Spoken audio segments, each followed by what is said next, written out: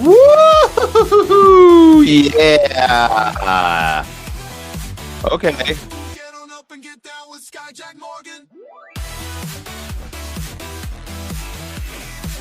Yeah, this is the ticket. That's the ticket, baby. It's okay. You don't have to be so mad about things. Everything's going to be all right. We're here. Everything's fine. Life is good. You got this. You're going to be all right. You're doing everything okay. You're doing fine. Everything is fine. It's fine, everybody. It's fine. A rebel. Let's go. Come on. Come on.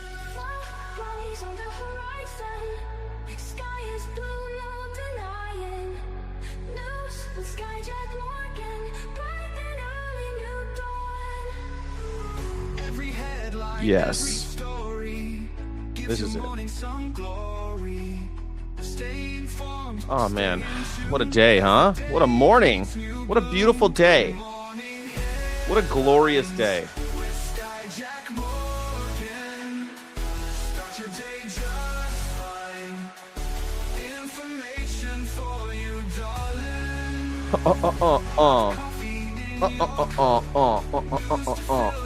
Yeah.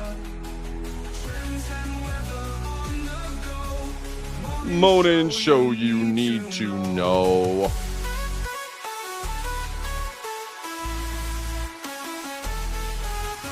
God damn.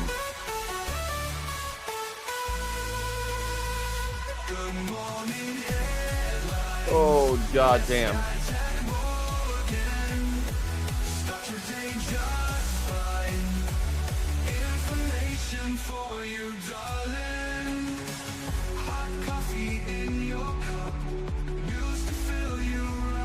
I'm gonna get some coffee here.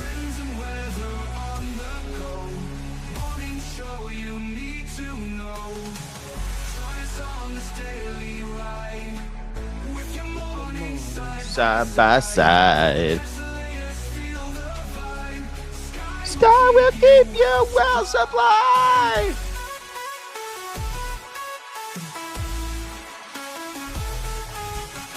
Yes.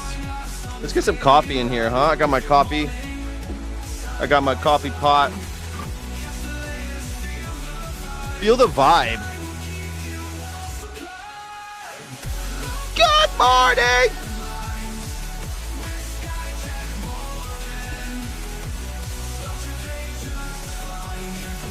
Information for you, darling. Hey, everybody. Welcome to the show.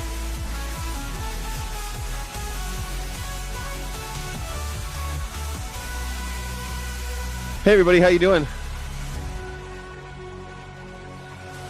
Oh, what's the deal and how you feeling? I hope you're having a beautiful day. It's gonna be a good time. What was the meaning of fine in the Italian Job? In the which one? In the original with Michael Caine? With Michael Caine? You're only supposed to blow the bloody doors off. I don't know. I never know when people say the Italian Job. I think they mean the one with Mark Wahlberg, and I'm like, ugh. Does anybody remember the original, the Italian Job? Michael Caine, Master Bruce.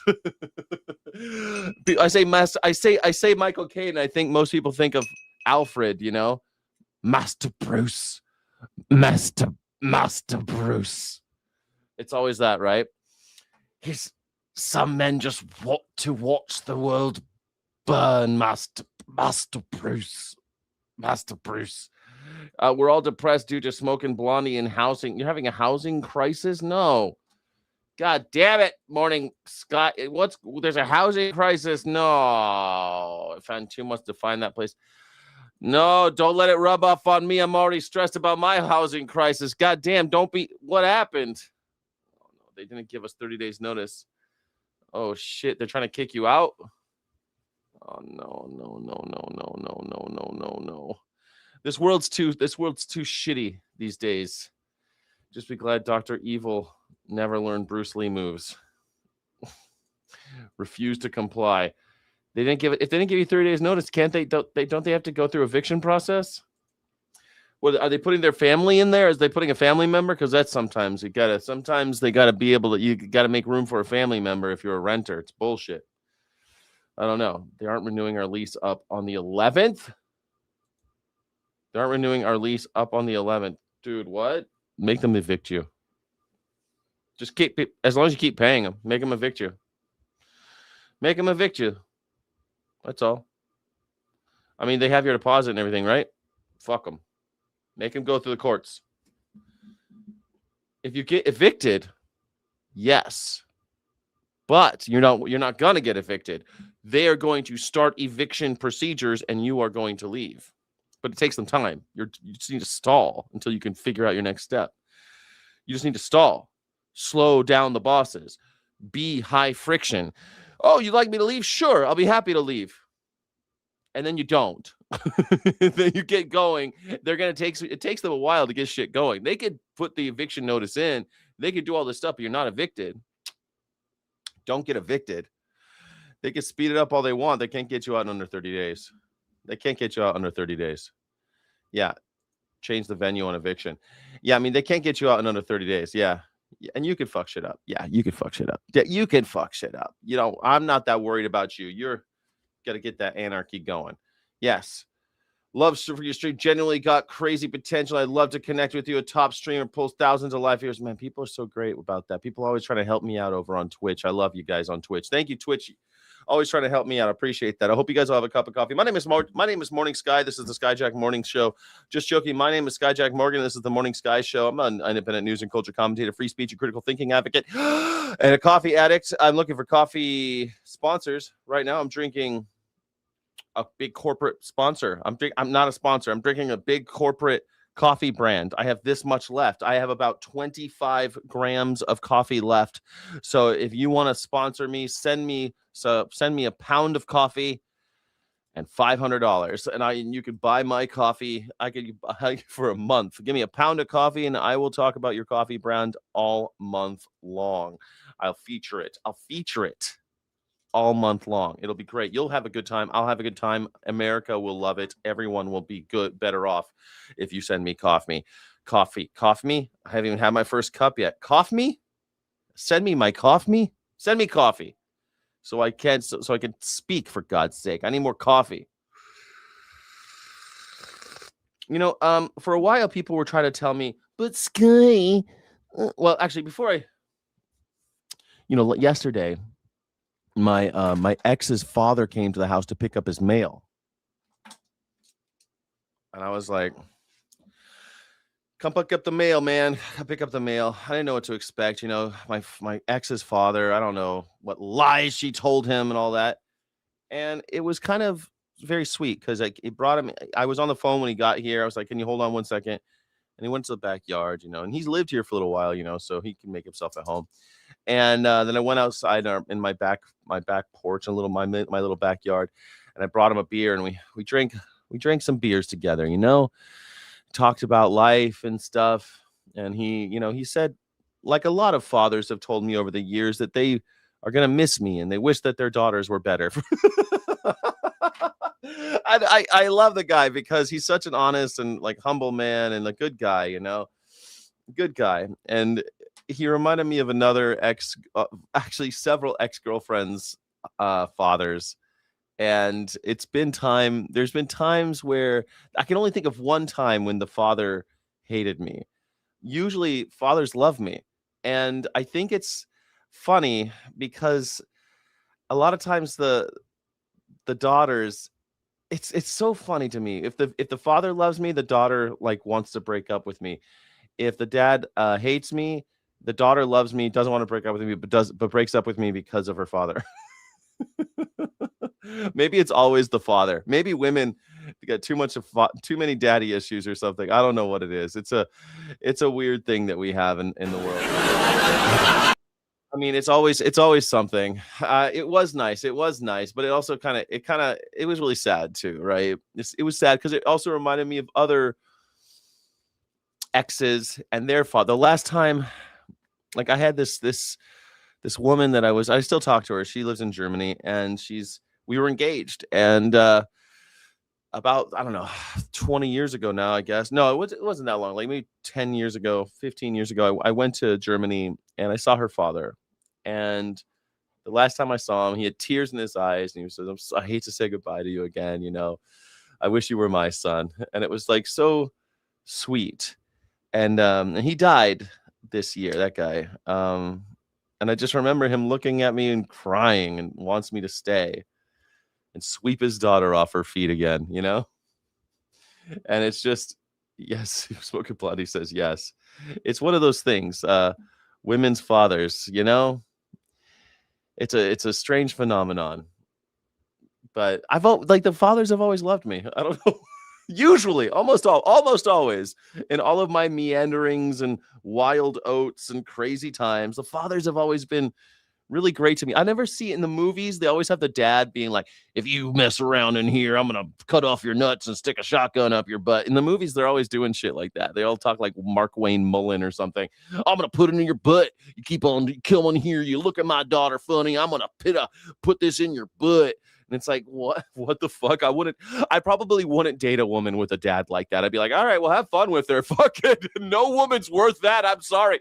Have fun taking care of that girl up until she's 50. Have fun with that, sir. Have fun scaring off all the other guys that come after me. Sayonara. No piece of ass is worth a man who's sitting there. I'm going to put this shotgun up your butt if you stick around here. Ding, ding, ding, ding, do. Shit. But I never really had that experience. I've never had that experience. I've had some shitty guys that were their fathers, but they always liked me pretty much, except for one. I could ship coffee from the roaster. Where to? What? You can ship coffee from the roaster? Leif Erikson. Leif.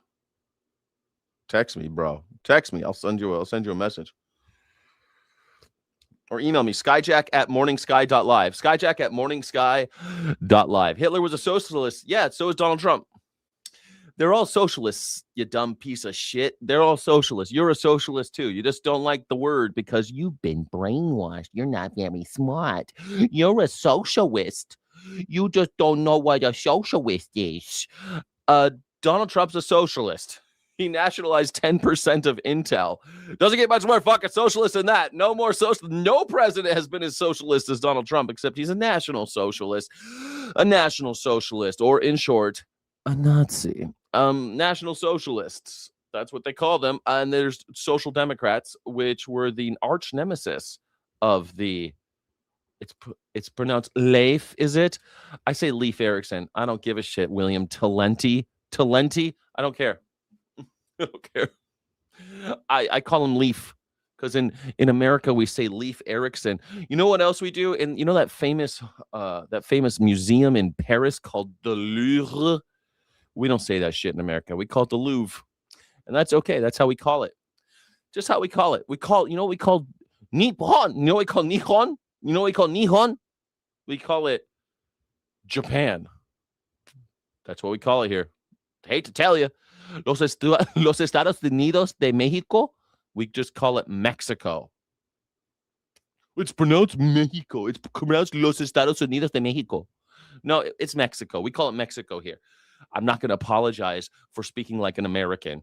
Sorry. We have not sunk that low yet. We have not sunk that low. America might have fallen pretty far, but we're going to keep talking like an American. I don't give a shit. Sorry, pal. Anyway, thank you so much for being here. I hope that you're having a beautiful day. These numbers just keep falling like leaves. These numbers just keep falling like leaves. Leafs? What numbers? What numbers are you talking about? My numbers? What numbers? Over on Facebook, I'm doing okay. We got a couple over on YouTube, Twitch. We're doing all right. Yeah. Hey, thank you so much for coming. My name is Skyjack Morgan. I'm an independent news and culture commentator, free speech, and critical thinking advocate. This is the Morning Sky Show. If you would like, this is the #1 news reaction show on YouTube. If you'd like, you can Venmo me at Skyjack Morgan or Skyjack Morgan on Venmo or Cash App. And I promise you, I will buy coffee and Melania coin. That's what I'm going to be buying with it. Ben from Berlin says, yes. Thank you. Actually, it's pronounced Life. I know. That's how they call it. They call it Life Ericsson. Yeah. Life. But it's Leaf in the United States. Yeah. Thank you, Life Ericsson. I know it's Life. But that's not just how I would call it. But Life Ericsson. You know what's life to me, Ericsson? Coffee. Coffee is life. Coffee is life to me. And I don't care who knows it. I need it. It's one of the necessities of life. And it's more expensive than it used to be. So now I'm more of a beggar than ever. I just beg. I'm just a beggar now. I'm just a beggar. What are you gonna do, right? I don't know if you heard, but everyone before is like, Graham Platner, could Skyjack Morgan stop saying so many mean things about but Graham Platner. He's just a young whippersnapper. It's so sad. We keep electing these 80-year-olds so that people like Graham Platner in his 40s are like, man, he seems like he's a young man. He's not a young man. He's a grown-ass man who's made bad decisions. His decision-making skills are down, man. He doesn't. This is jacket. But we're going to be talking about that. Graham Platner. He's just like Donald Trump. But we'll get there. Look at this clown. He's showing up in Congress like, look at this guy. Look at this guy. He's desecrating our flag by wearing it. You're not supposed to be wearing the American flag, but whatever. Hey, desecrate the flag. Who am I? That my wife had bought me, back home in the district. This is America's 250. Wow. I mean, I guess if you're going to a party, a 4th of July party, it looks like fun. We went to a couple 250 events. We love our country. We love America. So I'm happy to put this on. I'm proud to wear it. You look like a rodeo clown. That is a very colorful jacket that the representative is wearing today. Very patriotic, I see, my friend.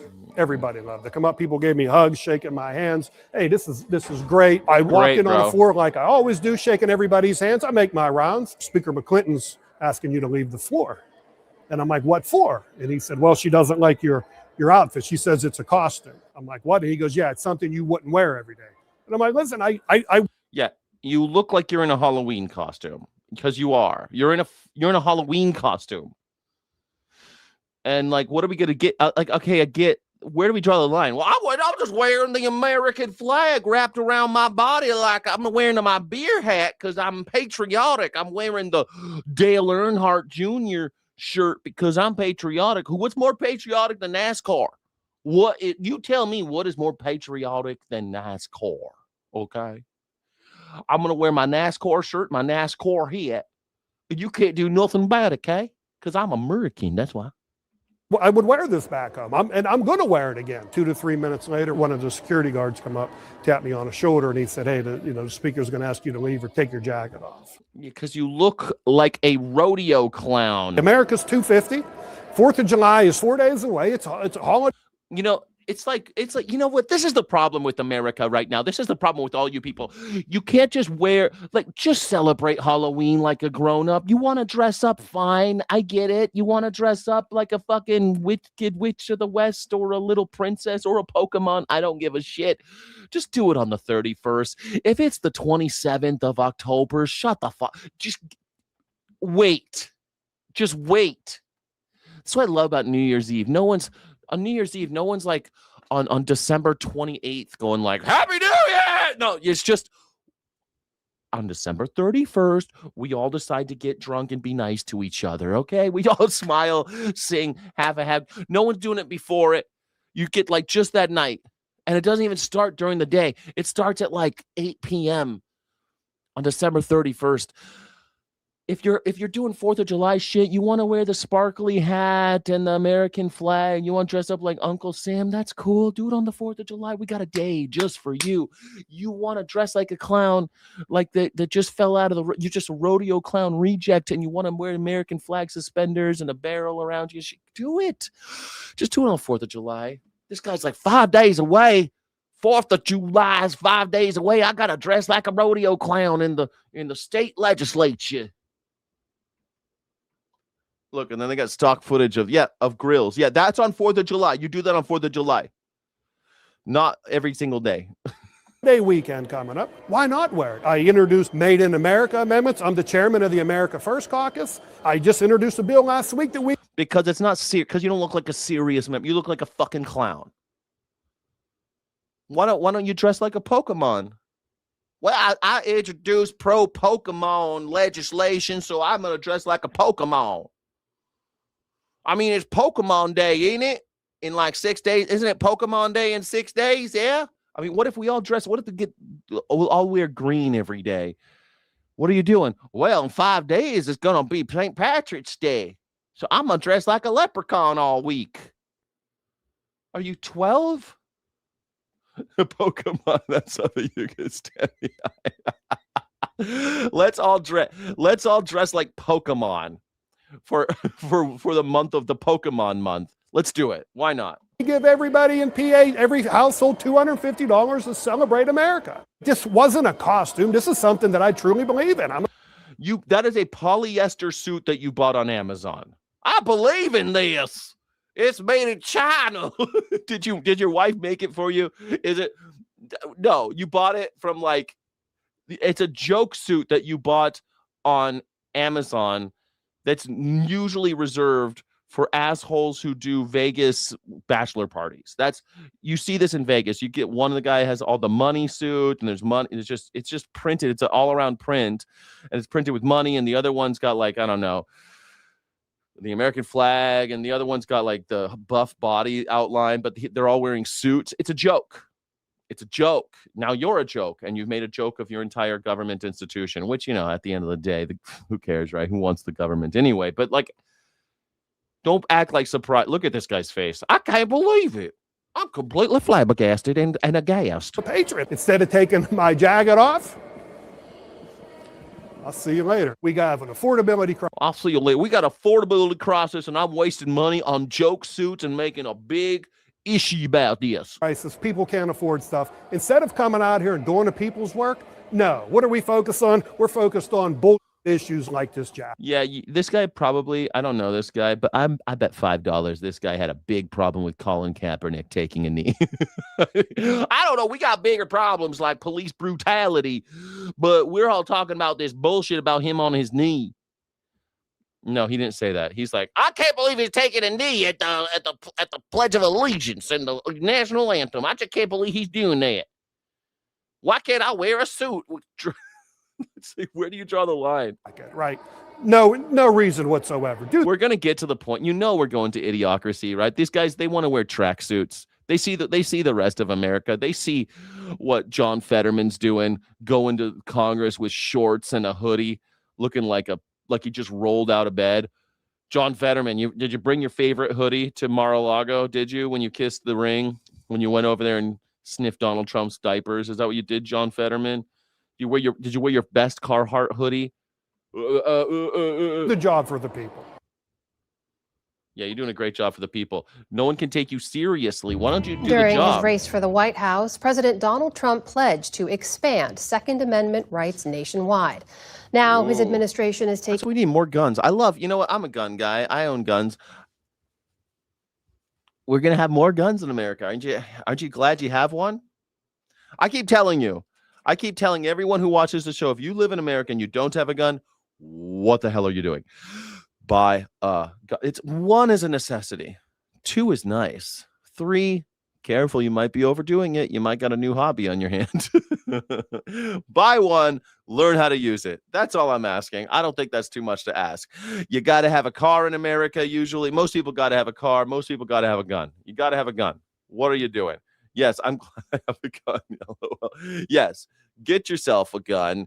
Make sure you know how to use it. What the hell are you doing? Now look at this. Let's all hang out. USA, USA, for sure. I mean, what are we doing here? You knew this was coming. Certain people are going to be able to have guns and other people will not be able to have guns. So you might as well get one now, because get while the getting's good. We're going to expand Second Amendment rights for white people. Major steps to roll back gun restrictions put into place for public safety. Our Justice correspondent Ali Rogan has more. This is probably you think that's a gun collection at a gun store, but it's not. It's some guy's personal collection in his garage.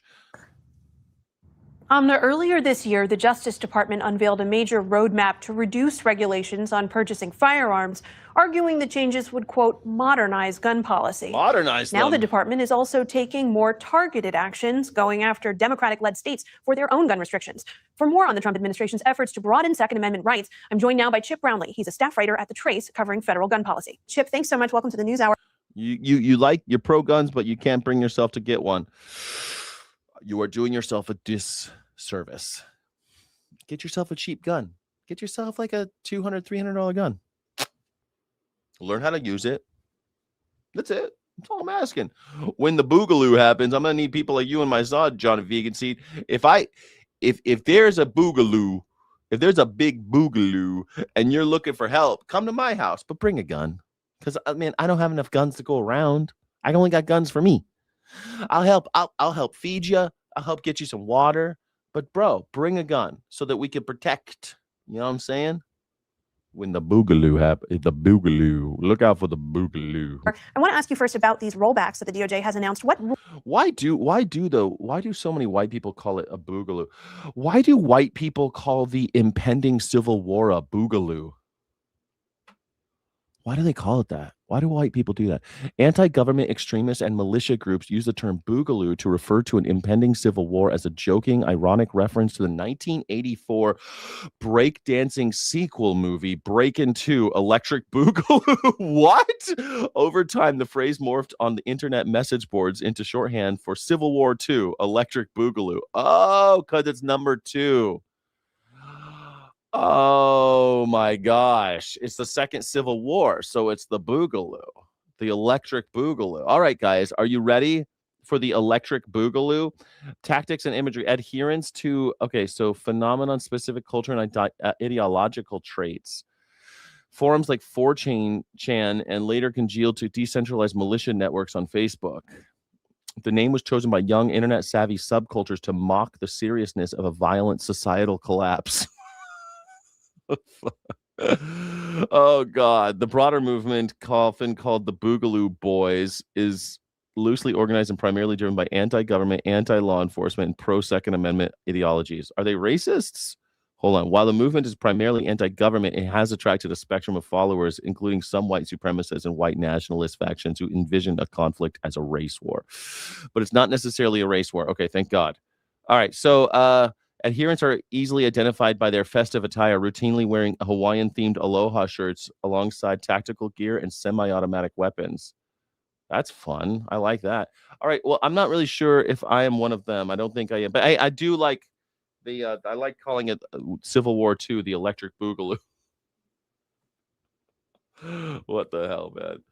Anyway, if the boogaloo, the electric boogaloo makes you think of Always Sunny. I don't remember that in Always. Anyway, if the boogaloo happens, come to my house. I will make sure you have food and water. But you got to bring your own firearm because I do not have enough to go around. So I don't have like a stockpile. I got bullets. Okay? Bring a gun. That's all I'm asking. Get yourself a little 9mm. It's all right. Pretty soon you'll be the only one who doesn't have one. Rules and policies would be impacted here. Yeah, so the ATF, the Bureau of Alcohol, Tobacco, Firearms, and Explosives, has proposed a range of rollbacks, about 36 in total. I would say most of the proposals that they have are actually pretty administrative. They update and modernize some of the processes that gun dealers use, but there are a couple of things in there that are pretty significant. One that has gotten a lot of criticism from the gun reform side of things is a rule that was intended to close the gun show loophole. The Trump administration has proposed rolling back that rule. And then there are some other things like reducing regulations on short barrel rifles and bump stocks being the one of those devices that was used in the Las Vegas mass shooting in 2017. And some of those regulations are actually just bringing things back in line with what the Supreme Court has said in terms.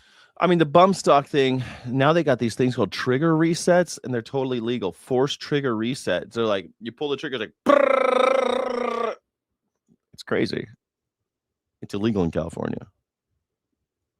When the boogaloo happens, I don't know how California is going to do things like the bump stocks. But the big thing is the rule that was intended to close the gun show loophole. There's another rollback that's caused some controversy, and that is reducing the restrictions on people with mental illness to own a firearm. That's upset some gun safety groups. What kind of risks are involved with that rollback?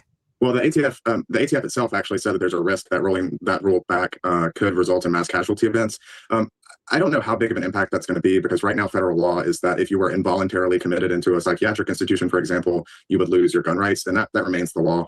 This is kind of clarifying essentially that if you were voluntarily entering yourself into a facility, that wouldn't count, and then some other things about if you have been previously ruled as not able to handle your own affairs, kind of removing some of that stuff. But this is a regulation and a rule that's been back and forth between the Trump administration. So Britney Spears can't have one because she was in a conservatory.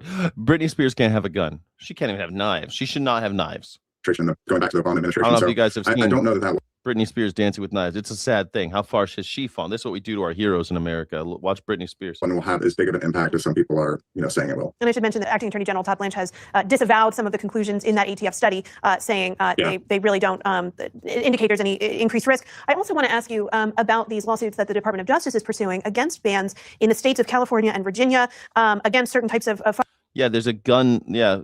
John Jr. owns the guns.com, I think it is. I don't know. It's a gun. Buy guns online. Buy them from John Jr. firearms. What led to those suits?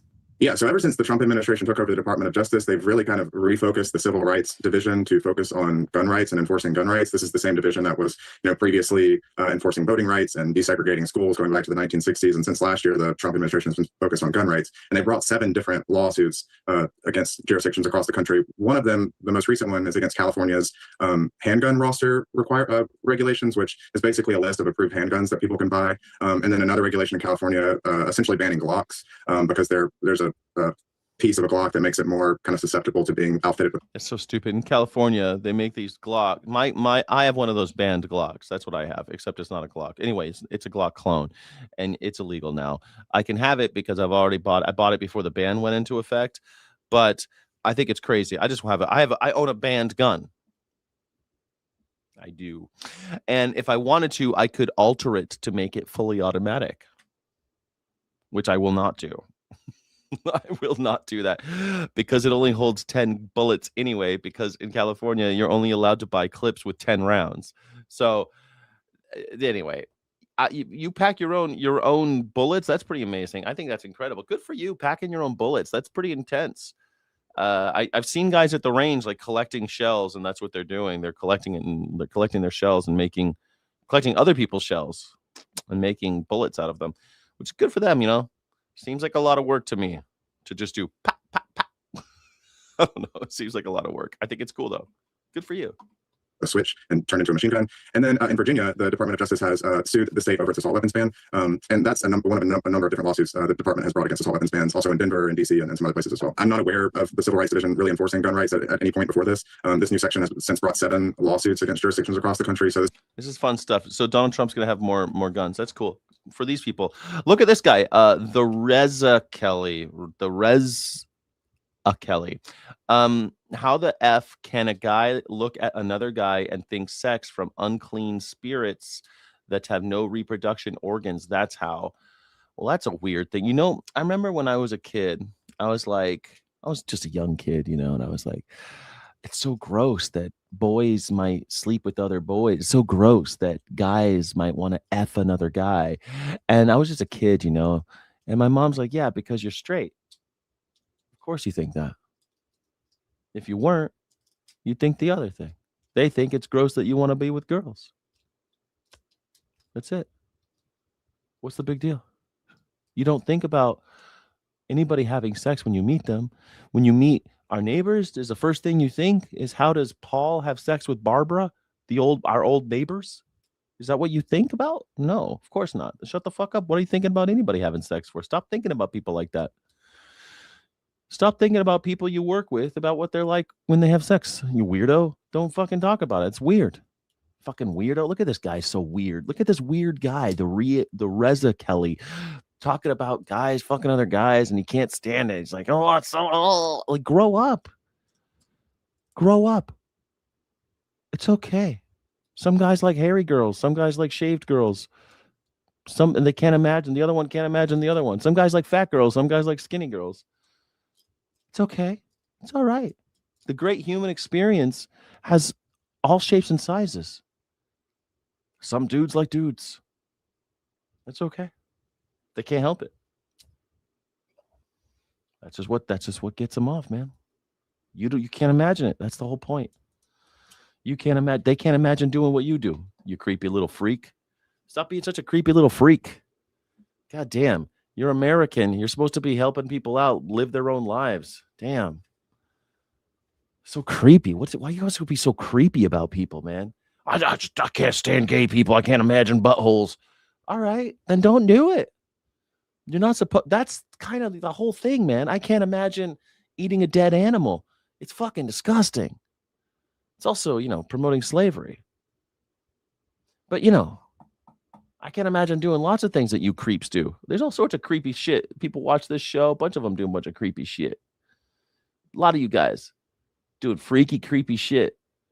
Fondue forks and wetsuits. Some girls, they can only get it up when they're both wearing latex jumpsuits. Hey, whatever. What's it got to do with me? Did you show up to work on time? Great. I don't need to know the rest of the stuff. I don't need to know that stuff. I can't imagine being with a hardcore Christian. I can't imagine being with a Republican. I would be turned off if it was like, if I met this beautiful woman, exactly what I wanted physically, and she told me she loved Trump, I'd be like, oh, no, thank you. No, thanks. Couldn't imagine it. That'd be disgusting. Welcome to a special edition of Jesse Waters Primetime. I'm Charlie Hurt in for Jesse, and we start with a Fox News alert. Another bombshell scandal just blew up inside the Democrat tent. Graham Platner, who's been accused... Oh, that sounded pretty violent. What are you saying? What'd you say? What blew up in a Democrat tent? Damn. What did he say? Another bombshell scandal just blew up inside the Democrat tent. I thought we were toning down the rhetoric over at Fox. I thought we were toning it down. Enough with this violent rhetoric, Fox News. What the hell? Platner, who's been accused of outrageous drinking, manhandling women, sexting outside of his marriage, and, having a Nazi tattoo, has just been accused of sexual assault. Former girlfriend just came out to Politico and accused Platner of raping her inside. I mean, this is pretty intense, man. People like someone saying that Graham Platner was raping her. Now it's gotten some serious. And I told you, man, this guy's got bad decision-making skills. The Nazi tattoo is a deal breaker. Why can't you guys get on board with this? I told you. He talks a good game. He sounds full of shit to me because he's got a Nazi tattoo. Oh, he covered it up with this weird pregnant dog tattoo. I don't care. Put as many pregnant dog tattoos on your body as you want. It won't cover up the Nazi tattoo as far as I'm concerned. I am out. For these reasons, I'm out. No. Deal breaker. Nazi tattoos are deal breakers. I thought we all agreed on this. Nazi tattoos were deal breakers. And they were like, no, but Sky, if you look at it this way, he could really take Trump down. We get the super majority in the fucking. Blah, blah, blah, blah, blah. But Susan Collins is so bad. I know. Susan Collins is horrible. So what? Nazi tattoos are a deal breaker. Disqualified. Sorry. I don't know what people are like. This is full contact sports, baby doll. I used to be in martial arts, and if you punch a guy in the face really hard, you could do it once, but if you do it twice, you're disqualified. You know what I mean? You do it once, and you do it once sometimes because someone's not guarding their face, so you punch them in the face, and then they start guarding their face so you can get the other targets when you're doing a competition, And so I did it once where I punched the guy in the face. But he still wouldn't guard his face. And so, I was going to lose, man. So I punched him in the face again. I got disqualified. And you know what? I should have been disqualified. I wasn't happy about it at the time, but I knew I got disqualified. If you got a Nazi tattoo, don't get into politics. Card Yon says, I can't understand the feet fetish. I don't know why everyone's so uptight about shit, man. What are you so uptight about? I don't know. I've never been so uptight. Girl wants me to fuck around with her feet. I'm fucking around with those feet. I don't give a shit. I don't know why people get so uptight about stuff. I don't know why. It's like, just live, man. You're just a bunch of bonobos. God is dead. Forge your own destiny, children. Forge your own destiny. Try it all. Do it all. Maybe not heroin. Do everything but heroin, okay? Okay, folks, do it all of it except for heroin. Okay. Stop being so uptight. At her own home back in 2021. Do it all except treat people nicely. How about that? Just treat people nicely, not like Graham Platner, who treats women badly and has Nazi tattoo. Rape you. By definition, yes. Absolutely. Because he had non-consensual sex with you. Yeah. Forced himself on you. Even after you told him no and fought him off. Yeah. He violated multiple layers of consent that night. Multiple layers of consent. Holy shit. How many layers of consent? There's only one layer of consent. Hey, you want... I don't know. This is the other thing. I don't know what's wrong with you guys. How hard is it to ask her, hey, you want this dick? Like, ask. They love it. Hey, you want this? Say yes, baby. Tell me you want it. They're going to tell you they want it. If they don't, have a nice night. Like, it's not that fucking hard. People are like, well, how do I ask for consent? Do I have to get them to sign something? No. You say, hey, now that you've seen this dick, you want it? You want me to put it in you? They usually love it when you say shit like that. Just ask them. They will say yes or no. They'll tell you. They'll tell you yes or no. Like, and if they say no, you're like, all right, well, I'm pulling these back up, and I guess I'll see you at work tomorrow.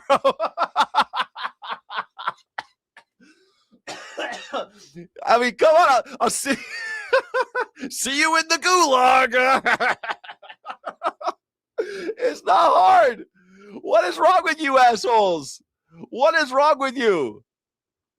Jesus. This should not be hard. Jenny Brascott says she and Platner dated on and off for 2 years until one night in 2021.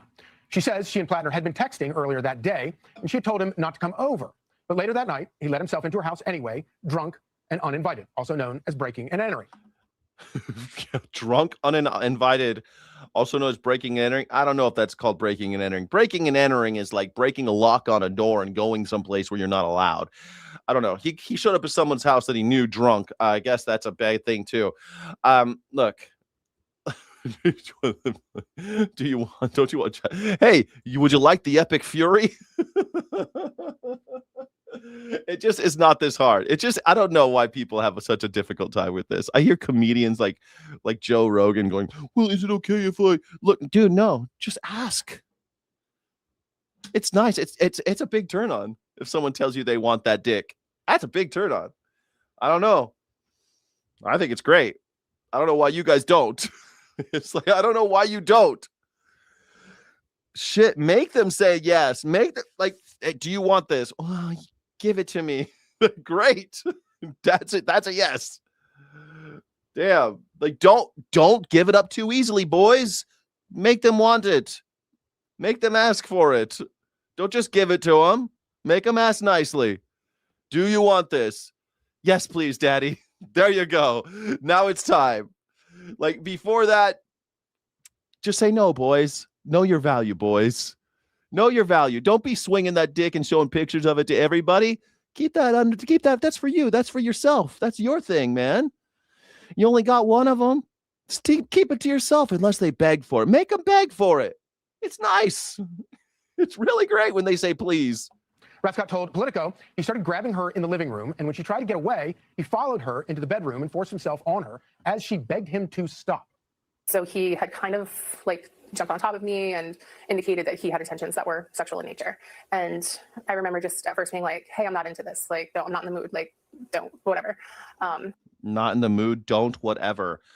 Like, I feel like women should also learn to say, get the fuck off of me. I don't want this. Get the fuck out of here. Like, those are things that I think a woman should also learn how to say, because there's lots of dudes that are assholes. Guys, ask them if they want it. Girls, learn how to say, shut the fuck up, get the fuck out.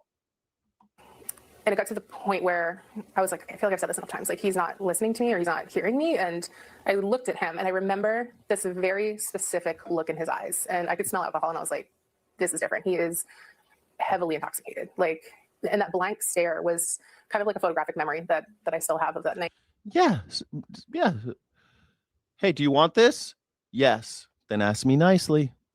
If they want it, they'll ask you nicely. Please, may I have it? Like seriously, I don't know why guys are so like, well, how do I ask a girl for consent? You ask, hey, I hear you like penis. I have one. Would you like to try mine out? Cool. That's it. Hey, you want some of this? Ask me nicely. I don't know why guys aren't turned on. I'm turned on by consent. I don't know what the fuck.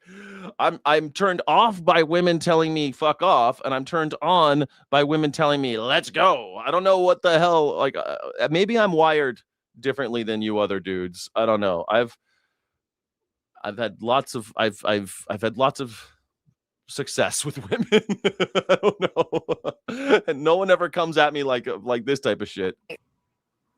She describes him as being, quote, almost blackout drunk.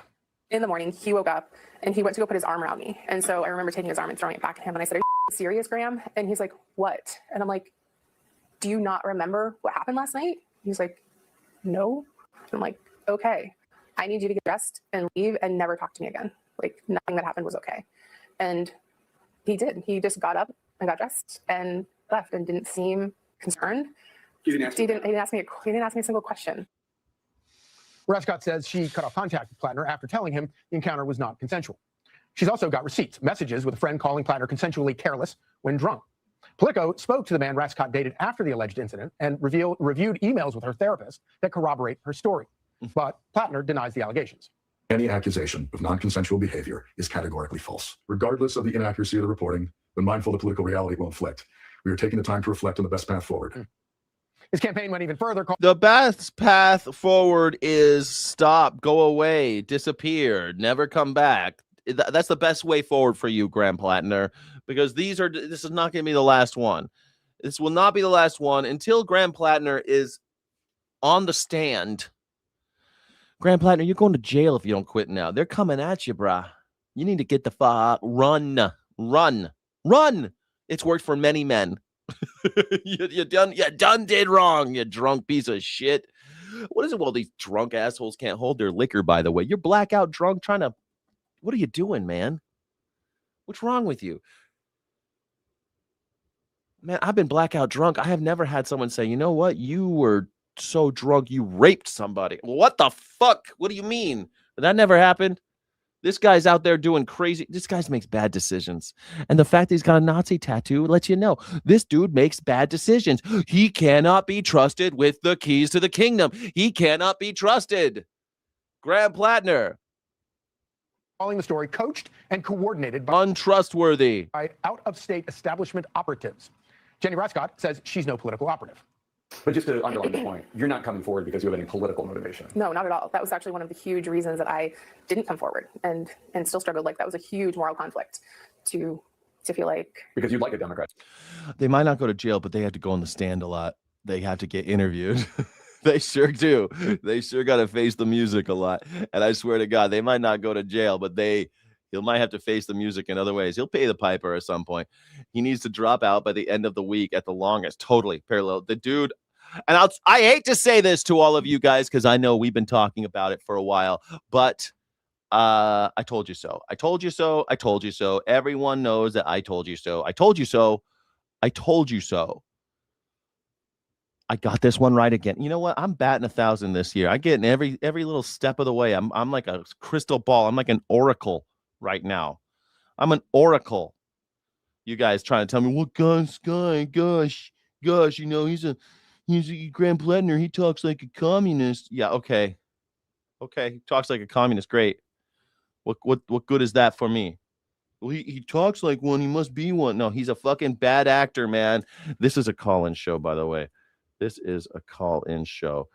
Who should I you know what? I should give away free members. It's July. Let's give away free membership right now. What do you say? Do you think I should do that? Here, there's a free membership for everyone who's cool. Here we go. We're doing it right now. Sending 5 memberships right now. Who gets them? Let's see who gets the membership. Let's do it. Do we have it? Did anybody get a membership? All right. Jude Undudu, Kalinas, Agility Partner, Tony Hollingsworth, Troy Hollingsworth, and Undoodoo. Two Undoodoo's. Undoodoo got one. Nice, Undoodoo. You are now one. Thank you so much. You are now. Please put some W's and some jubilation in the chat and welcome all of our new Sky City Rebels. Thank you. Sky City Rebels get extra content, extra streams, early access, and extra love in the chat. By the way, if you're a Sky City Rebel and you see me make these clips and I make the members only early, it might be annoying, but I'm trying to tell you, hey, please leave a comment. If I'm making those little clips, could you just leave a comment? It doesn't have to say anything. It could be like, nice work, Sky, or up yours, douchebag. It doesn't matter what you say. I love you. Either way, write something on the in the comments of the clips that I make. I make them members only, inviting members. Hey, please leave a comment if you have a moment. Please spare the moment, if you will. Graham Platner going to jail. Yeah. I like the things that he speaks about. They're important. And she says her friends are voting for him anyway. There are going to be Democrats who say, I believe you, but I don't care. Yeah. I'm going to vote for him anyway because we need a progressive voice in the United States Senate. Are you going to be okay with that? Are you going to be able to handle that? I'm not saying it's the right answer or the right response. But No, I have friends who feel that way. And that's been a hard pill to swallow. It's clear he knew the story was coming. Platner canceled 3 campaign events over the weekend with aides saying he wasn't feeling well. This is Democrats' worst nightmare. They knew Platner was a wild card. Last month, after being exposed as a toxic boyfriend by accusers in the New York Times, the media begged him. Dude, how cool would that be? Co-sider McConnell is unable to revive a special. Yeah, he's dead. I mean, I don't think Mitch McConnell's alive right now. I think he's already dead. Must be held. And Massey can run as an independent for a seat. Oh my God, for a special election, Tom Massey running. Oh, I love that idea. But also, he's a Republican. I mean, he votes MAGA like 95% of the time. But still, at least maybe we'll have a person in the Senate trying to, get the Epstein files. Become clean. The GOP is going to dig up everything and more that they can. Yeah, and probably lie at some point. Is there something new you want to get ahead of? No. The New York Times lady was lied to, and she's not happy about it. what do you make of Graham Platner's campaign basically attacking this group trying to help survivors of sexual abuse? It sounds like the desperate gasp of a dying campaign. I mean, this is not the first allegation. This is not the second allegation. This is a series now of allegations. And fuck all you Bernie guys. Feel the burn. Bernie loves him. How many times? You know what? As I'm seeing this, I feel so vindicated. All you guys were attacking me for hating on Graham Platner. Graham Platner sucks. He always sucks. You get a Nazi tattoo. You're not a guy. You need not apply. Need not apply. Does it mean you're a bad guy because you got a drunk Nazi tattoo and you got it covered up? Not necessarily. It just means you got a bad decision-making process, bro. And you can't be a leader in the Senate. I'm sorry. Why have our standards dropped so low? Is it just because Donald Trump that you're considering this Nazi tattoo guy? He's not a Nazi anymore. Maybe he never was. I don't give a shit. If you saw pictures of me come out with Nazi tattoos, and you were like, Sky, what the hell? I'd be like, yeah. I would probably feel less trustworthy. I wouldn't blame you for taking me less seriously. I certainly wouldn't blame you for not electing me to Senate. I'm just a YouTuber, and still I'd be so embarrassed. What if he admits fault? Still not for the leader, a representative. Like, sure, if he admits fault, be his friend. You want to be his friend? You want to get beers with a guy who got a Nazi tattoo and he admits his faults and he's made amends and he's cleaned his act up? That's fine. Don't vote for him to take office, to take millions of dollars and be in charge of billions of dollars. This guy's going to be the guy who investigates Pete Hegseth. He's going to be the guy who investigates Donald Trump. A MAGA hat, right. Like, there's a picture of me online with an NRA hat, and I got so much shit for it. I was wearing an NRA hat.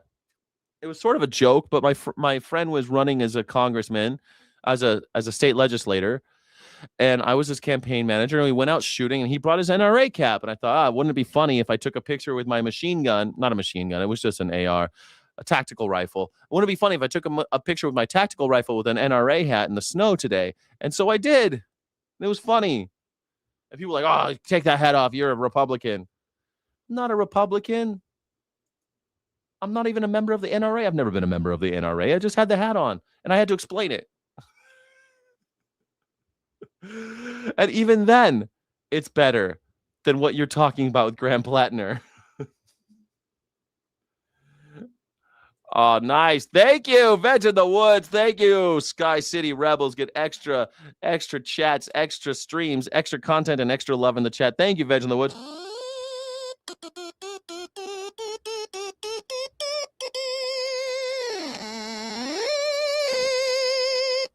Thank you so much, Veg in the Woods. You're amazing. Can I get some jubilation for all the new?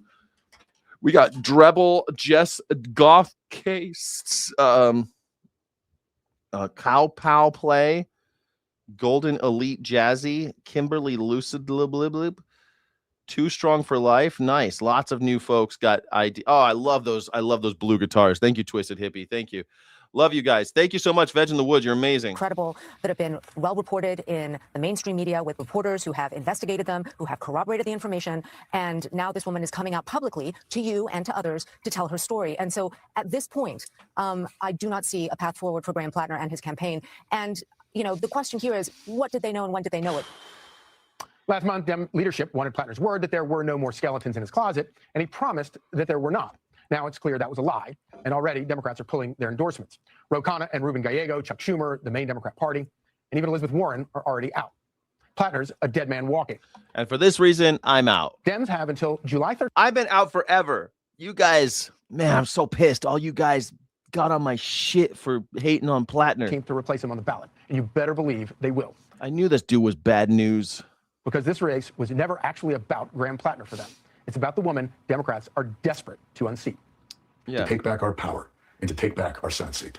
Throughout it all, you never turned your back on me, and I will not turn my back on you now. Every one of you deserves to see that vision come to fruition and see Susan Collins defeated. And we will use. I mean, Susan Collins needs to go, but I mean, she's gonna die anyway. She's like 73. How old is Susan Collins? How old is Susan Collins? 73. She's 73 years old. She gets a 6-year term. She'll be 79 when this term is over. She's probably going to die in office. Use every tool at our disposal to do so. Be sure to like and subscribe. Main Democratic Senate candidate.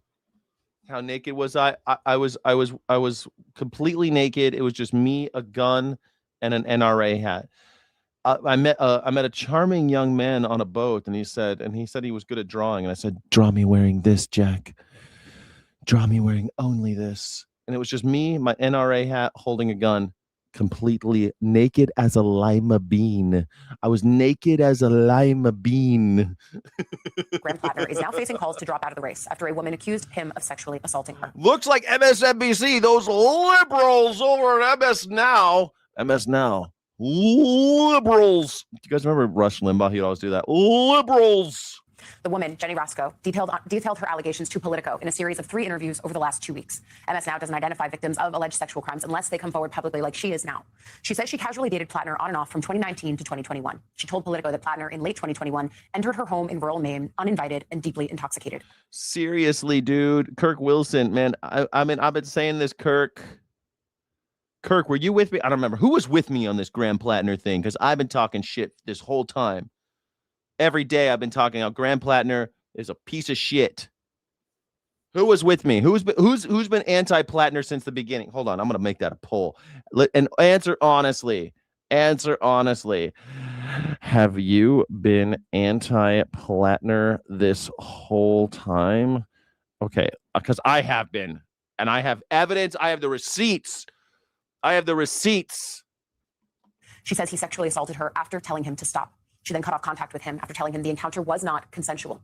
Politico reports Rasco previously described reckless and unsettling behavior by Platner to the New York Times, but she says she didn't go public with a specific assault. Parallelish, I love your honesty, my friend. Parallelish, by the way, a guru at graphics, a graphics guru. He designed my Melania shirt. I got a Melania shirt. Just a touch. Buy Melania coin. Buy a Melania t-shirt. My Melania coin t-shirt is in the merch area of this channel. Please buy one. Parallelish designed it, and it looks awesome. He also designed the Parallelish. Parallelish designed all my emojis too. He's incredible. Thank you, Parallelish. She didn't want to be known as a rape victim. She told CNN yesterday that her reasons for coming forward now aren't politically motivated. I couldn't disagree more. That was actually one of the reasons that I didn't come out. Because you more agree towards with the his end. politics. I do. Dude, Fetterman 2.0. That's what I called him, Sayard. That's what I was saying. He was like John Fetterman. He's just going to be like John Fetterman. He talks a good game. He's going to be just like John Fetterman. That's exactly what I said, Sayard. That's exactly what I said. Yes. I really agree with his politics. I think we need He's a rape publican. somebody with those political stances and who are willing to do the work. And, I see his political videos. They get me fired up as well. I understand why people want someone like him in office. And I felt like me coming forward would potentially take that away. And I felt really uncomfortable with the responsibility of and the weight of my story. And why wasn't it reported to the police? Most rapes don't go reported to the police because women, they start blaming themselves. They're like, what did I do for this? Victim blaming. They know that they're going to lose their careers. They're going to lose all their friends if they tell people. Maybe they got a boyfriend or husband they don't want to tell. They don't want people knowing that they got raped. They want to look like they were vulnerable. They don't want to be blamed for their own misfortunes. All sorts of reasons. Also, cops, are you kidding me? Do you know what cops do to rape victims? It's embarrassing. Have you ever talked to a woman who went forward to the cops? The cops treat her like she's lying. They treat her like, oh, this is unprovable. They poke and prod her. They violate her a second time by sticking things up her trying to figure out what's going on up there, taking samples and stuff. It's horrible. It's horrible. Women going to the police, it's like getting raped again. Nah, man. Nah. The Apex smear. Yeah, like an Apex smear. You get an Apex smear or Pap smear. You get a Pap smear. The left owns this guy. The left does own this guy. I've been saying this the whole time. It's going to be an embarrassment. It's going to all you guys. Man, I hate to be banging that drum, man, but God damn it. Why can't anybody ever listen to me? And what that might do. And the bravery that it takes to tell it in such a public and vitriolic public forum. Now, Platner allies had a sense that something bad was coming. And in response to the new reporting, Platner himself then posted a video statement on social media, calling the accusations against him troubling, serious, and he says false. So I'm an oyster farmer. You can trust me. regardless of the inaccuracy of the reporting, but mindful of the political reality it will inflict, we are taking the time to reflect on the best path forward for the state that I love, the people that I love, the movement I belong to, and the goal of defeating Susan Collins. Those were the goals when we launched this campaign, and they remain my goals today. So reflecting begs the question of, does he stay in or does he drop out? And there's certainly a lot of pressure for him to drop. Maine Senate law allows Platner to be replaced on the ballot if he decides to do so. But he has to do that by Monday, July 13th. The state Democratic Party would then have until July 27th to name his replacement. And top Democrats who back even William Talent was with me on this, right? Mr. Pronunciation Police over here. Platner through a number of controversies prior to this during his campaign are now beginning to rescind their endorsements. Congressman Ro Khanna called for Platner to drop out of the race last night. He posted to social media, quote, "Sexual assaults or violence against women is a red line. These allegations are very serious and credible." In a statement to MS Now, Senator Elizabeth Warren wrote in part, "With so much at stake, the best path forward is for Platner to step aside as the Democratic nominee and address these serious allegations outside of the Senate race." There was also Senator Ruben Gallego, who wrote on social media he was rescinding his endorsement, calling the allegations troubling and deeply serious. He doesn't say explicitly drop out there, but takes back his support. The National Democratic Party is also calling on Platner to leave the race. What are you talking about? Like the Republicans, they elect pedophiles. Like they're openly pedophilic. If there's a sex scandal, at least the Democrats will come down on them hard. And look at all these Democrats are coming down on this guy. It's over. It's over. If he were Republican, you guarantee you the Republicans would be like, no, she's a liar and a slut. That's what they'd be doing. Boys will be boys, and he's my boy, and these are all lies. That lying slut. If Platner were Republican, that's what they would be doing right now. Democrats, I don't have the spine for that, and I don't think they got to take the high road, man. They can't do that shit. They want that money. They want the APAC. You can't get the APAC money if you're a Democrat and defending pedophiles and rapists. Ken Martin confirmed the party's stance last night, writing, quote, "Mainers deserve a Democratic candidate who can serve the people of their state, which is why it's time for him to end his campaign."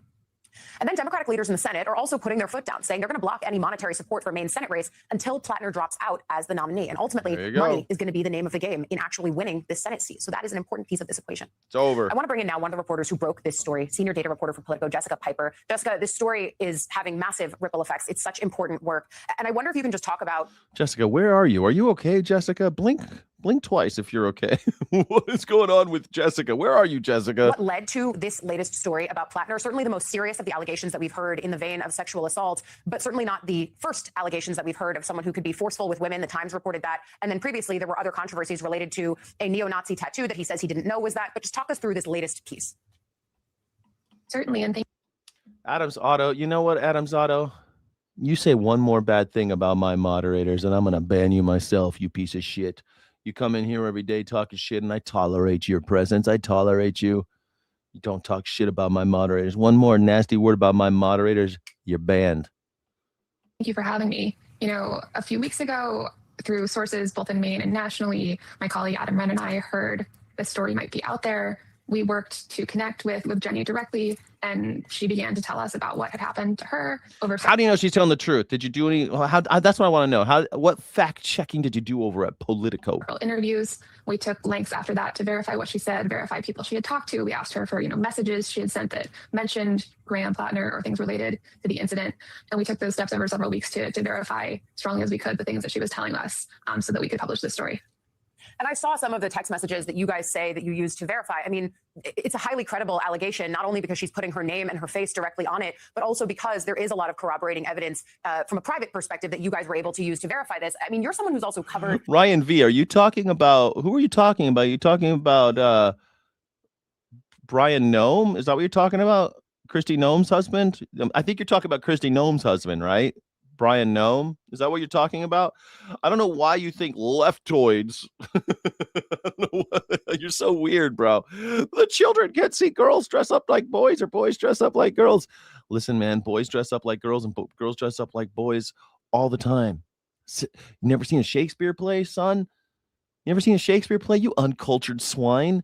You uncultured swine. You never seen people dress up like boys and girls? It's just something that happens. It's no big deal. Greg Abbott dressed up like a woman was wearing drag for his high school yearbook. Greg Abbott, the governor of Arizona, super MAGA guy. Like, who are you talking about? Boys dress up like girls all the time. You never seen fucking Monty Python?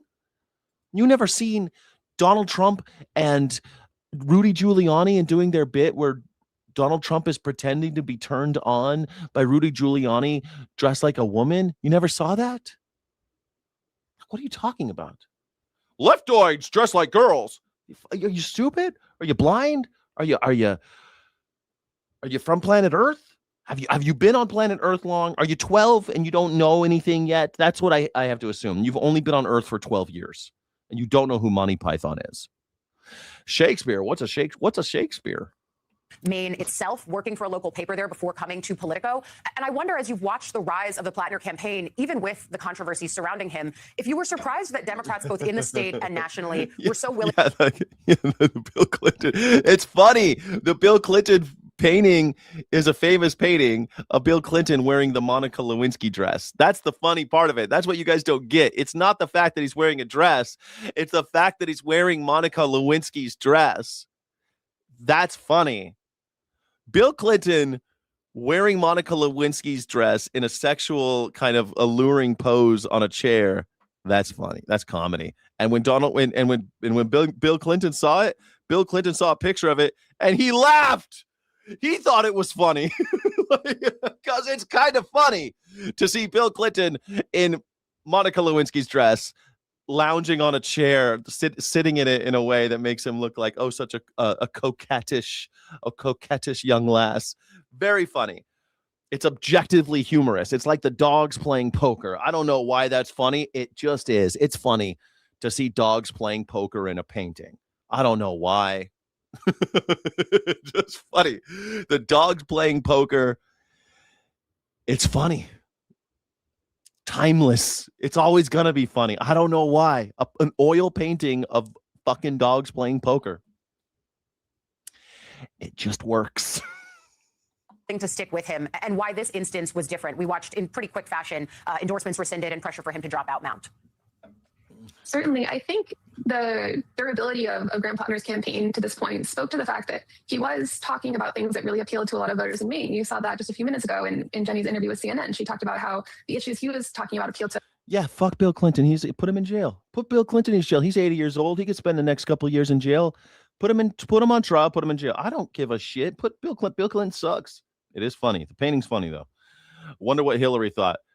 At this point, she probably thinks it's funny. You don't think she knows the score? You don't think she knows what she got into by now? At this point, you don't think she's like, well, we do it for Chelsea. At this point, she knows what she's gotten herself into. Come on now. Let's get this over with. Like, she knows. Because that caused you to perjure yourself. Honestly, the blue dress is what got him.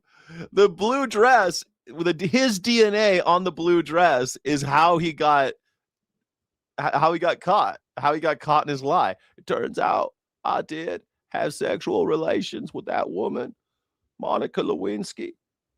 But even though I lied, I'm not going to resign because I'm going to balance the budget by eliminating government services, but not lowering your taxes. I did not have sexual relations with that woman, but I did because my DNA is all over her. My DNA is all over the place. I really got a squirter on that one. I was drinking my pineapple juice, and I also had. It had been a while. I'd saved up a lot, but I was on a long trip, and I saved up a lot. It was all over that dress. She looked like a glazed donut. She looked like one of those blue glazed donuts. It was crazy. Yes, I know she was just an intern, and there was a power imbalance. It turns out there was a power imbalance with Monica Lewinsky, and now I should be in jail, but I'm not because I'm president of the United States, and for some reason people think I'm charming. I'm Bill fucking Clinton. That's why. I'm a white man from Arkansas. No one's putting me in jail.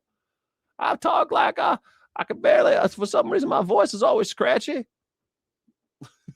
Fucking Bill Clinton. To her as a voter, she told us. You know what? As bad as Bill Clinton was, he still seems he seems quaint compared to Donald Trump. Like, he was horrible. Bill Clinton was horrible. But if you like Donald Trump and you think Bill Clinton was bad, you've got some brain problem. You got a brain tumor. You got a brain tumor. You have a big brain tumor. Could not support him as a person because of what had happened to her. And Platner was very available throughout the state. He was doing dozens of events in every part of Maine, and a lot of people liked him. They found him very charismatic. And in some ways, I think national leaders in DC and elsewhere kind of followed the will of the voters and saw this man is getting very popular in Maine, despite the Reddit post, despite the tattoo, and sort of. Her life was ruined, man. She was have you ever seen what Monica Lewinsky talks about her struggles with mental illness and how she wanted to commit suicide? And people man, during that time, Jay Leno owes her a huge apology. Jay Leno should be strung up. They should hang Jay Leno for what he did to Monica Lewinsky. He raped her every night. And she never said she was in love with Bill Clinton. She loved Bill Clinton. And, power imbalances be damned. She thought he was the bee's knees. She thought she was going to come in. She thought she was going to come in between Hillary and him. And she was going to be the chosen one. And he was going to leave her wife and shit. She was just a young woman. Didn't know what she was getting into. And what happened? Every rap song about her. But the worst was Jay Leno. Everyone hates Jay Leno, right? Are we all on the same page on the Jay Leno thing? I hope we're all on the same page with the Jay Leno thing. That guy should be strung up. He's still alive. And they should hang him. Hang Jay Leno. And wanting to win the state of Maine, were willing to stand behind this person because they saw him as a viable candidate. I think all of that changed with the news that we reported. I think for a lot of people, allegations of sexual assault from a very credible source are, as Representative Ro Khanna put it, a red line. And so that, I think, explains a lot of the shift we saw in the hours after our story published yesterday. A red line and unignorable. I think the next question here is, at what point, or does he heed the calls for him to drop out? I've seen some reporting that he has, some demands that he's making, that he wants the candidate to be a certain type of person, or that his orbit might be making those demands. Ultimately, it does feel like this can't end any other way other than him dropping his bid, but maybe I'm wrong. I wonder what your sources are telling you. Certainly, I can't speak to reporting on his demands. It's been reported by other outlets, but The decision ultimately is in Graham Platner's hands at this point. Certainly, Maine Democrats would like to see him out. The state Democratic Party leadership put out a statement to that effect, similar efforts from national Democrats. There's not an actual mechanism to force him off the ticket. Obviously, national Democrats threatening to withhold money from the state, I think makes his path to becoming a senator, very. We all see what side is the violent side. Adam's Auto, I don't know if you've noticed, both sides are violent, my friend, and it's just going to get worse. Just going to get worse and worse and worse because the right keeps on getting more Nazi-ish and the left keeps on being like, we got to stand in the way of these Nazis, and the right keeps on saying, we're going to kill all the blacks, and the left is like, we have to kill all the racists, and pretty soon you'll have a boogaloo. Electric boogaloo. It's Civil War II, electric boogaloo. I hope you're ready. I hope you're ready. This whole idea, well, one side is violent, but the other one isn't. You're a fucking fool if you think that only one side is violent. You're crazy. The liberals are probably the least violent, but they're the ones that make it all possible. They lay over, they bend over the fence. They ride the fence. But don't forget, when you're riding the fence, you're just bent over the fence. You're bent over the fence, and the Nazis are plowing you. That's what's happening. You make it possible, liberals, being, I'm tolerant. I think it's okay. We don't need violence. Violence is bad. The backlash to the Trump profiteering, the billions coming in for Donald Trump. He makes more as president, where allegedly he's doing his work part-time, making money. He makes more now than he did as a citizen or a businessman, as he likes to say. And that alone, before you go into any more detail, raises really troubling questions, like why someone who has a full-time government job, who says they're only doing 19% of you think that 19% of you think that Platner is not over. Okay, interesting. All right, let's try this one. I like this one. New poll: Civil War in the next 12 years. It is the over under 12 years. Okay, the over under is 12 years. Civil War, 12 years.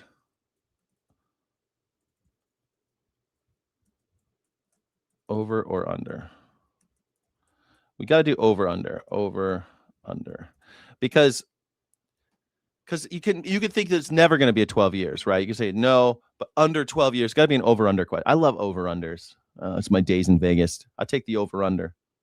occasional private business stuff as a side job, which no other president has tried to do, why they're making more now. And whether that is because of abusing access, abusing insider information, or the kind of corruption that would be illegal if done by any other person in government. New details as well on the losses that Trump's own supporters and investors have been hit with when they lined up to try to join in. And this is a very familiar thing. If you follow Donald Trump's career, you know about the many bankruptcies and the many scams and the many littered projects that failed. If you noticed, Koopa Troopa, pretty soon there will be no more Democrats. There will be no more Republicans. You'll have National Socialists and Democratic Socialists. Those are the options now, just like they were in 1936. It'll be the same question. Do we want to be Nazis or do we want to be Social Democrats? Which ones will we prefer? Whose side are you on, boys? Whose side are you on? Leaving other people holding the bag. There are those who call Donald Trump a con man, a confidence man. But as anyone who knows anything about con mans could tell you, you have to find new people. And apparently he did. New people interested in technology. Or hit that like button, double tap the screen, hit the ding ding ding ding news, hit the ding ding news. Crypto, new younger people who thought maybe this was a way to join Donald Trump, as if he would share in his largesse, but he didn't. Look at this Times reporting that 1 million investors lost not, a couple bucks here or there, but a whopping total of over $3 billion on Trump's crypto coin. You could simplify this as a kind of transfer of wealth from those people who included his investors, people who believed in him. Some Koopa Troopa, it's a call-in show, baby doll. Call in. It's all right, baby doll. You can just call right in. Let me know why I'm wrong. I'd love to know, baby doll.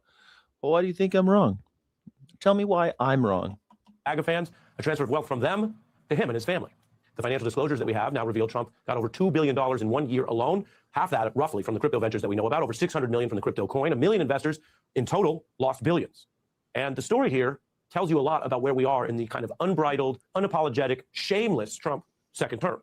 There are some people who are critical of Trump, and they tell you he's always been the worst thing ever, as if he had nowhere else to go or change. On this show, if you ever watch it, we try to follow the evidence, the facts, the numbers. You can add the adjectives, the opinions yourself. And so I will tell you as a factual matter, the scale, the number of projects and self-enrichment efforts by Donald Trump in the first term were much smaller than this.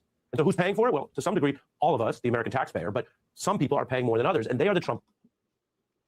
Are you on drugs? Republicans are more educated than Democrats?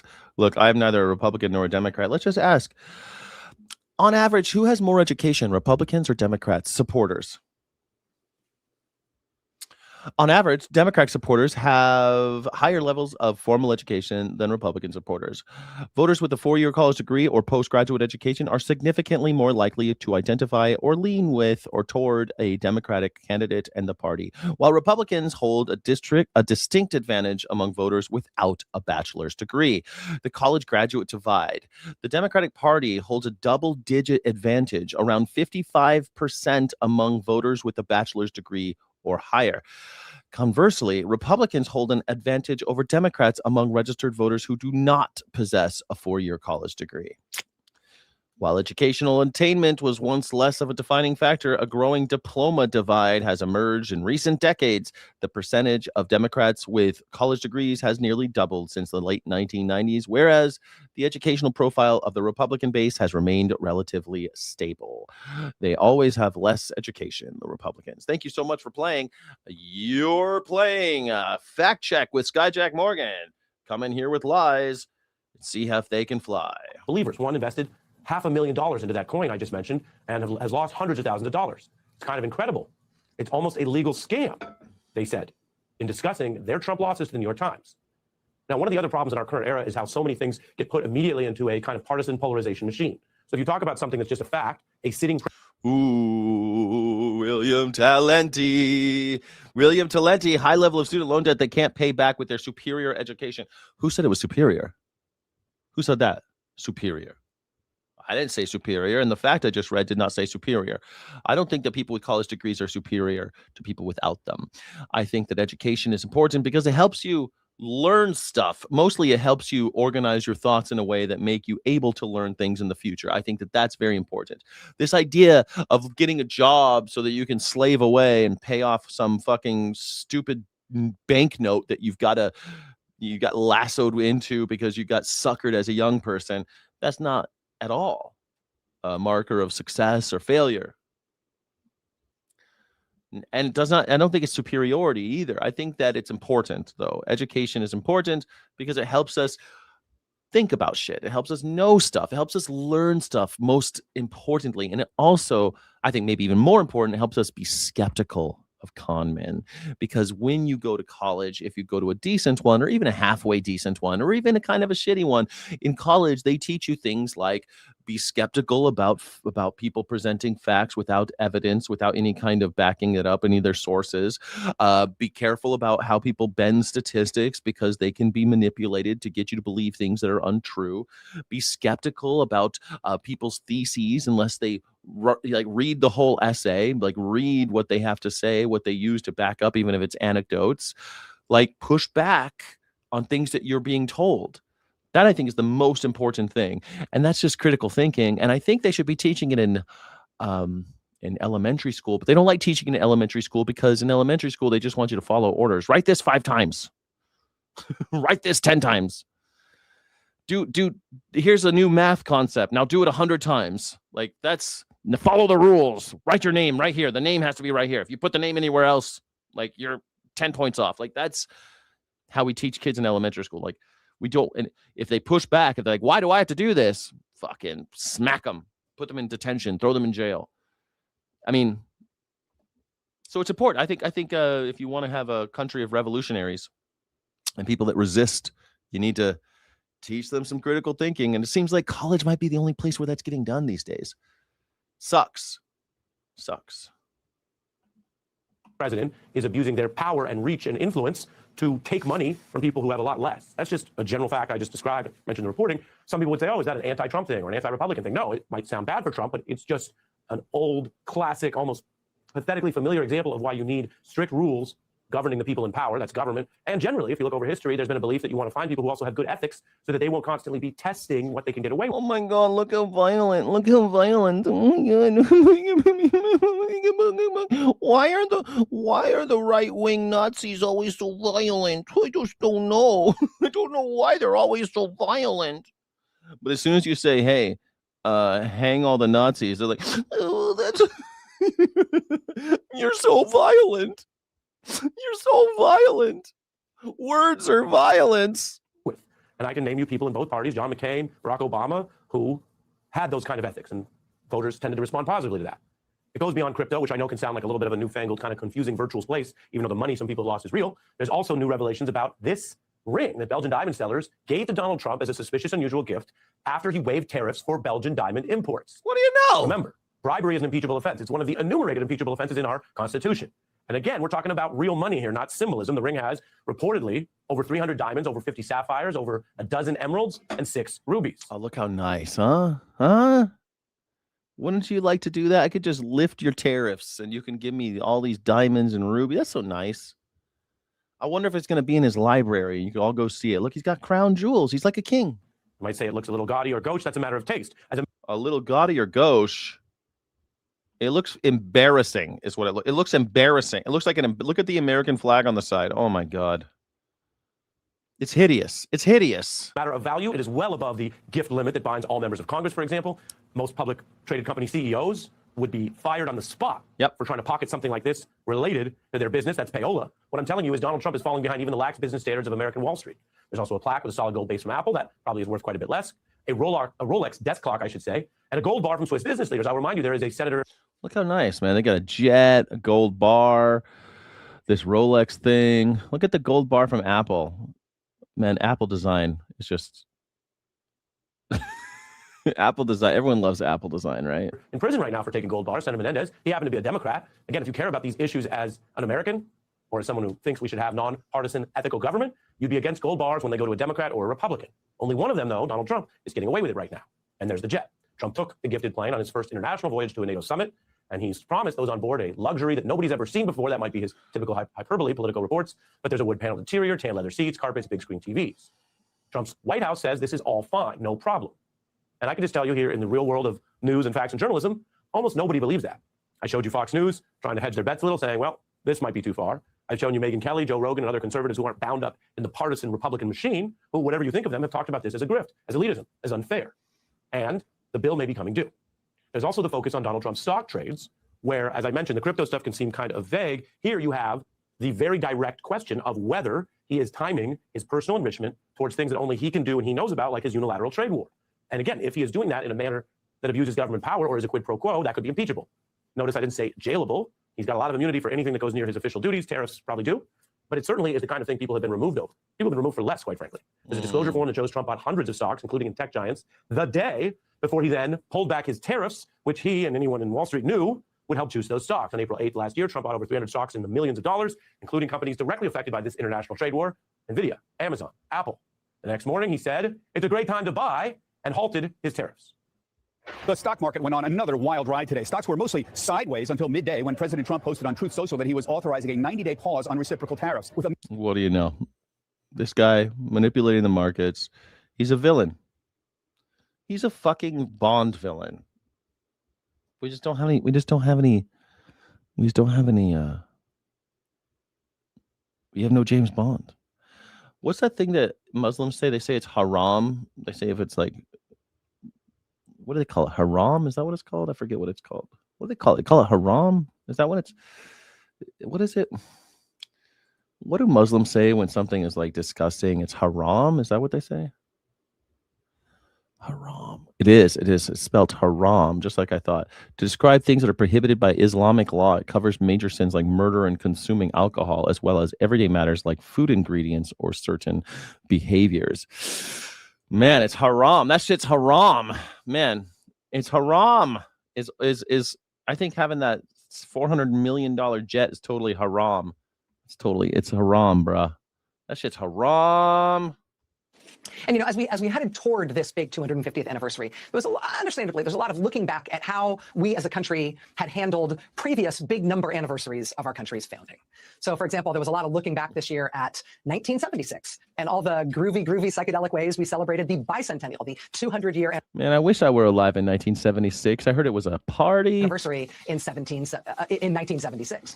And actually, if you look back at the press from That looks funny, man. That looks fun. That would give me some epileptic seizures over here. 1976. You will find that back then, 50 years ago, people, Americans, the press, commentators, people were also looking back at previous big number celebrations. People in 1976 were looking back at. That's rad. That's rad, right? 1976. People are like, look at 1876. They threw some parties. Let's do it. 1876. The 100. Look how fun that historical register centennial exposition, 1876. Look at the Indian on his knees and the slave from Africa on his knees. White women are standing there. It's 3 white women, and it kind of looks like a Brazzers ad. I think they should put Brazzers on there. Like put a Brazzers logo on this, and it would have an entirely different context. Frank Leslie's illustrated historical register. It looks like, never mind. Haram. It looks like Haram. Year celebration, the centennial in 1876, when we celebrated 100 years as a country by having a big World's Fair in Philadelphia. We also look back at the 150th year celebration, which was in 1926, where this lady in Louisiana apparently got a souvenir coconut, which she held on to for 50 years. So she got the souvenir coconut at the sesquicentennial in 1926, and she was able to proudly display it to her local paper at the bicentennial in 1976. The coconut lasted. Wow, that's kind of cool. So, I mean, in ways big and small, you do what you can. We don't always do a great job at these celebrations. Jill Lepore, the historian who writes at the New Yorker, wrote recently about the 1926, the sesquicentennial, the 150-year celebration, where apparently they initially tried to give the Ku Klux Klan a permit for a convocation. Literally, they tried to permit a huge KKK parade at the sesquicentennial, at the 150th anniversary of the country's founding, before somebody finally thought better of the idea. We do not always do a great job with these kinds of big number, big anniversary celebrations of the founding of the United States of America. But honestly, our generation is the one who had to figure out how to celebrate the 250th. We just had the 250th.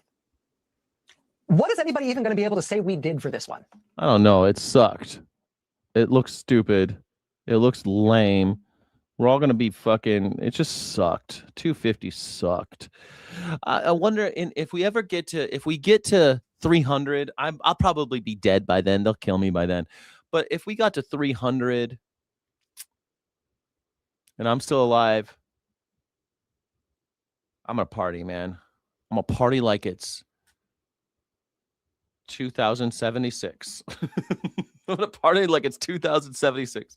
I'm going to party like it's 1999. Now that was a party. 1999 was a party. I had a great time. Y2K, I said, if the end of the world's coming, who gives a shit? Y2K. Oh, the computers are going to stop working. Fuck them. Like in all previous big number anniversaries, we look back at the last one to say like, oh, this is how they dealt with it last time. When generations hence look back on this one, the 250th, what will they be able to say we did as a country? I mean, Trump gave a speech for the 250th anniversary. He literally called it a Trump rally. Great. And at the event, there was lightning, and his followers reportedly argued with the Secret Service and police and refused their orders to leave because they didn't want to leave because they thought it was, quote, liberals in the weather service who were conspiring against them. Yeah, it wasn't that's actually what the they weather. It was liberal weather. And Trump liberals tried to put together something he called a state fair, but it was sad and petty and underwhelming, and nobody really came. Look at this shit, man. This is depressing. And come on. Even they, you could say at first when I saw this, I'm like, okay, well, maybe this was taken really early in the morning, and that's why no one's there on a Tuesday. But I watched Fox News, and they did every single broadcast throughout the day from the same spot, and it always looked like this. Boogie Woogie Bugle Boy dancers. Boogie Woogie Boogaloo. On Trump's weird National Mall stage were nearly killed by a big gold piece of stage falling down on them while they were rehearsing. Man, someone almost did die. I mean, yes, there was a big military flyover and a lot of fireworks, but that was kind of it. I mean, they do that at football games. That proved to be the only thing the federal government of the United States was capable of pulling off for its 250th birthday. Like if you go to Virginia Beach, not Virginia Beach, where's the place? Norfolk? Where's the place with all the jets all the time, all the jet noise? In Virginia, it's crazy. I've been, not Norfolk. Where the hell is it? Is it Virginia Beach? I forget. It's like fucking jets all the time. And like I said, these anniversaries haven't always been great. And maybe they weren't going to be great no matter who was in the White House. But for the kind of leader we have in the White House right now, for this kind of a guy, this kind of an anniversary was never going to be his thing, right? It was always going to be too much about the country and not enough about him. He is the only person to whom things actually seem real, right? Or seem important. If it's not about him, he doesn't really care. So really the only things he even tried to do for this huge anniversary were things that were about him. I mean, so here's a federal government that spent the 250th anniversary of— Yeah, it's Virginia Beach, right? Man, the first time I went to Virginia Beach, I couldn't believe it. It was breaking my skull. All these fucking jets all day long. And then people there have bumper stickers that are like, I love jet noise. You are insane. Who wants to live in Virginia Beach? I can't believe anybody wants to live there. I don't care. I don't care that it's on the beach. You must either really love mini golf. They're crazy about mini golf in Virginia Beach for some mini golf. It's everywhere. Mini golf and jets, just constant, just over your head all day long. Military jets. Oh my God. It's founding, holding a Trump rally and rolling out a passport with Trump's face on it and rolling out a Trump gold coin and rolling out Trump signed $100 bills. And they want to do a Trump picture $250 bill. And they did this Trump State Fair with a hoopty fall down staple gun wooden model of the arch that he wants to build for himself. Who do you want this arch to honor? What do you? Oh my God. Why do we have this? What the hell? We can't even build an arch. Want this arch to honor, Mr. President? I want it to honor me. Oh, and we also had a Trump visit to Mount Rushmore. And why did he go to Mount Rushmore? Because he wants to put his own face on Mount Rushmore. I mean, none of these things are even about the country, let alone for it. I tell you what, it really is fucked up that they took this really sacred mountain that the Indians loved and they built this shit. But I've been there. And I got to tell you, man, I was moved. I was like, America, it's not so bad. I mean, this is pretty great, right? I mean, the California flag's here, and I don't know. They had like FDR cruised up in his car, and they got the video of him like cruising up and being, doing the FDR thing. He doesn't get out of the car because he can't walk, but he cruises up and he gives a little speech, and he's like, hey. This is gonna be great. My face isn't on there, but my uncle's on there, Teddy. I don't know. Pretty cool. I thought it was amazing. I don't know. Has anybody been to the Mount Rushmore? I don't know. I thought it was cool. I'm totally against it. I hate the idea that it's there because they took the three wise men, I think is what it was called. It was a famous, the Indians prayed to this mountain. It was important for them. And we took it and blew the shit out of it and put our presidents on it. Four white guys up there. Pretty nasty business. But man, I thought it was so cool when I was there. I was conflicted, I mean, 49 years and 363 days from now, if and when we hit our 300th anniversary as a country, I'm telling you, whatever media we have then will be looking back at us. We'll be looking at what we did this weekend. They'll be looking back at this 250th anniversary. What are we going to say we did? It's just going to look like this feckless, failed, truly laughable effort by a cult of personality, would-be dictator, failed extremist president who is more unpopular than just about any other president in the history of the presidency, but who is nevertheless trying to turn the country into Trumpistan, and that is how he spent the 250th commemoration of our founding as a nation. It's embarrassing. Trumpistan. Trumpistan is what we're calling. I'm doing another poll. Are you old enough to have remembered the 1976? Good evening from New York. I'm Chris Hayes. Here are two truths about this political age we're living through. First, everything Donald Trump touches, everything is worse off for it. I mean, you got to be like, if you're 75, you probably partied your ass off if you were 75. On 1976, I bet you got laid on 4th of July 1976, didn't you? You old fucks. You guys always had good time. Yeah, I'm envious. I'm jealous of all you old fuckers. All you old fuckers getting all that 1976 fucking. Oh, you guys had that 1976 sex listening to I don't know, Chuck Mangione on the radio. I don't know what kind of shit you were listening in 1976, like some kind of jazzy shit, right? Yeah. Yeah, in their houses. All you fucking guys and 25 years old in 1976, you already owned a house. Ah, man, I'm jealous. You owned a house in 1976 and you were 19 years old. Man. Second, Donald Trump wants to touch everything. Every policy, every monument, every cultural touchstone. And the gasoline was how much was a gallon of gasoline in 1976? It was expensive, but I bet it was embarrassingly low. How much was a gallon of gasoline in the United States in 1976 adjusted for inflation? Let's see.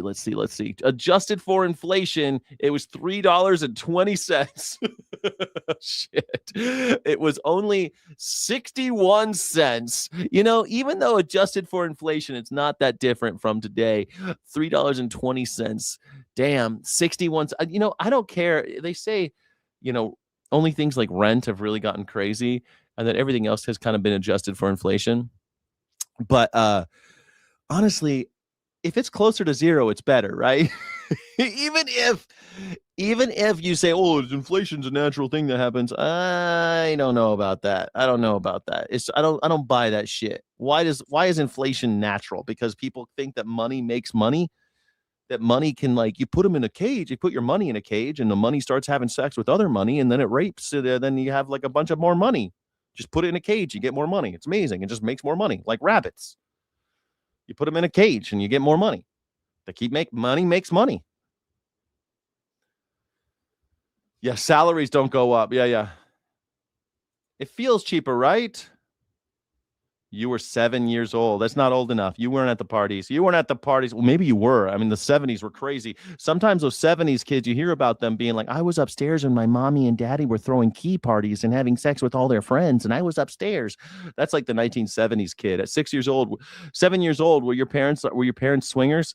Man, the 70s must have been crazy. Before AIDS, man, there was like a golden period right there. There were no AIDS and syphilis and gonorrhea. You could just take a pill.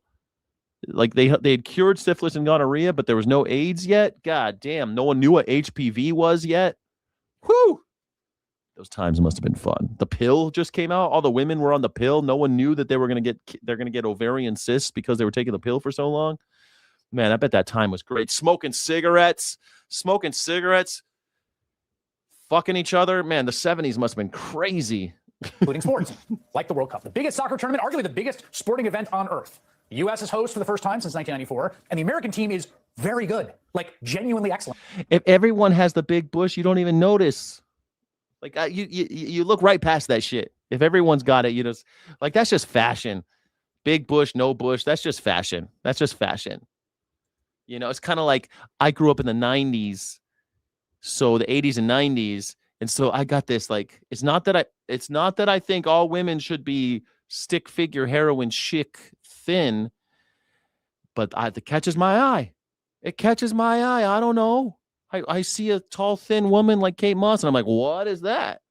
It's something that just, it's in my brain now because when I grew up, that's just fashion though, right? That's your product of your time to some degree, right? You know? It's just the way it is. Fashion. Some guys, like, you know, like if you went to Rome, all the women that were like super sexy back then, they had like big hips and they were like real kind of flabby. So that some guys just like that anyway, but it's kind of a product of your upbringing, right? That's okay. It's great. And is going deep into the knockout rounds of the tournament, largely on the strength of their indisputable star, Brooklyn-born striker Folarin Balogun. But during a victory last week in which he scored a goal, Balogun was given a red card and ejected. Don't forget to like, subscribe. The defender was actually challenging him, but that made him ineligible to play in tonight's elimination game. Now, them's the rules. Man, you heard the Americans lost, right? Lost their asses. 4-1. Got our asses kicked. Lots of people argued that call was a bad one. I was sympathetic to that view. I thought it was a bad call. Ultimately, though, the ref made the call, and those are rules, and sometimes you do get bad calls. That's but true. what even is a rule in the era of Donald Trump? We now know. Look at this old man looking at,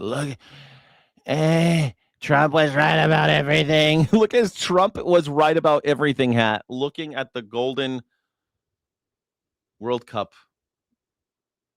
That's the World Cup, guys. There it is. I got to touch it. Is this one made of chocolate? After Balogun's suspension, the president of the United States called the head of FIFA, the International Soccer Federation that puts on the World Cup. And after that call... Man, the 70s cars were cool, too. The 70s cars? Are you kidding me? The 70s movies? Imagine you're watching The Godfather come out, and you're like, who's this new guy? Robert De Niro. He's really good. This Robert De Niro guy, he's a good actor. I think he's going places. You're like, who's this Martin Scorsese? How do you say it? Martin Scorsese? Is that how you say it? What a great director. He's really going places. In the 70s, man, all that shit's new. And you're just coming out of like the MGM the MGM musical craze and all like the 1960s Disney shit, and all of a sudden the 1970s come and people are like, we're making art films now, fuckers, and you're gonna love them. Wait till you see Taxi Driver. Shit. The 70s. God damn. Comic books were still cool. Comic books were so much cooler in the 70s. More prop humor. You need more props. Steffel said, I need more props. In the old days, I had a triangle. I got this. I need more props, huh? More props, away. I got lots of I still have.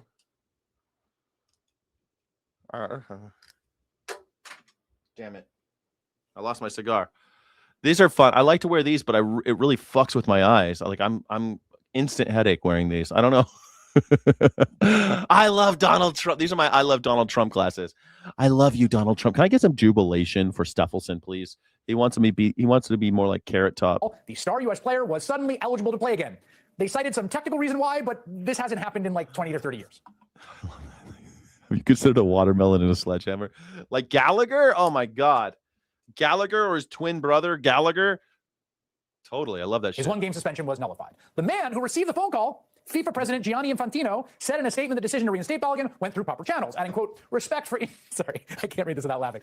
Respect for independent institutions and the rule of law is what protects the integrity of our competitions and the credibility of FIFA at all times. Mm-hmm. Okay, well, you may recognize Infantino's name from a decade's worth of scandals and ethics investigations, or he's a bad dude. From this event in December when he presented Donald Trump, who was very salty he didn't win the Nobel Peace Prize, with the first ever FIFA Peace Prize. Didn't exist until that moment it was awarded to Trump. And FIFA Peace Prize winner Donald Trump wants you to know he did his part to influence the outcome of this World Cup. I understand sports really well, really well. You do? Explain the infield pop fly rule. You understand sports really well. Explain the infield pop fly rule, Donald. I want to know if you understand. Can someone explain the infield pop fly rule? I'm going to explain the infield pop fly rule. Donald Trump says he knows sports. So I just want to know if you know what that is. Okay. It automatically calls the batter out when they hit a catchable fair fly ball in the infield. This rule applies only when there are fewer than 2 outs and runners are on first and second base, or when the bases are loaded. The infield fly rule. Please explain. And that wasn't a foul. These were 2 great athletes that got tangled up, and this referee who is a little bit suspect. If you check his past, I don't want to say that because I don't like to create controversy, but very suspect. Nitpicking. He fucking cheated the World Cup. Yeah. Leave it to the leftists to nitpick and sweet havoc. And typical leftist media finds anything to nitpicking, anything done by Republicans. Okay, so first of all, a red card has never been. There's been one in 1962. A red card was reversed, but that was before the suspension rule existed. So it really didn't matter. So this is the first time in history this has happened. And you're like, you're nitpicking. Why the fuck does the president get to say who, like this guy, he understands how to cheat at sports. Yes, this dude cheats at golf. He cheats at golf. And you're like, I like him. Yeah, I want him on my side. I trust him. This fucker cheats at golf. Like, is there anything lower than cheating at a sports game? Was there money on it? Is it worse or is it better if there's money on it? Let's ask. I need to ask you in the chat. Is it which is better? Like, does it make it worse if you're cheating at a sport?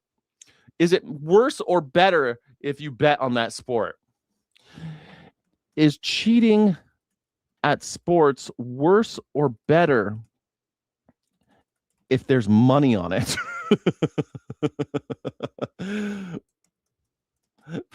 I don't know. I honestly don't know where I fall on this. What's worse? I think for some reason I feel like there's money on it, at least there's stakes, right? But if there's no money on it, you are just a petty little bitchy, small, horrible person. You're a booger under the desk at the kindergarten. That you are the lowest of the lows. You're the slime on children's hands when you shake a hand of a little kid. You're like, what the fuck has this kid been touching? You're that. Whatever the substance is on children's hands. The sticky, slimy, sweaty, clammy, gross substance. That's what you are. If you are cheating, you don't even have money on the game and you're cheating. And he pays somebody else to cheat for him, drop a ball and shit. My God, it's on camera, him cheating at golf. Jesus, tiny penis owner. Hey, that is actually an insult to men with tiny penises. Men with tiny penises don't know, they could be good guys and know how to use that thing to please the masses. I don't know. I've heard, but there's a thing. Just because you got a tiny penis doesn't make you a bad dude. But if you cheat at golf, you are the scum. You're a scum loser. Cheating at fucking you're like cheating at Monopoly. Like, I get it, like you want to cheat at Monopoly to get one over on your friends because you think it, but you're cheating at golf as a grown-ass man. As an 80-year-old man, you're cheating at golf. What a slimy piece of garbage. I said, boy, that's a big, if it happened to another player, it would have been unfair. But when they take your best player, or just about, they have some great players, and they say you can't play, that's very unfair. It's very unfair. It's unfair. That's the rules of the game, asshole. That's the rules of the game. I thought you knew about sports. Donald Trump doesn't know the rules of FIFA soccer. Have you never golfed? Anyone who isn't on your cheats at golf. I have played golf. Yeah. I'm not very good. I don't like it very much. I find the giant swath of well-maintained lawn an unethical use of land, to be honest with you. But I have played. I've worked at a lot of resorts, and there's usually a golf field and a golf course. And I played. Like, I know the rules. I can pretend. I mostly just get drunk and drive that little car. I like that a lot. I like drinking and driving a lot. So I like drinking. And I like driving the golf cart. That's my favorite part. Man, one time I went to the Spearmint Rhino it's a long story, but Spearmint Rhino, the strip club, got together with Campari USA and a few other, like, they do a big charity golf event, and I got invited. It was incredible because our caddies were naked girls. They were naked strippers, and they were naked all day long with us playing golf. It was totally bonkers insane. We were wasted drunk, and it was like Roman Empire shit, dude. I couldn't believe that people live like this. I invited, and I could not believe that this was happening. I still can't believe that I did that. It was a wild, incredibly wild, one of the wildest days of my life. Anyway, it was very fun. Oh, they didn't take their bottoms off until they were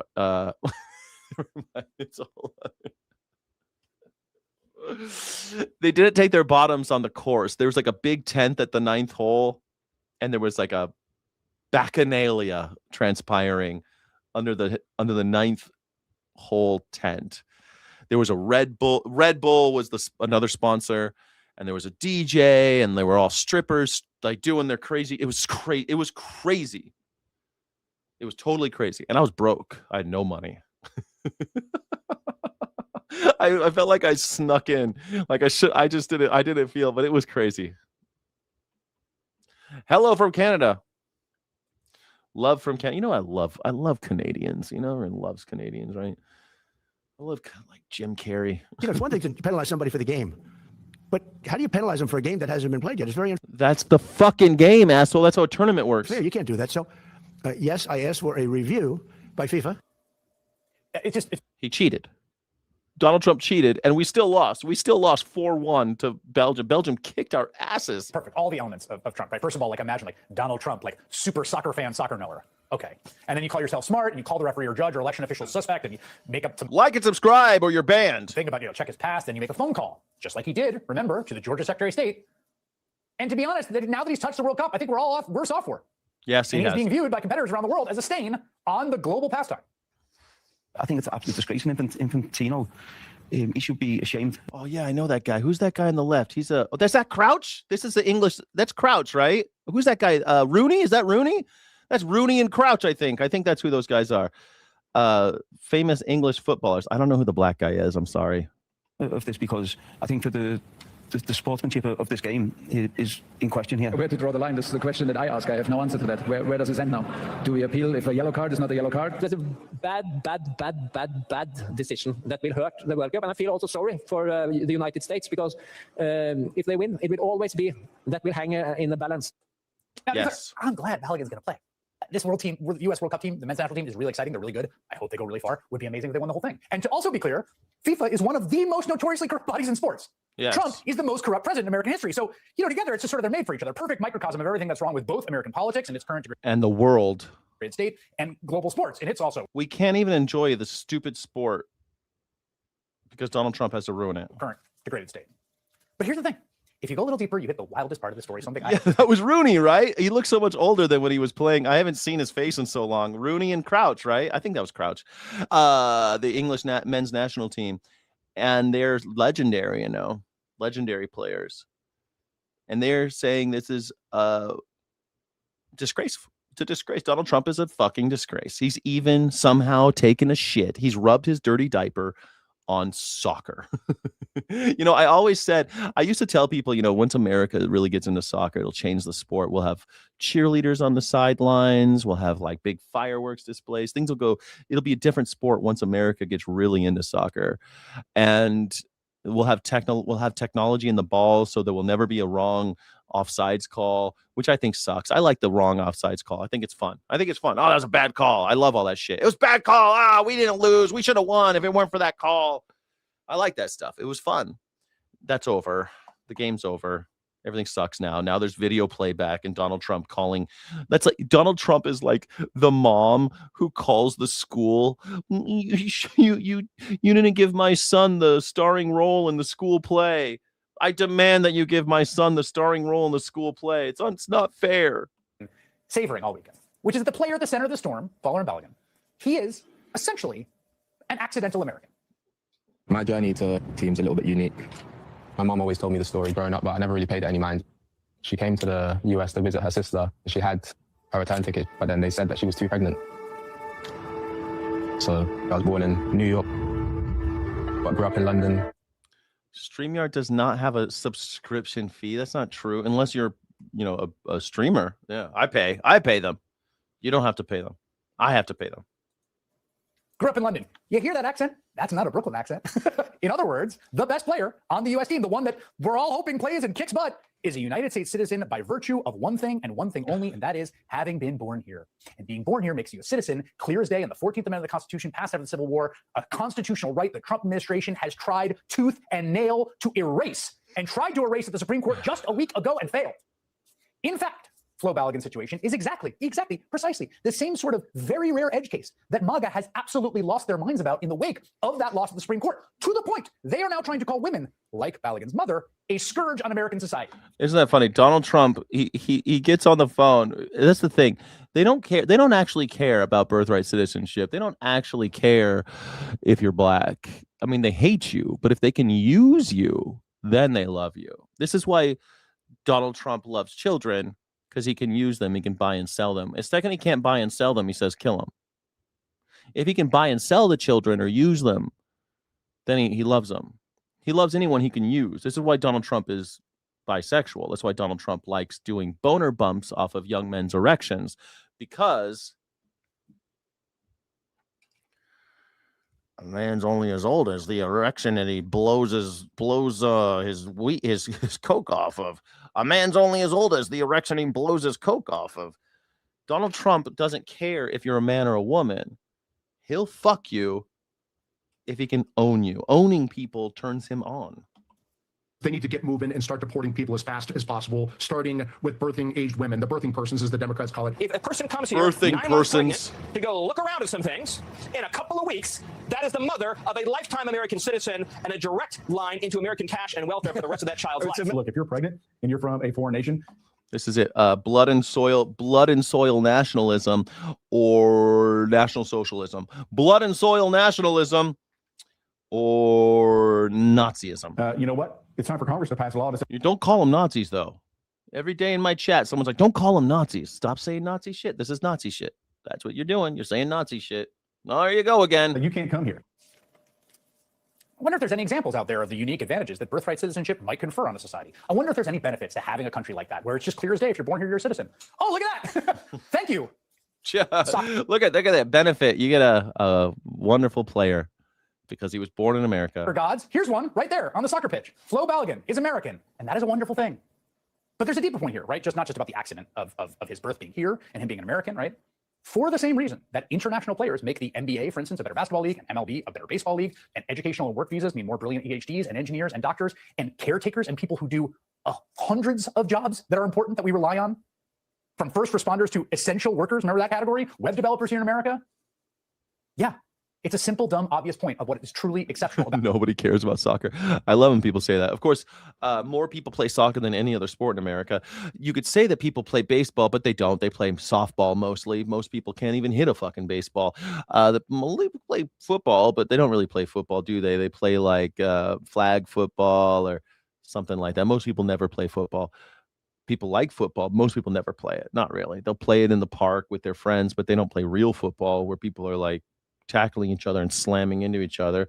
No one has the money for the gear. Soccer, though, people actually play real soccer all the time in America. At all ages, people playing soccer. It's wild. Anyway, people do care about soccer a lot, actually, around the world. our nation. It used to be just like a cliche that we all just knew in school, but somehow has really been lost in so much of the immigration discourse. We are a nation of immigrants. We are a nation of birthright citizens, and that rules. Pablo Torre is the host of the Pulitzer-winning podcast. It is pretty cool. I think it's cool. I like burglary suspect in Maryland. I like the birthright citizenship thing. It's weird that people are. I think it's weird that you guys are so anti-American. If you don't like birthright citizenship, move to Saudi Arabia. Move to El Salvador. Move someplace else if you don't like it. Why do you want to ruin America? Why do you guys hate America so much, Maggers? Listen, Maggers, please. Magger, please. Stop ruining America. Go get your bukkake from Bukele in El Salvador. He loves jizzing on people like you. Go kneel before Bukele. He says he's the world's coolest dictator in the world. He thinks he's the best. Go. He loves when you lick his boots. Stop trying to make us like Taliban controlled Afghanistan. Go to Afghanistan. Go do it. They got guys over there that you can go bow down. You want to treat women like second-class citizens? Go to Afghanistan. There's a country for you. It's called Afghanistan. Stop trying to make America like Afghanistan. You gullible pieces of shit. Just learned a tough lesson about karma. Yes, he did, and it landed him in our foolishness files. Police sharing video on social media after responding to a man's 911 call that someone had stolen his truck. They also got a call about a burglary at a Verizon store across the street. William Talent. Stop lying, or I'm going to ban you. You do not have to call. You do not have to pay to come onto StreamYard. You're lying, and I fucking can't stomach lies. So I'm going to ban you if you keep on talking shit. You fucking liar. If you want to call in, call in. Stop being a little bitch. Call in. If you want to call in, click the link and call in. You don't have to pay a dime. No pennies do you have to pay. Nothing. Police quickly realized the man had his truck stolen while he was breaking into the Verizon store. He's bleeding. He's bleeding. That's blood in it. All right, let me just see your hands real quick. Let me see this hand. Okay. All right, put your hands behind your back for me. So the gig's up. It's whether you want to be honest about stuff or not. You know what I mean? I do. All right. They're not truck. Oh my god. That's kind of some karma right there, ain't it? Well, I left the keys in. Yeah, that's some karma right there, dude. He left the keys in the car. He went to go rob a Verizon store, and then he came out and his car had been stolen. That's an American dream right there. The guy went in to rob a store, left the engine running. He comes out after robbing the store, and he calls the cops because his car's been stolen. Oh, it's beautiful. Is it karma? I think that's just America. You think it's karma? I think it's just this is America. That's it. That's America. Go in trying to rob somebody, your car gets robbed because we're all just robbing each other now. No one has shit. No one has anything. So people are starting to rob each other. Woo! He's lucky he had his catalytic converter. He could have just taken the catalytic converter. I heard you could take one of those out of a car in 10 seconds flat. While he was robbing. The man was charged with burglary and destruction of property, and his stolen truck has not been found. What do you know? I mean, are you surprised that the cops can't find the truck? I mean, he still is a victim. Well, that's what you get. Foolishness. Foolishness. File it away in the foolishness. That's what you get. You get stolen from. That's it. Like think of just the sentiment of that. That's what you get. Ha! You stole something and somebody stole something from you. Ha ha ha ha ha ha! We are crime ridden. We have so much crime. The criminals are getting crimed. Criminals are getting criminalized. Jesus Christ. We got so much crime in America. If you commit a crime, someone will commit a crime against you while you're committing that crime.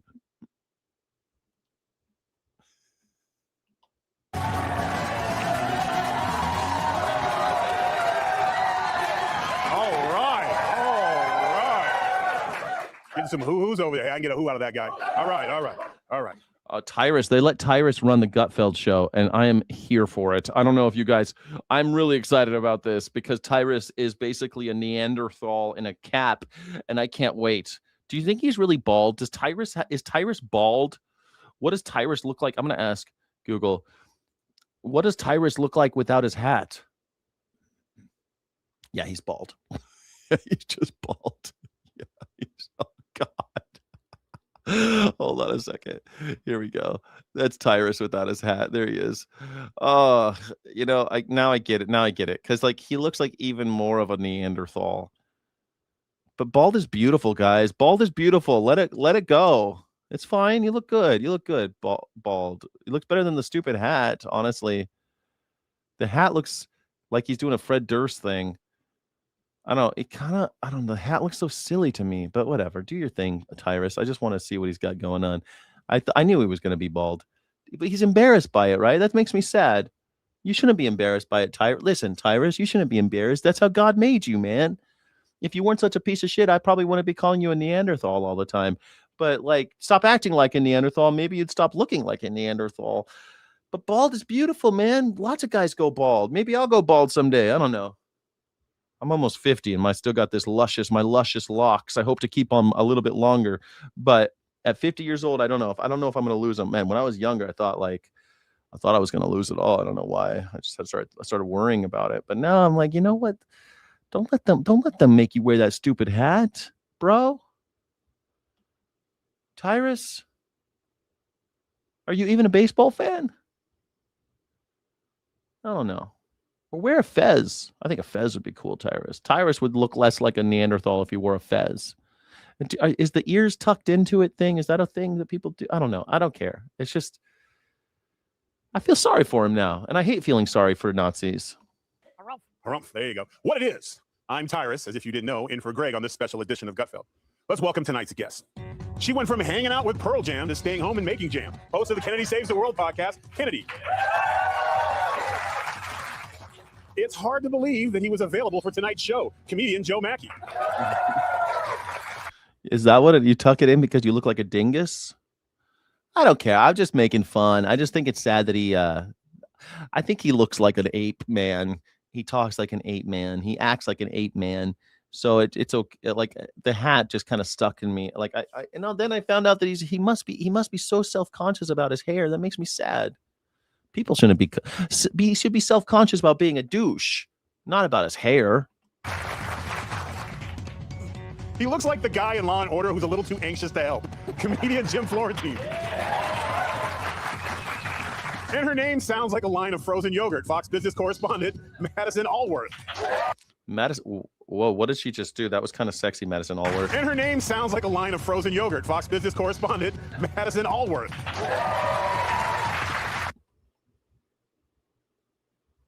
I kind of like Madison Allworth. Okay. Before we get some stories, let's do some jokes. Nancy Pelosi's husband. Let's try it. That's why I'm here. I want to hear right-wing jokes. They're my favorite part of the day. I love the show. I got to admit, it sucks. It's like the Fast and the Furious. It sucks, but I love it. It's like Star Wars. It sucks. But I'll probably go see The Mandalorian before it's out of the theaters. I keep on putting it off. I don't want to see it. I saw that movie, The Back Rooms. That was a fun movie. That was fun. Mandalorian. Do I really have to go see The Mandalorian? Fucking Disney fucks up Star Wars over and over again, but I keep going back to the trough. I keep going back and sticking my face in the trough. Should I go see it, everybody? Did you guys like The Mandalorian? I love The Backrooms. I loved it. I thought it was inventive. It was interesting, different. I think the themes were like not so obvious. It was like they didn't beat you over the head with their message. If you're not smart enough to get a message out of it, that's okay. It's weird. I love horror movies that are like, wow, you're really genre bending here. You're really going at it now. Like, man, hardly any cast. There's hardly anybody in the movie. There's like 4 or 5 people in the cast. 6 maybe. It was great. And then like 15 minutes of post credits. 15 minutes of post credits. What movie gives you 15 minutes of post credit content? I thought it was great. I loved it. I loved The Backrooms. I thought it was well worth, and it was so good seeing it in the theater. I the whole time I'm watching in the theater, I was like, this is, and I felt myself like craning my neck to like look at the corners of the screen and shit. Like I was moving with the screen. I was like, what am I doing? This is crazy. I was in it, man. I loved it. I can't believe people are going to watch it on their phones. Like, how can you watch The Backrooms on your phone? Or is it The Backrooms? Just Backrooms, whatever. It was great. Did you like it? It was great. I loved it. You're so with me. It was a fun experience. It was a fun experience. What a great time to be at a movie theater. Like, it was trippy and it was made for cinema. It was like a real cinematic experience. Good shit. And scary, man. I couldn't believe it. In the first 5 minutes or so, I got like that prickly in your neck, like that little, like that tingling in your neck when you're like, "Ooh, this is spooky shit." Man, it was good. This is the moment for horror movies, by the way. All the cool shit in cinema is happening in horror movies because they're the only ones that can make low budget shit. So you're getting all this like experimental cinema, and it was really the found footage. That's how you do found footage. That's how you do it. Is that they did it? They very, very well done. I love the psychologist scenes usually are boring, and these were really good. The psychiatrist scenes, they were really fantastic. The acting, I don't know any of these actors. I thought they were all fantastic actors. Good shit. Good shit. Has anybody else seen Backrooms? Has anyone else seen it? I'm going to make that the poll. I know it's a stupid poll, but I'm going to make it anyway. I like movie polls. Have you seen Backrooms? Also, like, I don't know. I used to work in real estate for a hot second for like in commercial real estate, and you'd go into rooms that look like that, and they would be fucking spooky, like in the basements of department buildings. Weird, like a real. I remember it's a long story, but I was my boss owned this old furniture store, and the basement looked just like that, and we were converting it to like a lot of places they'll do this now. They'll have like booths, so you can come in and like everybody owns a booth and they can have their own little mini businesses, mini storefronts. We were converting it to that, but because of that, I had to like take measurements in the bottom and like whoo, but it was spooky dookie. Paul is facing hit and run charges after crashing into a parked car and driving away. The impact was so violent, Paul spilled his martini. Okay, that's childish, okay? The impact was so violent, Paul lost all feelings in his face, just like Nancy. Okay, all right. That's a little misogynistic. I apologize. In his defense, he was running late for happy hour. I should have quit while I was ahead. Lena. They're really trying to laugh at his jokes. Dunham reportedly gave a speech that shocked the guests at Taylor Swift's wedding. Guests were stunned to learn that she was Taylor's friend, not the Chiefs' starting nose tackle. That's pretty rich coming from this guy, right? Pretty rich. Pretty rich. Fat guy telling a fat joke. That's pretty rich. Did you hear that Paul McCartney, for the first time in 62 years, a Beatle, sang "I Want to Hold Your Hand" at Taylor Swift's party? I used to love Paul McCartney. I used to think Paul McCartney was cool.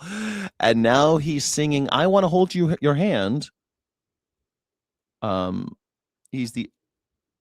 Beatle has sung that song in public for 62 years. He sang it at Taylor Swift's wedding with that Kelsey guy, which is, I guess if a billionaire asks you to play a song, you play it, don't you, Paul? Don't you, Paul? Even Paul McCartney, as rich as fuck as Paul McCartney is, even he bows to the billionaires.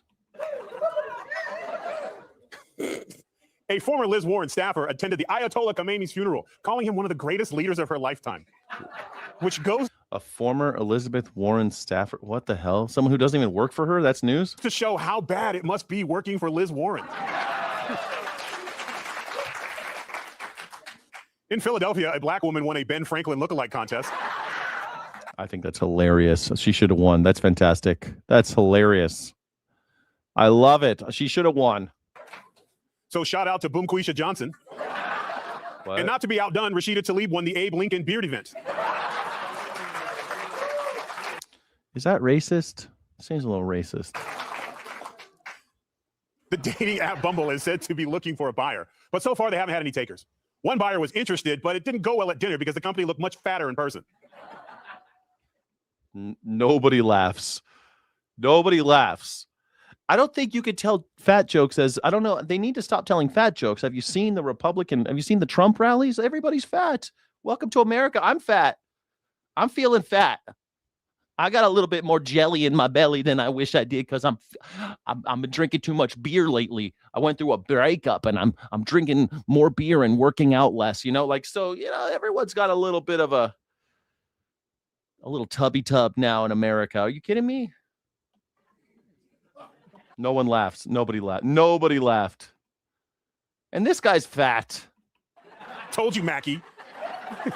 A missing Texas giraffe was finally captured after spending 2 weeks on the run. And now everyone is asking, how in the blue hell is a giraffe missing for 2 weeks?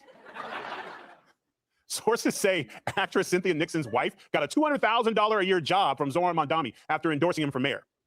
This left many people wondering, when did she marry the fat kid from Sandlot?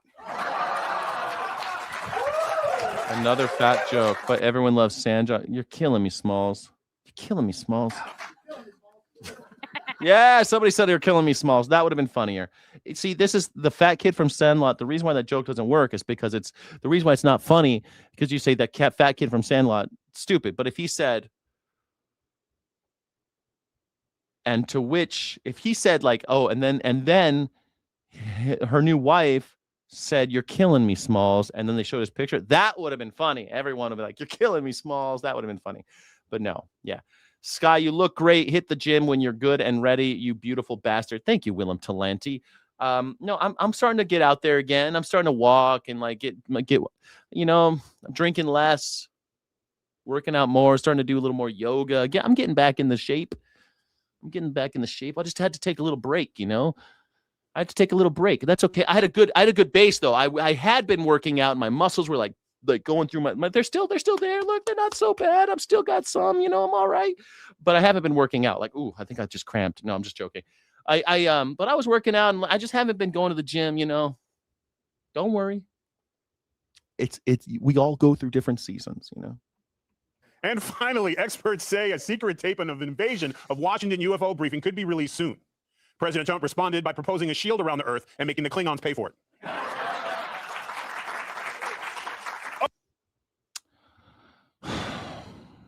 He couldn't even land a Klingon joke. You can't even tell a good Klingon joke. Okay, we get serious for a minute. Let's do some stories. So Trump went all out for America 250, but the media wasn't celebrating. The New York Times dropped this piece titled, "Trump ruined the 4th of July for me." Is it just me, or is he like more of an asshole than Gutfeld? like I love it when you get people like him. He's trying to do the Gutfeld thing, right? But he's just more of a dick. So it's even less funny than Gutfeld does. So I'll take a moment of silence for that crap. The writer complained, this year, I can barely tolerate the sight of red, white, and blue. The colors make my heart ache. I know. The Atlantic said Trump destroyed the nation's anniversary. And if that wasn't... Yeah, Nicholas. I'm in a bulking fit. Exactly. I'm bulking over here. I'm not getting fat because I was depressed after my breakup. I'm bulking, baby. I'm just getting a nice layer that I can use to burn off and turn into muscle. Yeah, exactly, Nick. Nick, you nailed it. You nailed it, Nick. Nick's batting 1,000, Nick. You're the best. I'm sky maxing, baby. I'm about to cut, baby. You're absolutely right. You nailed it. Exactly. Who the fuck is this pasty dipshit? His name is Tyrus. We're talking about... Oh, that's Donald Trump. The pasty dipshit. That's Donald Trump. I think you mean that guy or Tyrus. Tyrus is the pasty piece of shit. Scary enough. Watch out, Mr. President. Chuck Todd is angry. Chuck Todd, is he the pasty piece of shit? I'm so angry and feel betrayed. And this is why I'm so pissed off. Not because I love the country less, but because I love the idea of America enough to resent seeing it cheapened by this man. America deserved better at 250. But this is the defining thing. Donald Trump has ruined the American brand and the American birthday celebration. Yeah, I mean, that's true. It's true. He has. And I don't know why Chuck Todd is so serious. I mean, you got to laugh as the empire crumbles. You got to laugh, right? Like, the country's falling apart, y'all. Let's go. Woo!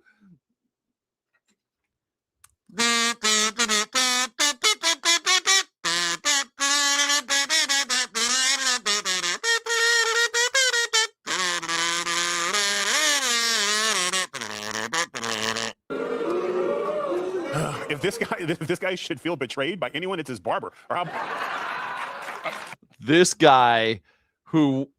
See, now I don't feel bad. I felt sad for Tyrus because he's a bald fuck. This bald piece of shit who has to cover it up with shitty hats all the time. You take off your hat, Tyrus. Let's see it. You want to make fun of Chuck Todd for not having hair? I feel so stupid. I made a whole thing about how I feel bad for Tyrus because he's self-conscious about his hair or lack thereof. That I feel bad making fun of the hat. Now I don't. Fuck this guy. He makes fun of Chuck Todd's haircut. You're going to make fun of Chuck Todd's haircut because he's a man who is bald? He's balding? Man, people are trash. God damn, this trash monger. Fuck you, Tyrus. Or how about his damn parents? He said he was just moving in for the weekend. It drives me absolutely insane. I was watching the 5 early day, and our good old Tom Shalhoub dropped a bomb stat. Kennedy, I believe you were there. Or no? Yes, I was. Yes, you were. Yes, you were. And he said... Yeah, I was sweating my vagina off over there. It was so fucking hot. It was rainy. It was sweaty. I hated it. I didn't want to be there. They forced me. That when Obama was in, the ratings were, it was like 92% of Republicans still loved America. And when Trump was in, 92% of Republicans still loved America. So is it just the fact that the Democratic Party is like being with a really conceited, horrible spouse? Like they only love you when it's good for them? Yes. The Democrat Party is like an NFL wag. And the second their man isn't playing anymore, they're on to the next guy who just signed a 10-year contract. Bunch of bandwagoners. They're a bunch of fair weather fans. Interesting. I like this. You better seek hail to the state no matter what. We are the greatest country on earth. And if you don't salute and take it up the ass from them, like that is, you are I guess the country in this case would be the conceited spouse that demands undying loyalty and fealty. It's dangerous. I don't know. I don't like the Democrats, but I don't think it's a Democrat thing. It's just that people aren't happy right now. People are unfortunately very unhappy with America. It's very difficult to love America right now.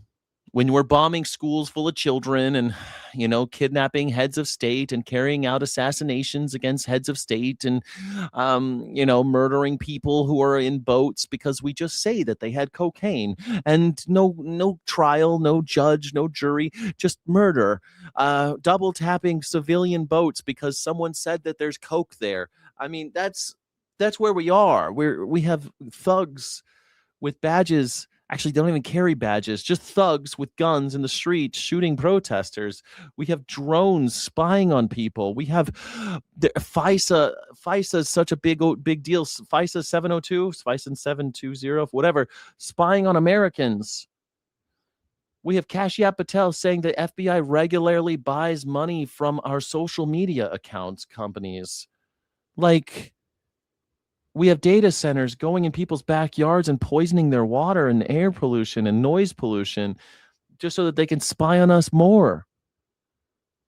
Like, it's hard to love America right now. But it's like, who would you rather party with? You know, think about this. When you are spending America's 250th birthday together, would you rather be with Chuck Todd, who's bouncing around like he's got his hands in his pants? I don't know. He's got. I don't know what was going on there. It was kind of. I don't know what sort of vibrating hippity hop he was on, but I found that to be very disconcerting. So to get scolded by I don't like when people dance. Ginger Balls, the former scion of NBC News, who's bouncing around like he's a porn addict, would you rather be with someone like that or with someone who's That porn addict thing didn't get a joke, didn't get a laugh either, because most of the people in the audience are porn addicts. so drunk on the idea of celebrating this incredible nation that they put Paul Pelosi on his way home from brunch to shame? Now, Mackie, this guy like Chuck Todd is a complete polar opposite of you. You're a man's man. Thanks for the matching workout shirts, by the way. I told you a little less sleeve, though. You're taking away all the heat from my guns, but all good. The media says Trump forgot America's founding ideals and made it about himself. Would Kamala have spent the fourth talking about slavery? Probably. She wants to keep us divided. And sorry about the shirt. We're really giving a Python show today. People are expecting to hear David Attenborough any second. And Sir David Attenborough. Sir David Attenborough. And Kennedy is right about those NFL wags. I mean, the second they aren't claimed on waivers, that's when I pounce. But I got to give Chuck Todd some credit if you can throw him back up there, because he managed to be angry, even though there's a dog figurine behind him. Now, a lot of people would take away the dog figurine just for effect, but no, he goes for it anyway. But I'll tell you what, America's not perfect. Everyone knows that. That's an impossible standard. And I still think this. That's all I think that's all that Chuck Todd is saying, that he's embarrassed right now, that he loves America so much that he's embarrassed. Like, I don't want to sit here and defend Chuck Todd. Fuck Chuck Todd. But like, I mean, he's pissed. I'm pissed. America kind of sucks right now. It just kind of sucks. It's not good. We just tried to cheat. We just tried to cheat. We did cheat, in fact, and cheated and lost the World Cup. We cheated and still lost 4-1 against the Belgians. Like, that's how disgusting we are right now. America is literally cheating at golf and still losing. Like, does it make it worse? Does it make it worse if you lose? If you cheat and lose, does it make it worse? It does make it worse, right? It's a pretty great country, and you can tell it's a great country because people complain about it and they stay. When a place sucks, they leave and talk about how great that place is somewhere else. That's why when I was down in Tampa last weekend, there were so many people wearing Detroit Tigers hats. And I'm like, Detroit, eh? And they're like, yeah, I love Detroit. Gotta represent. I'm like, why'd you leave? He's like, I didn't want to get shot in the head. Yeah, there's also a reason why we have to tighten our borders up, not because everyone's leaving, because everyone's trying to get in. Yeah, exactly. So, yeah.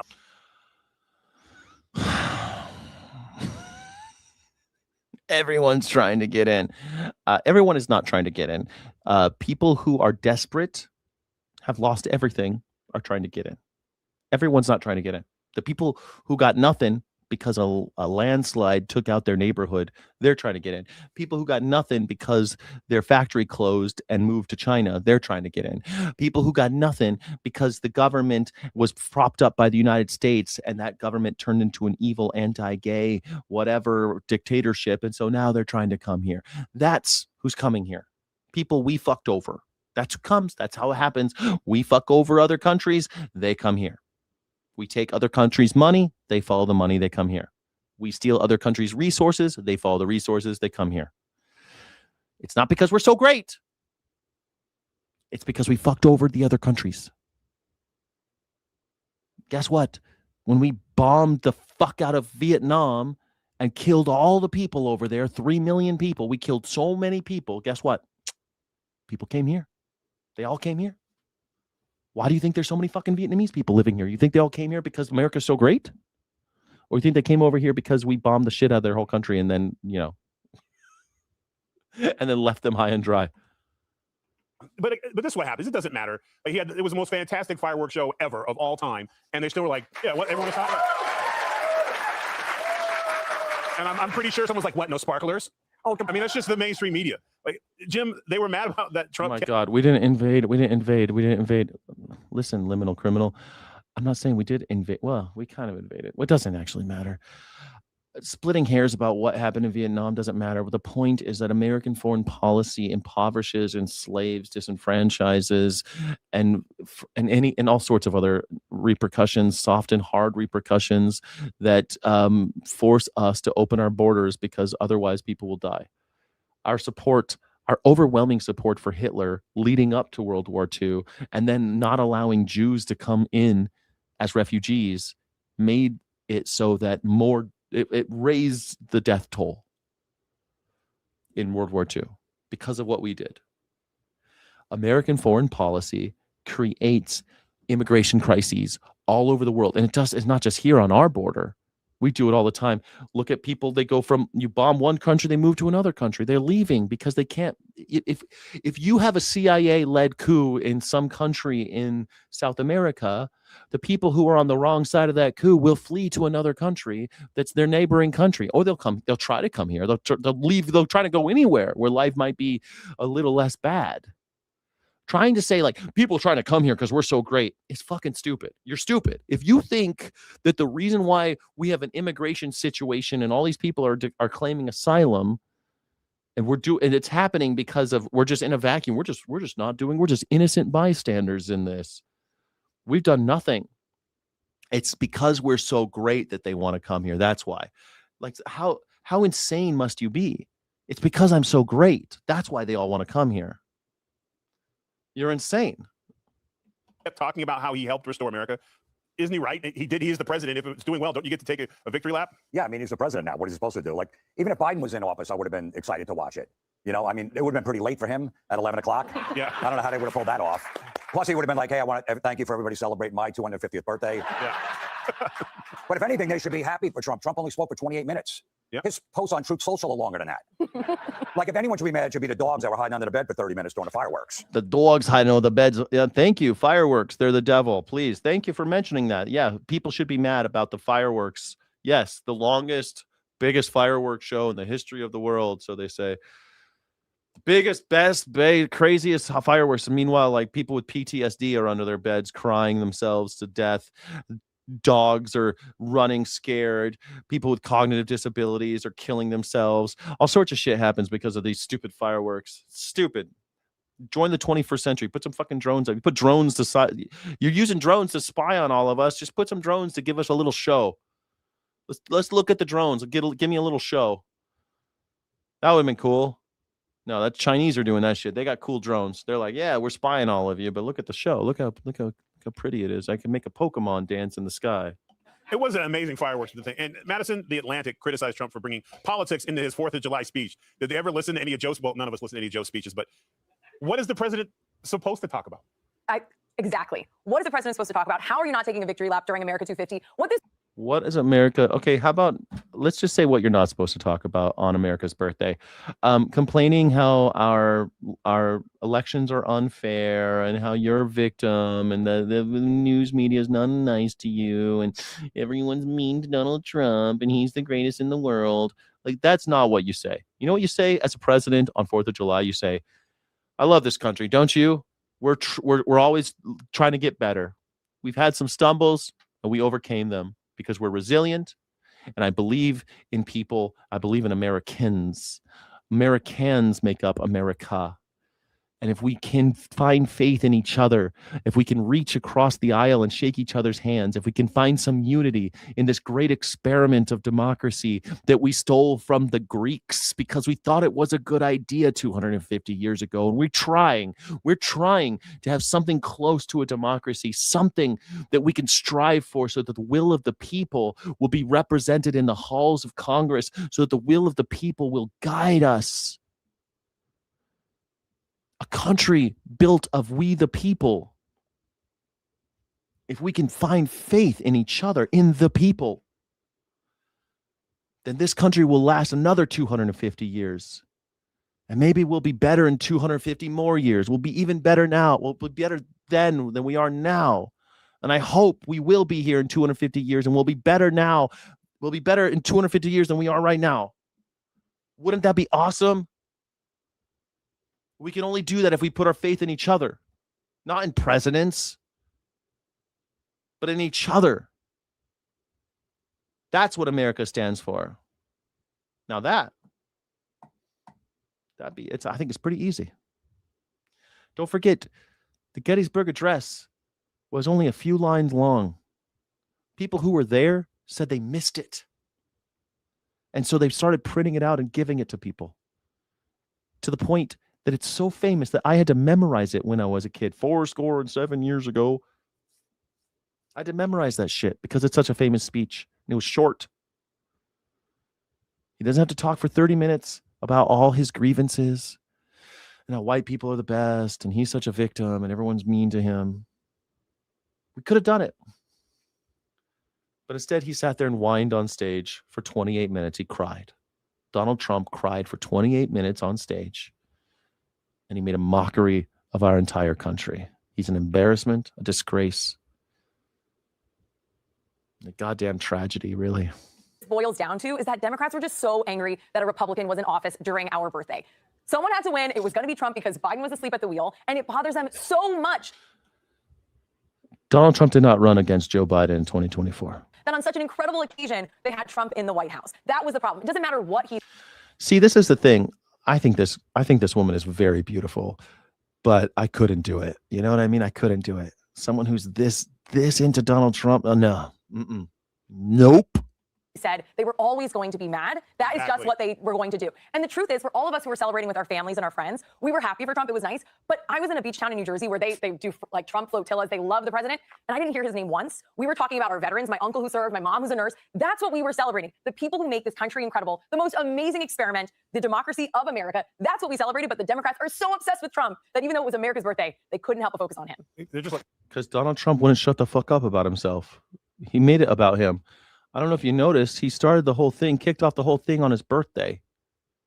He had a birthday party with the fucking UFC on the lawn that we paid for. Oh, the UFC paid for it. We paid millions of dollars. Some people say it was upwards of $60 million for having that party that the UFC paid for. Like, and it was about him. It wasn't about America. Nobody thinks it was about America. It was about Donald Trump. And they're like, well, they're making this about Donald Trump. He made it about Donald Trump, like he does everything. Yeah. Let's be real. I'm not throwing any shade at the president, but nobody was doing their barbecue or their 4th of July going, I wonder if the president will care for this hot dog. Nobody, every 4th. Oh, God. Oh, that's pretty funny. Okay, then maybe then. Maybe then. Maybe then. 4th of July, I don't ever remember being a moment where we all stopped to be like, what's the president doing this evening? It's your time off.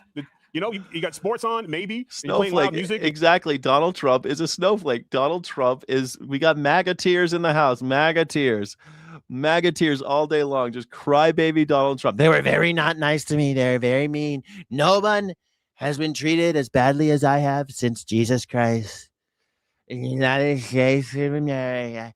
And to the republic, I forgot the words, in one nation, under something and something, liberty and justice for something. Yes, Arnold Palmer has a giant schlong, and I love him. Donald Trump cries every time someone puts a microphone in his face. He is king of the snowflakes. You fucking aggrieved white men. They're so mean to me. You're trying to figure out which one of your. They're saying mean things to me at Harvard. They're saying mean things about me in Harvard. Kids is going to be the one to get in the beer this year to try to preempt it. But, you know, there's like other things that are going on. And I just find it hilarious that he's just living in their head rent free. Well, I mean, I do have to say, I made a wonderful platter of deviled eggs, Cyrus, and I really think the president would have appreciated them. So. Yeah. Everyone would have, Kennedy. Everyone would have. I'm acting like Stephen Colbert. Hey, I don't mind. I don't like Stephen Colbert very much, but I think he should have been allowed to say whatever he wanted. But I'm not a big Stephen Colbert fan. I love it, though. Thank you. But how did Stephen Colbert always did this one when he was Colbert Show. He used to go, the Colbert Report. He'd always go, this is the word. He always did that. He always did that, like, America. the glasses pull. I think that was how he made his millions of dollars. Was the I kind of wish I wore glasses. No, don't say that. Don't put that in the universe. I am lucky enough to be 50 years old and have 20/20. I mean, I'm lucky. 50 years old, 20/20 vision. Holy shit. I'm lucky. I'm a lucky guy. It's not just the media. Hollywood celebrities protested Trump's celebration by reading from a book of tyranny. Do not obey in advance. Defend institutions. Beware of the one-party state. Well, I mean, that's true. Beware of the one-party state. Fair enough. Okay. Remember professional ethics. Be wary of paramilitaries. Investigate. Make eye contact and small talk. Practice corporeal politics. Establish a private life. Be as courageous as you can. Be courageous. Be courageous. Boo! Let's see. Do not obey in advance. Like it. Be wary. Wait. Where's number 2? Defend institutions. I don't know. Let me see. Number 3. Beware of the one-party state. Down. Okay with that. Number 4. I don't know. Number 6 is be wary of paramilitaries. Yes. Be wary of paramilitaries. Be reflective if you must be armed. Nice. Okay. Investigate. Ted Danson, man. I met Ted Danson. I think Ted Danson is the only guy I met on this panel. I met Ted Danson. It was so cool. I don't usually get all fangirly except for Ted Danson. I was like, because, I used to run bars and he's like the most famous bartender in the world. Ted Danson, most famous bartender ever. And he came into my bar. It was rad. Pretty cool. Larry David, JB Smooth. It was really cool. Timothy Oliphant. Investigate. 2 investigates. Establish a private life. Nice. Practice corporeal politics. Okay. Remember professional ethics. Okay. So just 1. I mean, defend institutions. The only one I don't really like, but I like it. Why? What's so sad? Ted is a silver fox. I mean, it's true. People like that guy. People think he's sexy. Couldn't handle an interview with a woman that didn't buy his bullshit and surrendered to Iran with $300 billion. That was just the last 20 days. Dude, you talking about the meet the press thing where he's like, have a nice time. And he was like a little bitch about it. I'm done with this interview. I'm done with this. I'm done with this. I'm done. And he steps on the microphone. Thank you. Have a nice time. Like, what kind of Karen bullshit was that? Donald Trump is Karen. Donald Trump is let me talk to your manager. I'm going to sue your manager. I'm suing your manager. You said something mean about me. Something mean about me. At least Trump gets in front of the mic. He doesn't disappear for weeks at a time. Who are you talking about? Like Kamala Harris? Is that what Kamala Harris? She never met a mic she didn't like. She loved talking. Hey, you're mean to me. That's a boo. Courage. Be courageous. Boo. Pretty bold statement from a group of people that think black people can't get IDs.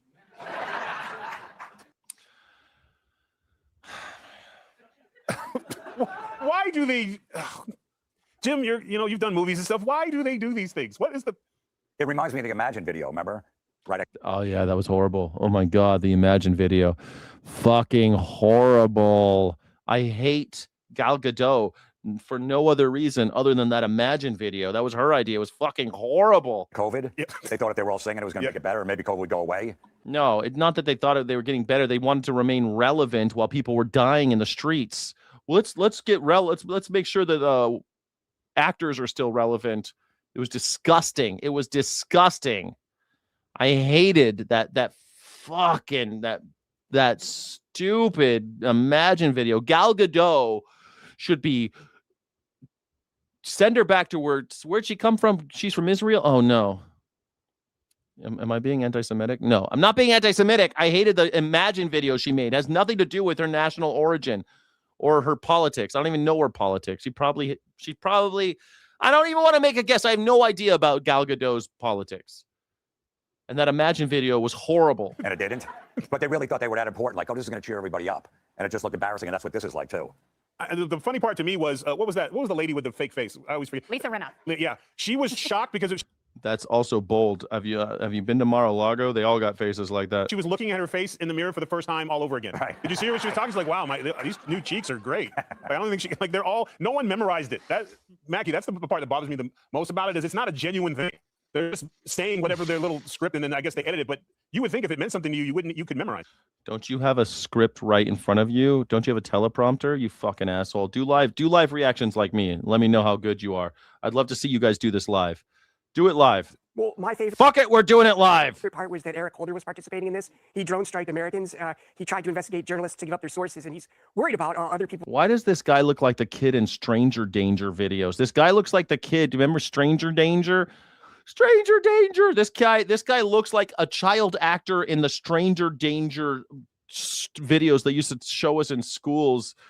If you see a stranger, scream stranger danger. Be taking his rights. It's a great strategy, though, to exaggerate the threat that you're in. But the bad thing is it really does have an effect on people who are a little bit crazy. Down in D.C. over the weekend, an old one was... He kind of seems like he might be a trans man, actually, but I don't know. I don't think he is. Maybe he is. I don't know. I wouldn't. If he was, I wouldn't judge, except for the fact that he's a right-wing Republican freak job, MAGA. He's a Nazi apologist. Kind of struggling. I took her into the hotel. I got her a glass of water, and then she started screaming that people's giant vehicles were why it was so hot out. And I was like, oh, no, I invited a crazy person into the hotel. So I said, I'm Fox News' Greg Gutfeld, and I left. Which explains the sudden call out this morning. Got it. You're okay, Greg. Madison, whether it was Joe Biden or President Trump, wealthy celebs usually don't feel any of the pain that they're ever discussing because they're wealthy, they have their own security teams. So it's just virtue signaling just constantly. Yeah, I think it's really rich. I don't know what gives them the credibility to kind of preach this to the people, but I love that they're trying to fight tyranny. And one of the things that they're saying is live a private life. These are all people who have made their livelihoods by not being private, by being celebrities, by doing reality TV. I don't know. I think Ted Danson has doing TV. These guys aren't reality TV stars, are they? I don't know who all of them are. I just know Ted Danson, I think, and maybe the other ones look familiar. I don't know. Mark Ruffalo. I know Mark Ruffalo. He's not a Mark Ruffalo. Didn't Mark Ruffalo's brother get murdered? I think he's a very private guy. Did Mark Ruffalo's brother get murdered? Scott Ruffalo died in December 2008 after being shot in the head at his Beverly Hills apartment. The 39-year-old hairdresser was hospitalized in critical condition December 1st, 2008, taken off life support a week later. Police found Scott Ruffalo in his apartment sitting in a chair bleeding from a gunshot wound to the head with a gun in his left hand. Oh, he committed suicide? No, 2 people were in the house at the time of the shooting. Initially turned themselves in. Adam, who had ties to the Saudi royal family, was initially arrested on suspicion of attempted murder but was released days later due to insufficient evidence. Adam's attorney claimed at the time that the shooting was accidental, asserting that Scott shot himself while playing Russian roulette. Holy shit. Despite the initial claims of self-inflicted gunshot wound, Los Angeles County coroners officially ruled Scott death a homicide because of the autopsy. Oh, man. Shaha Mishal Adam died of an overdose shortly thereafter, and the investigation yielded no convictions. Man, you telling me Ruffalo leaves a public life? I don't think so, man. People don't even know that about Mark Ruffalo. I bet you guys are the first ones ever. I bet you're hearing it from me the first time that Mark Ruffalo's brother was murdered, and then they tried to make it look like a suicide, and then they made up the story about Russian roulette, and then the murderer killed herself with an overdose, and then no one got convicted. And Mark Ruffalo came back. That was why Mark Ruffalo wasn't an actor for a while. Anyway, these people are not reality shows. They're actors. So it's just, even if you listen to them, you'll know, don't listen to a word they actually say. They don't mean it, and it doesn't apply to them. Kennedy, you've done a lot of things in front of the camera your entire. You've been MTV, Fox, I'd movies, never run everywhere. for office, Tyrus. Yes. You know what? Given today's climate, I think you'd be fine. I wish that were true. But any advice for these? I want to call them actors because none of them would have made the cut. I mean, No. these were horrible auditions for living your real life. I do have a piece of advice. Go away, please. Just go. Madison is right. I think some if you're famous, you should say what you should, say what you need to say. Not everyone gets to be famous. Not everyone gets to be famous. And if you get to be famous, you should use your voice. Say shit. Talk. No one should be silencing you. Don't let people, oh, well, you're famous, so you shouldn't be talking. Fuck you. If you're fortunate enough that someone puts your mic in your hand, you're like Bono. Bono was like a punk rocker who changed his sound a little bit, and the band got huge. And now he's a big famous guy, but he was just a punk rocker from Ireland. And now Bono is this huge fucking international star. and he has a microphone. And if you got a microphone, say something, because there's a lot of shit to talk about. There's a lot of shit out there that you should be saying. And if you're fortunate enough that people are listening to you, you should say something. If you're unfortunate enough to have no one listen to you like me, then you should still say something. Because I said that shit about Graham Platner for months. I told you all Graham Platner was a loser. That Nazi tattoos are deal breakers. No one listens. No one listened to me. I wish somebody like Bernie said it. Someone who people listen to. Bernie should have said it. He knew. Bernie knew about that Nazi tattoo. And he's like, oh, it's okay. It's okay. Oh, it's okay because we got to get rid of Donald Trump. Donald Trump is a billionaire. We got to get him out. Got to get him out. Fuck that. So Donald Trump did nothing this weekend, and I mean nothing. He has a war on in Iran, a war he's supposed to be easily negotiating the end to, a nuclear agreement he's supposed to be easily negotiating with Iran, and he did nothing. Didn't spend 1 second on it. Yoko Bono Ono. That'd be kind of Yoko Ono Bono. Yoko Ono Bono. Instead, Bono. Donald Trump negotiated about soccer. Forget his war. Soccer was more important to him. And so the corrupt politician turned soccer referee, Donald Trump, polluted the World Cup competition with one of his ugly Trump pardons. And this time it was for the kind of person who Donald Trump says he hates, despises, and never wants in the United States. As the world knows by now, Donald Trump corrupted the organization that runs the World Cup that has already been stained by corruption in the past. Even I know that. Donald Trump, who knows as much about soccer as I do, which is next to nothing, as you've just seen, decided he didn't like a foul being called on the American team's best player or one of their best players. And so he called the infantile president of the World Cup organization, whose name is actually Gianni Infantino, and who has publicly sucked up to Donald Trump in the most infantile ways, including by giving Donald Trump his very own fake World Cup. And of course, a peace prize. Donald Trump then became the only president in history to accept a fake peace prize. Donald Trump called up Mr. Infantino to ask him to reverse the call of a foul against the star of the USA team, Folarin Balogun. I didn't think it was a foul. Who the fuck are you? You're Donald Trump. Shut the fuck up. I've never even heard of a president doing this. Any president in the history of the world. I don't know any president. If they do, there's some banana republic. What are we doing here? Really? Well, that's what millions of drunks at bars around America said at the time, too. And that's what millions of sober soccer fans said at the time. Millions of others didn't, but millions did. And just as those people have said it thousands of times before in their lives as fans. And they lived with it because that's what fans do. That's the way sports works. It's true. I love that about sports. Bad calls happen. Maradona used his hand to put he used his hand to put the ball in the net, and Maradona, the score went up 1 point, and Maradona won. He had the nerve to say it wasn't my hand, it was the hand of God. The game still stayed his. Referees make a call you don't like, but you live with it, unless you're Donald Trump. And you know that the soccer president guy who pays rent to you for his office in Trump Tower in Manhattan. Yeah, everyone's seen this. He deserved a red card. Everyone thought it was a red card. But the thing, he wouldn't have gotten the red card if they didn't do the replay. And the replay, I don't think we should be doing replays in soccer. That's a football thing. Fuck the replays. I hate the replays. Everyone's got to sit around watching these assholes looking at replays. Well, I think that if he was 1 inch this way, that's the football thing, man. American football sucks because of it. It slows down the game. It's shitty. It sucks. Will do whatever you, his landlord, want him to do. And so Mr. Infantino takes that phone call from his landlord, Donald Trump, and the foul goes away. And Folarin Balogun is suddenly allowed to play in the next game, and Donald Trump did all of that. They never say they did, but a lot of commentators said, yeah, it's a red card. The guy, what's his name, Balago? What's his name, Beluga? He, of course, they always say, oh, yeah, it was a foul. I should have gotten a yellow card, not a red card.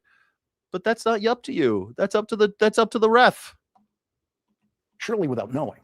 The Schiedsrichter. That Folarin Balogun is not just a dual citizen. He is actually a tri-citizen, something I did not know was possible until today. You didn't know that's possible? You could be Mr. Wonderful, Kevin O'Leary, he's a Canadian, an Emirati, and an Irishman. He has 3 passports. One's from the United Arab Emirates. And for some reason, we allow him to build data centers in America. He's a citizen of Nigeria. He's also a citizen of the United Kingdom. And he is a citizen of the United States of America because 25 years ago, his Nigerian mother came to New York City as a visitor while she was pregnant and delivered her baby here. And you have heard Donald. No replays means more cheaters. That's what the refs are there for. That's why we got refs on the field. That's up to them. That's their That's their job. I like watching the game. I like watching the action. I don't like watching them sit around like, let's look at like American football. It's so boring. They like, let's stop everything, everybody. We're all stopping, okay? We're gonna stop. And they go over to that box and they put their head in that box and they're like looking. You can see them looking. They're thinking about it. And they go over to the other guys and like, did you see what I saw? Yeah, fucking. And they like huddle up and they're like, and then they reverse their call on the field. Oh my God. So long. It's like, just get the game going, bro. It's not that important. Jesus. Everything's riding on this. Ugh. Trump scream about that time and time again. And that baby, whose birth in the United States Donald Trump was opposed to. Yeah, bad calls happen. Here's the thing. If the refs are wrong, then they lose their job. If a ref is wrong a lot, they don't get called back to be on the pitch. It's just like the same thing with the soccer player. If they miss a lot of goals, they lose their job. Then they got to go play for a shittier team. If you're a ref and you make a lot of bad calls, you end up playing in the minors. You're refereeing for high schools. That's how it works. I don't know why we got it, but well, the refs are bad though. Then fucking hire better refs. I guess if it's the World Cup, you better have the best refs in the world, and they do. They hire refs from all around the world. The best refs from every country in the world come to FIFA, and that's why it's a fun game. That's why soccer is rad, because the refs also make mistakes. And the players make mistakes. All sorts of crazy things can happen. That's what's great about soccer. Who is now an American citizen by birthright citizenship, is one of the best players or the best player on the USA team. And Donald Trump wants to stop anyone from getting their citizenship that way. Donald Trump asked the United States Supreme Court to reject that citizenship. Donald Trump asked the Supreme Court to prevent anyone else from Nigeria or anywhere else in the world from ever coming to this country while pregnant and delivering a baby here who then achieves American citizenship by birthright citizenship. The USA soccer team, I don't know, might not have won a game. I don't know.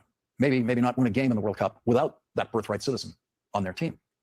Donald Trump's anti-immigration madness landed on David Streever, who publicly shared the opinion that Donald Trump's acting director of Immigration and Customs Enforcement is a monstrous human being. Those are his words, monstrous human being, after the killing of 2 U.S. citizens by Donald Trump's immigration invasion forces in Minneapolis. Both of those.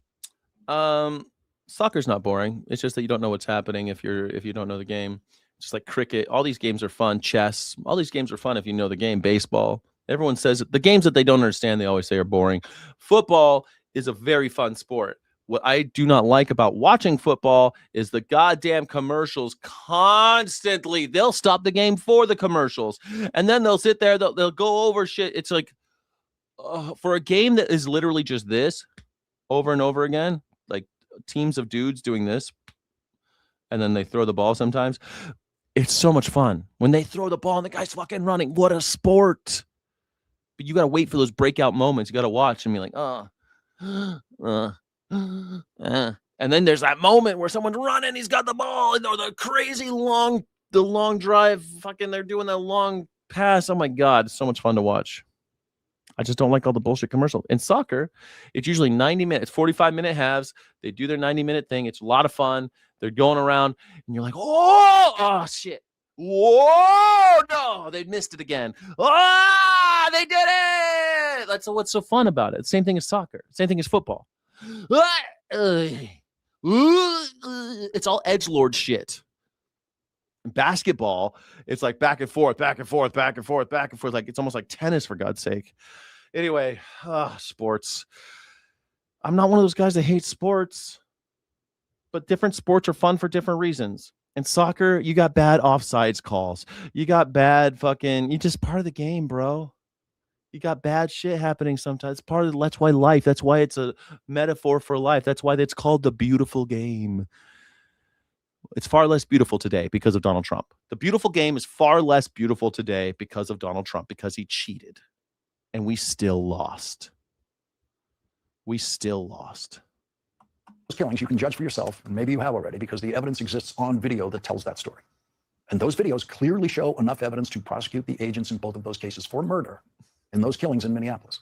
And so calling the acting director of an agency that can reasonably be accused of murder a monstrous human being should not surprise anyone, especially in this country.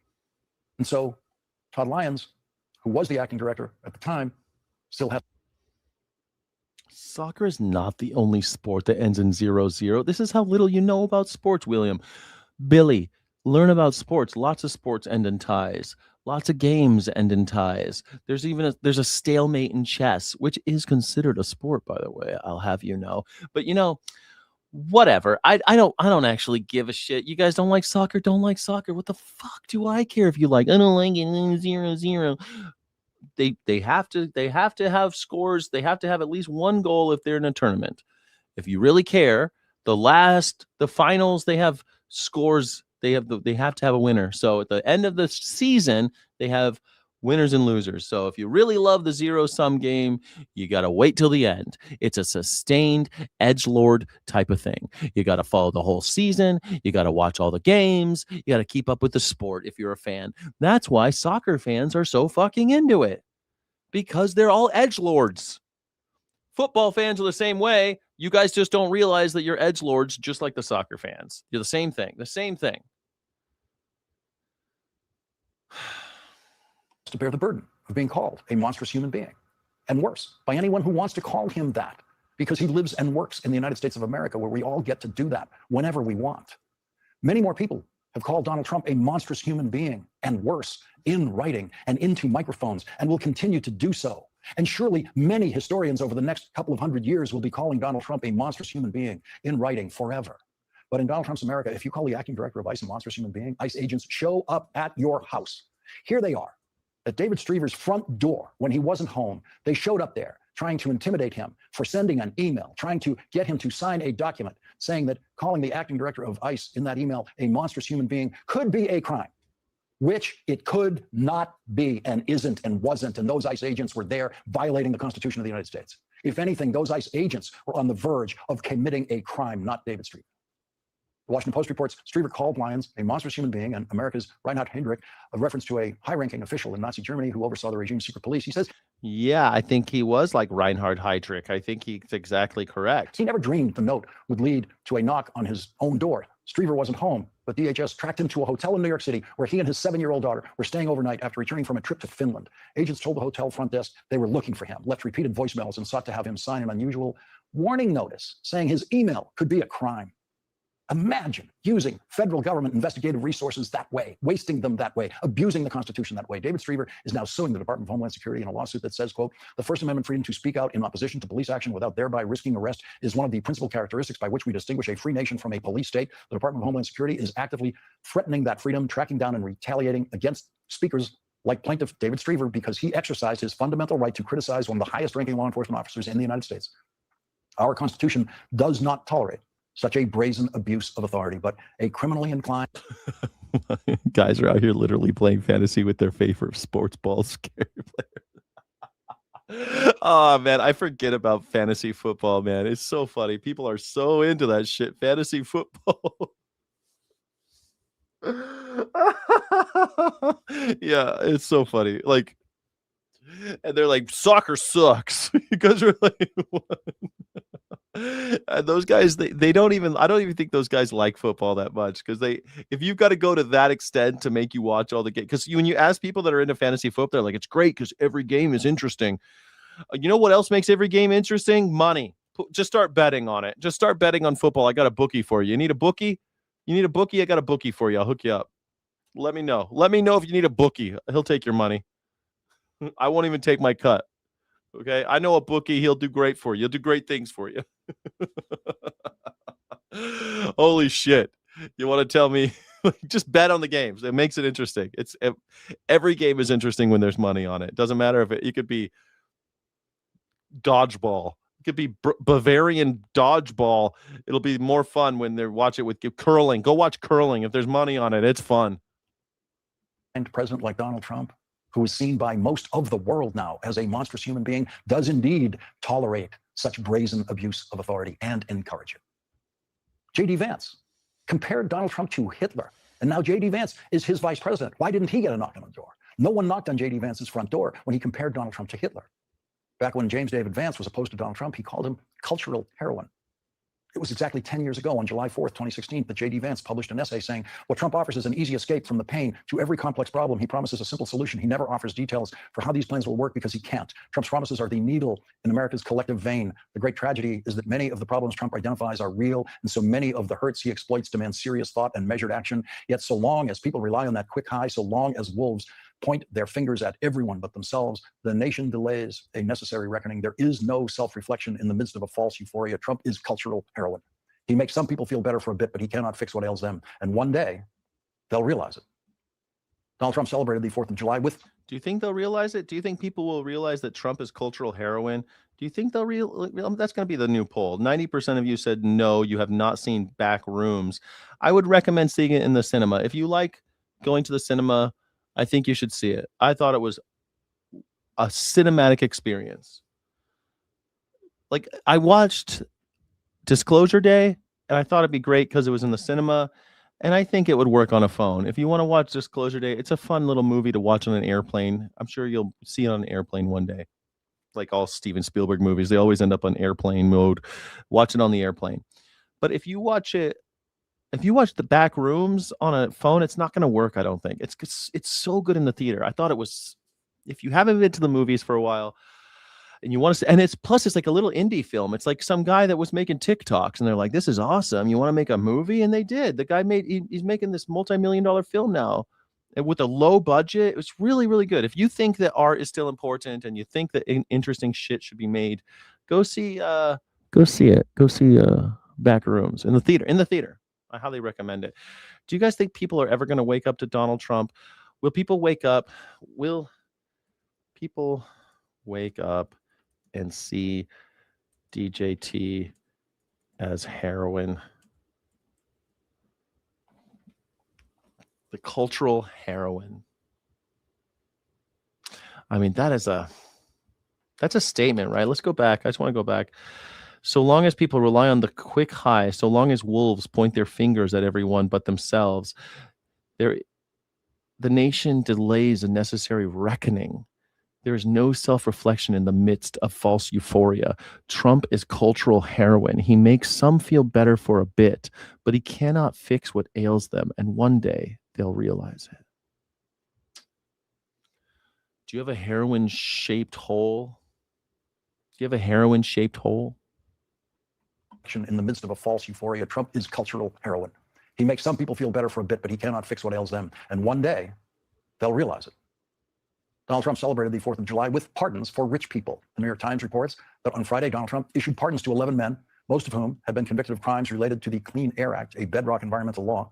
The president also pardoned Adam Kinnan, a major donor to Republicans, including Mr. Trump. He had served about 2.5 years in prison for his role in a fraud scheme involving the disgraced former lobbyist Jack Abramoff. One of the big differences between the Democratic Party and Republican Party is on display in Maine tonight, where Democratic Senate nominee Graham Platner is at the evaluating the path forward stage of his campaign. That's what he said tonight in a video statement after new allegations emerged today of sexual misconduct and aggression with a former girlfriend in Maine. This comes after many other scandalous revelations about the candidate. When the then Democratic frontrunner for governor in California, Eric Swalwell, issued a similar style video statement saying he was going to spend some time with his family evaluating his candidacy, 48 hours later, he announced he was dropping out of the race. That's the normal schedule in these matters. No one can remember the last time a candidate announced he was evaluating the path forward, who then found a path forward for his candidacy. Graham Platner would probably not be facing any problems at all in his party if he were a Republican nominee. That's true. 100%. 100%. The Republicans don't give a shit if you got sex scandals, you're a pedophile, don't matter none. You got some war crimes, no problem. Crimes against humanity, like Sheriff Arpaio, no problem. They don't care. Texas Attorney General, candidate for Senate in Texas, was impeached by his own party in the Texas House of Representatives, and he has Donald Trump's full endorsement. Democrats in Maine still have time to replace Graham Platner on the ballot, and now Democratic members of the United States Senate are abandoning his candidacy. I mean, I think Platner's done for. I called it though. They should people back the wrong guy. He had a Nazi tattoo. Dead giveaway. Dead giveaway. Dead giveaway. Dead giveaway. The guy had a dead giveaway. Nazi tattoo covered up with a pregnant dog tattoo. Guy had a pregnant dog tattoo. Hey, what's with the pregnant dog tattoo, dude, Greg? Graham. Hey, Graham, what's with the pregnant dog tattooed on you? Well, it used to be a Nazi skull, so I had to cover that up with the pregnant dog. Well, it was like a strong shape. I had to put a pregnant dog tattoo on my tit.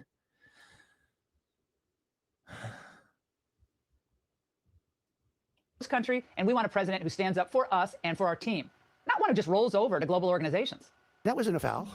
That wasn't even an infraction. That was. How could you spin this? I'm not going to roll over to global organizations. What? That's how do you spin that we cheated at chess? Cheated at golf. I mean, cheated at soccer. Just cheat. Well, how do you spin being caught cheating, like publicly cheating at a game? Two guys running full speed that happen to crash into each other. You can't take your foot and properly place it on somebody else's foot when you're going, no, these are two. Isn't that woman on the left? Isn't that the Intel wife? Or is it Dell? Oh no, it's the Trump account wife, right? It's the Trump account wife. Oh God, she's had a lot of. I'm so sad. Women, don't do it. Hey, do what you want. Do what you want, women. Everyone should do what they want with their own faces. Do what you want to do. But be warned. Be warned. I mean, be warned. Great athletes that got tangled up, and this referee made a call that nobody could believe. So, yes, I asked for a review by FIFA. So you said he didn't ask for a reversal. Big deal. The call should have been overturned on the spot or right after the game. What? Because they're Americans? I love all these assholes who have never watched a World Cup game or all of a sudden that fucking look at this asshole. Dems get a red card. And every other team, frankly, should have protested the call as well. They're all ignoble here. Wouldn't you want to beat us? All the other teams, yeah. All the other teams should protest that America got a red card. Fair and square. Belgium, not because a ref took out one of our best players. Just so you know, they beat us fair and square every time we qualify. We've never won a World Cup since... When was the last time America won a World Cup? When was the last time the United States won a World Cup?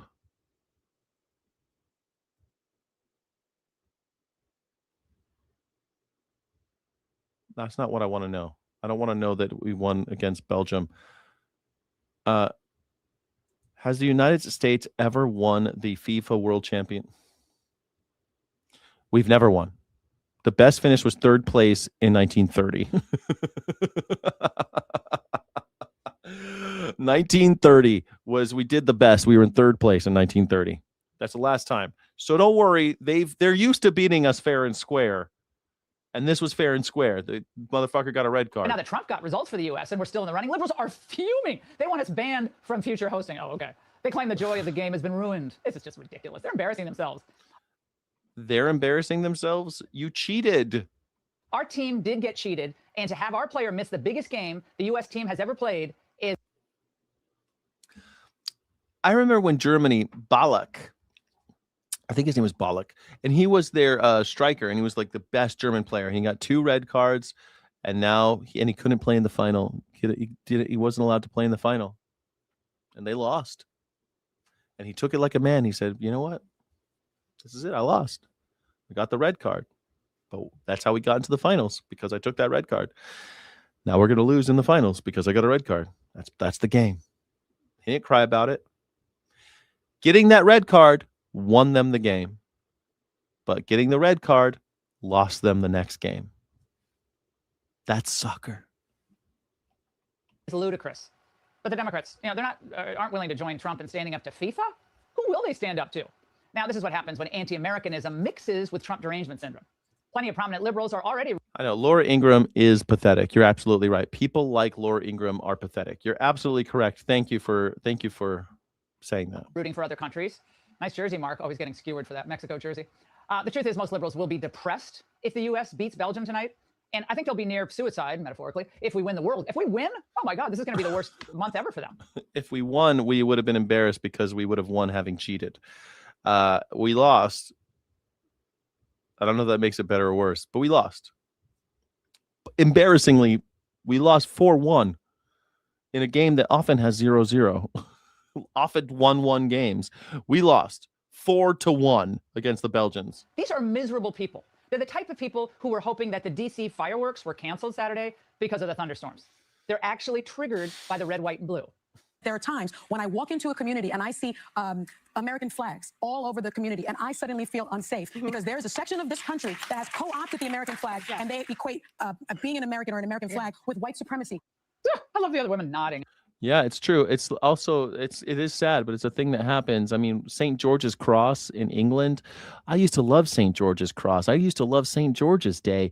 I thought it was fun. It was also Shakespeare's birthday, April 23rd, St. George's Day. I loved it. I loved it. I used to have a little English flag, a St. George's flag, saying I spoke English when I did events overseas and stuff. And it was a symbol of I speak English. I have an English flag on my lapel. I think I still have it. And it was cool.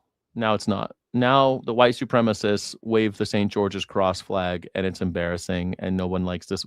Now it's like when you see St. George's flag now, it's just a red cross. You know, you see it, and you're like, ugh, you might be a white supremacist. Everyone knows that, right? Like everyone knows about St. George's Cross. The same thing about the United States flag. It means different things to different people. It's kind of that whole unsafe because of an American flag, not one American flag. She says that sometimes you go into communities and it's all American, like every house has an American flag.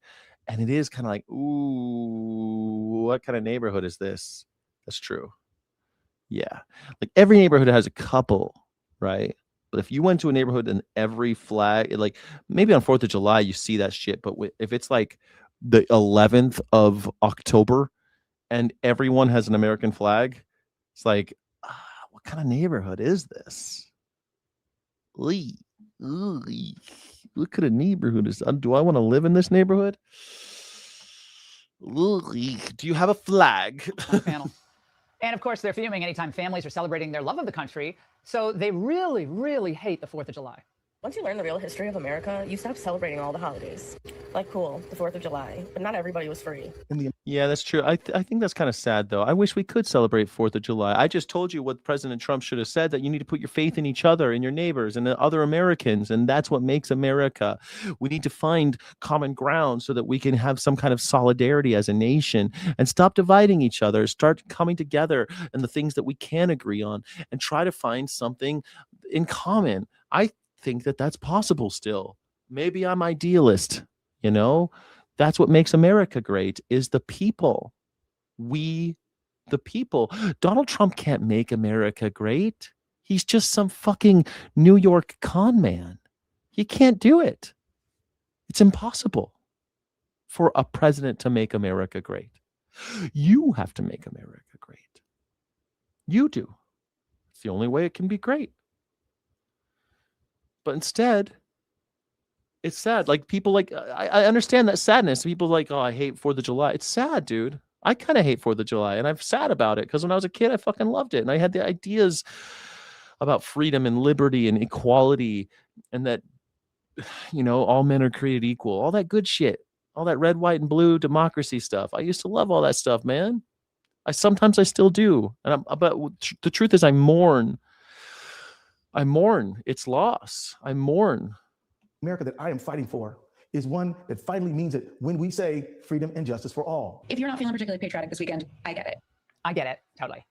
Now, this is the same way these types of people felt in the 1980s, too. I get it. Remember all those Totally. pro-American... I get it. Totally. Yeah, I understand it. If you don't understand the sentiment, then you missed a mark. If you don't understand the sentiment that I'm disappointed in America, then you are ignorant. You're an ignorant fool.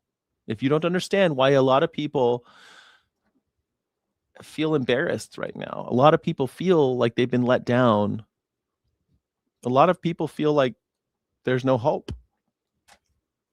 If you don't understand that, then you're ignorant. And I think that you're doing yourself a disservice by not talking to your neighbors and finding out why they feel that way. Why do you feel that way? That should be the next question. Why don't you like 4th of July? How come you don't like it anymore? Why not? Well, you know, slavery. Yeah, but slavery, you know, that form of slavery lasted only, you know, only 87 years, 87 years this country did it. Yeah, I mean, before we had a country, slavery was there, but like that was mostly the English fucks, you know, and 87 years later, after we had a country, we got rid of it. Isn't that good? Can we like, we fought a war to get rid of it. That's good, right? I mean, it's not great. We still have slavery in this country, and there's lots of things to fight for, fight against. But fuck, like, we're moving forward, aren't we? Yeah, I guess you're right. But the 4th of July kind of like just commemorates when we declared independence from English people because rich slave owning white people didn't want to pay taxes. That's true. But now, how did they form the country after that? They looked at the Greeks and they discovered all these history lessons from the Greeks about democracy and trial by jury and the rights of the people. Like, there's some good shit in there. If you want to tell me that all governments are unethical because they're all there by threat of violence, I'm with you. But they never get that far. They're not really radicals. They just are disappointed that America sucks. It kind of sucks now. Joining us, host of the Sports and Culture podcast, the Pablo Torre Finds Out, and MS Now contributor Pablo Torre, sorry about that, Pablo, staff writer for The Atlantic and author of How Soccer Explains the World, Franklin Foer, and founder and host of Men in Blazers and author of We Are the World Cup, Roger Bennett. All right, gentlemen, I frankly could not think of 3 better people to talk to about this today, so thank you all for saying yes. Pablo, I think it's a shame. I think it's a shame that we're not just talking about the men's team today. Look, this is the consequence of a story that is so wildly, nationally, globally popular as the U.S. men's national team becoming something that Donald Trump didn't have his fingers on. I mean, it is stunning, Katie, that Flo Balogun, the protagonist of the story ostensibly, was born on July 3rd, 2001. He was born in Brooklyn, New York, because his mom tried to board a plane back to their home in England. Yeah, and boring. I'm sick of talking about FIFA. 50 years of exceptionalism. A flood of Democratic Socialist candidates are looking to crack the very foundation this country was built on. But President Trump made it clear this weekend where America's future stands. The very foundation this country was built on was slavery. So, I mean, it's really sad to hear a black man say that, but it is the foundation. Like slavery, we're going to keep that, right? Yeah, we're going to keep that shit. We're not going to pay taxes, though, right? Well, not without representation. I'll tell you that much right now. Okay, but we still are okay with taxes. Yes, if we get representation. Oh, we're going to kill people over this? Yeah, we're going to kill them. We're going to kill lots of people about this. We're fine with the taxes, but we want representation in government of the in the parliament, in the House of Commons. we would like some representation with the King of England if we're going to be taxed. That's what you want? Yeah. And you're willing to kill for it? Yes.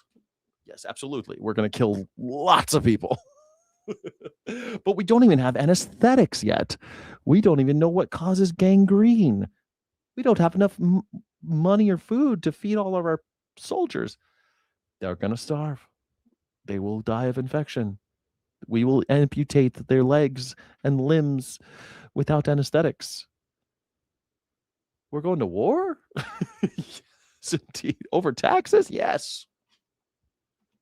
But we're keeping slavery. Yeah, we're going to keep slavery. America is a nation of winners, and today our country is winning again, and we're winning like never before.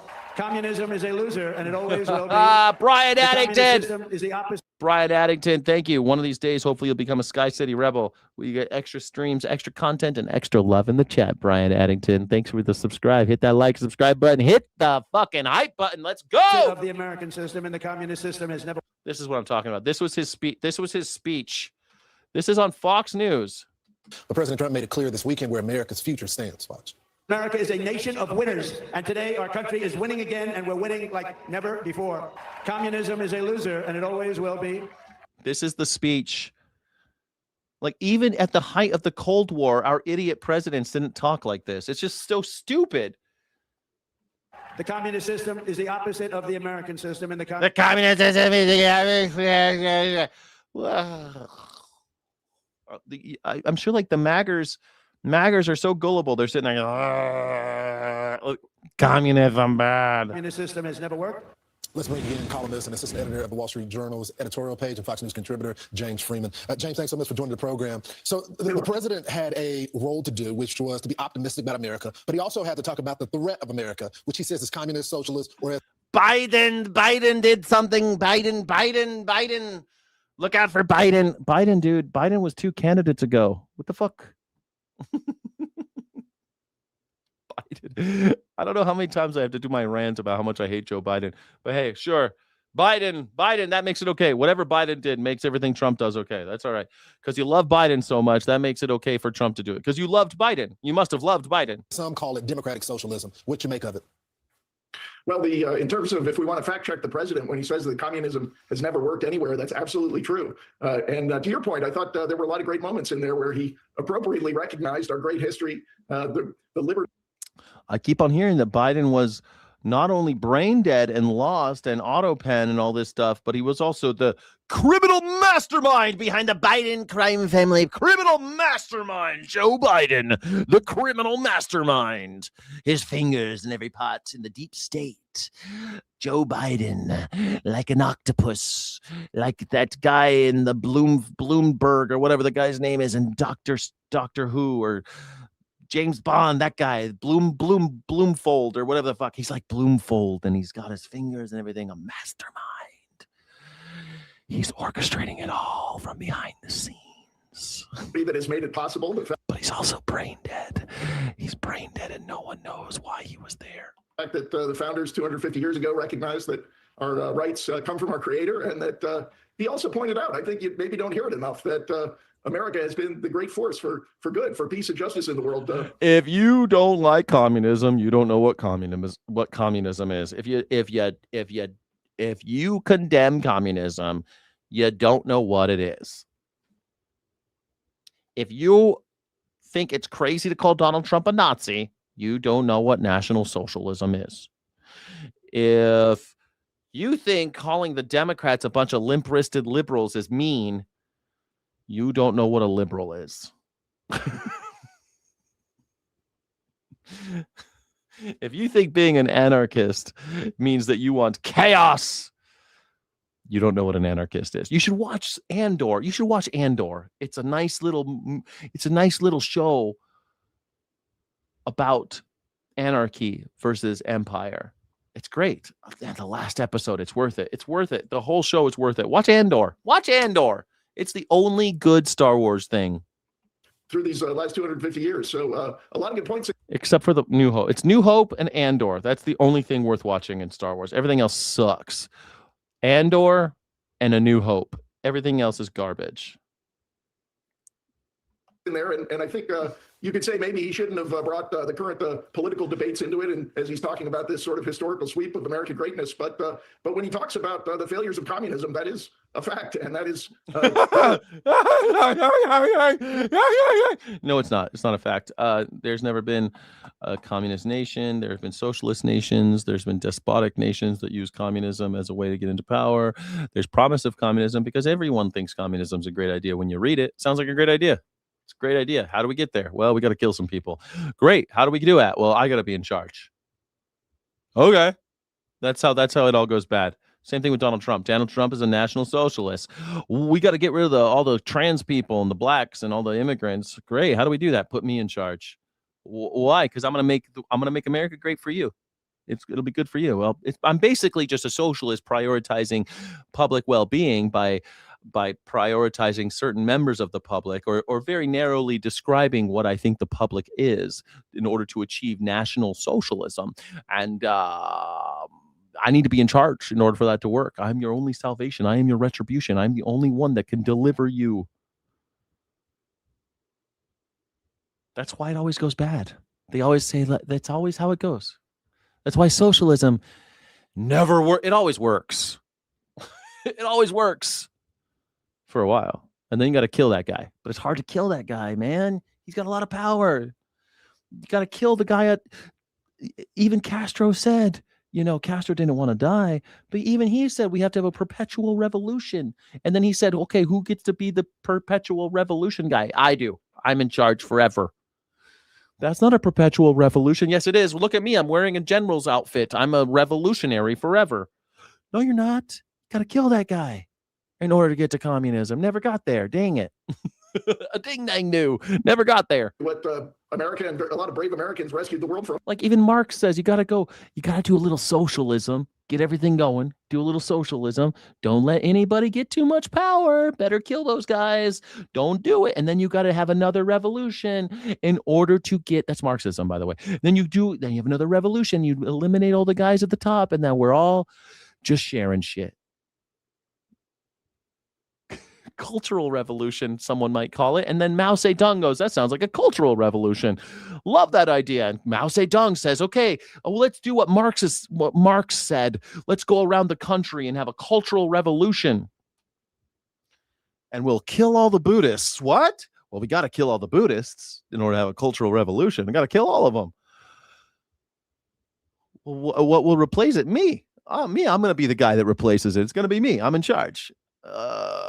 Is it going to be good for us? It's going to be good for anyone who ain't Buddhist. I'll tell you that much right now. Don't worry. It's going to be great for you as long as you're not Buddhist. So that sounds like a good idea. I'm not Buddhist. Let's do it. Let's go kill some Buddhists. And that's what they did. Every single time. Communism's great as long as you don't let that guy say he's in charge. I am your retribution. Donald Trump could have made it work. But instead, I am the boss. I'm the boss, applesauce. You guys got to all let me fuck your wives. Believe me, I'm your retribution. Over the last century. It is something that we have to educate the next generation about. I want to bring you to Wes Moore, the governor of Maryland, as well as Josh Shapiro, who's also the governor of the Commonwealth of Pennsylvania. And they talked about distancing themselves from those Democratic Socialist candidates. Here they are. Democrat Socialists, sworn enemy of the National Socialists. I love the fact that they're calling themselves Democratic Socialists. And every once in a while, Donald Trump himself will call them Social Democrats, which is what they're called in Nazi Germany. The fact that he calls them Social Democrats is my favorite thing ever. I love it. That's my favorite thing, that Donald Trump is saying the quiet part out loud. Donald Trump is a National Socialist, and he doesn't like Social Democrats. They hate Social Democrats, pluralism, global international cooperation. Fuck that shit. He hates that stuff. Everyone's a member of the public. He hates that shit. Only certain people are members of the public. People he gets to determine, mostly whites, mostly Christians, mostly nationalists. That's what Hitler said. Everyone gets to do great in Germany, and we'll make Germany great again. How? Only for the Germans. We're all Germans though, right? No, those people, they're not real Germans. And those people too, they're not real Germans. Only the people I say are the real Germans. We're going to make Germany great for them. That's National Socialism. Great. How do you guys not get this? I think what our party has to go through that will be very healthy, and something we've not really done since the 1992 election cycle, is to have a battle over what we believe in. I think the thing that I focus on is what's the results that I'm providing for my people. I don't think that Wes Moore and Ben Shapiro, what's his name? Not Ben Shapiro, whatever, the other Shapiro, Josh Shapiro, I think. Wes Moore and Josh Shapiro don't realize that there's a revolution going on yet. Well, I think that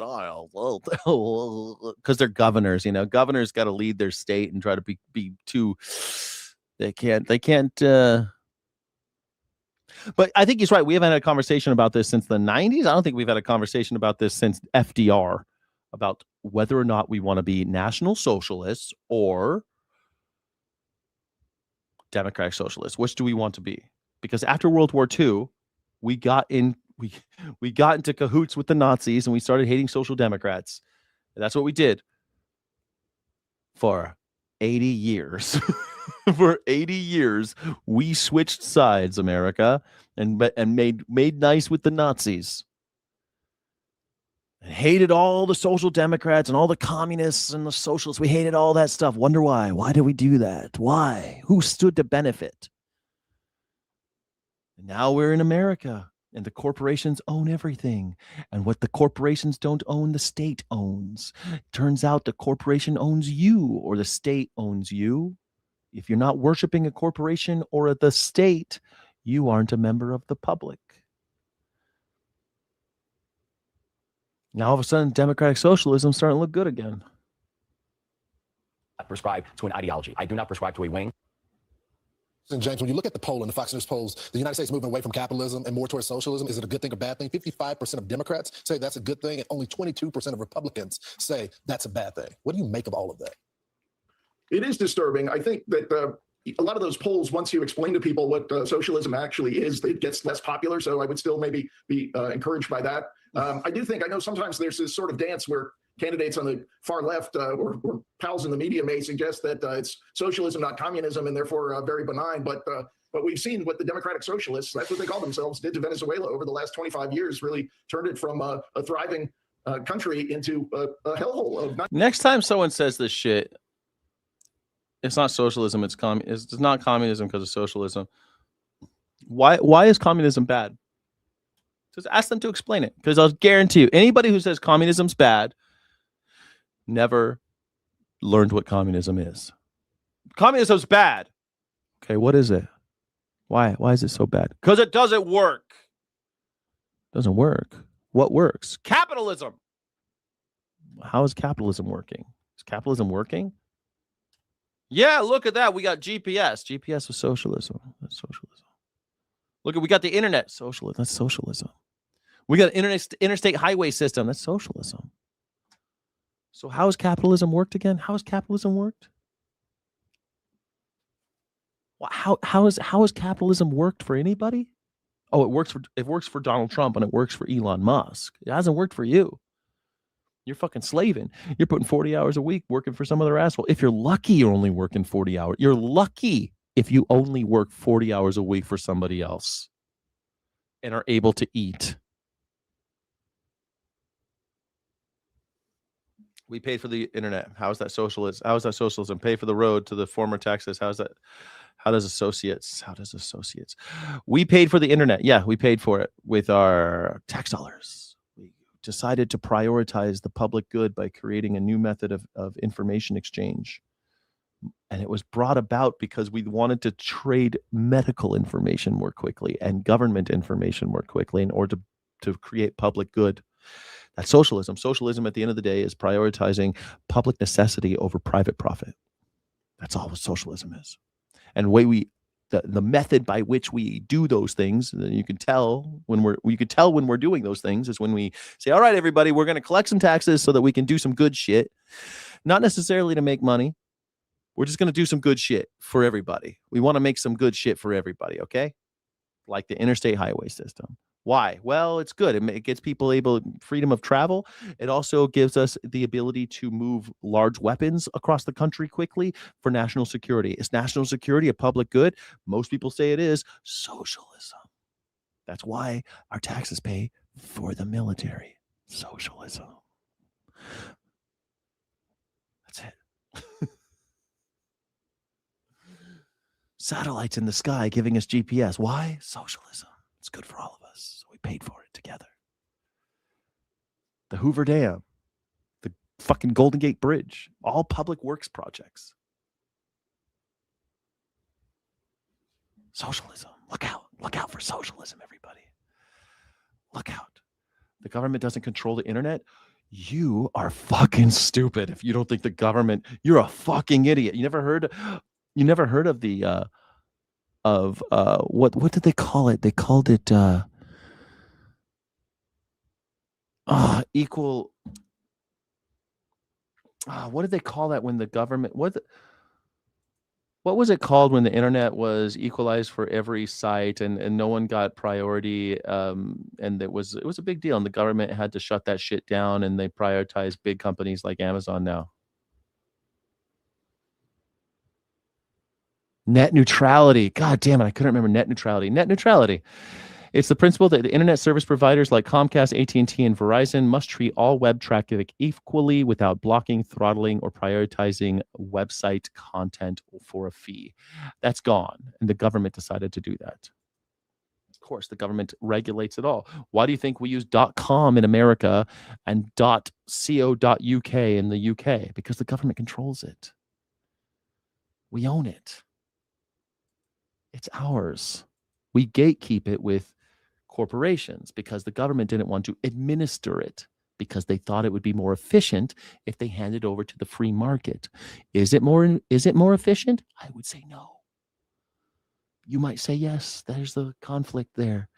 They handed it over to for-profit companies in order to make money for shareholders rather than administer it themselves, because they said the government isn't efficient at delivering those types of services. So we let a corporation take it, just like we did with the phone company, just like we do with all these big projects. We pay for the infrastructure and then we hand it over to private companies like airliners or, I don't know, all sorts of shit, man. The railroads. Not just economic deprivation, but loss of political rights, a democratic socialist. Nothing happened after removing net neutrality? William Talante, come on. Dictatorship, basically, that was interrupted, or we'll see, perhaps it continues. But Maduro obviously facing trial in the U.S. So the democratic socialist so-called experiment is a disaster. And I think for the Democrats who are not looking to go all the way and jump off the ledge of kind of full-fledged Marxism, those are good first steps. He keeps saying all the buzzwords, but I never hear anything of substance. These guys never tell you why Marxism is bad. No one ever asks them. So it's really easy to be like, Marxism is, aren't you afraid? They're going to do some Marxism. That sounds scary. Karl Marx was the funniest of the Marx brothers.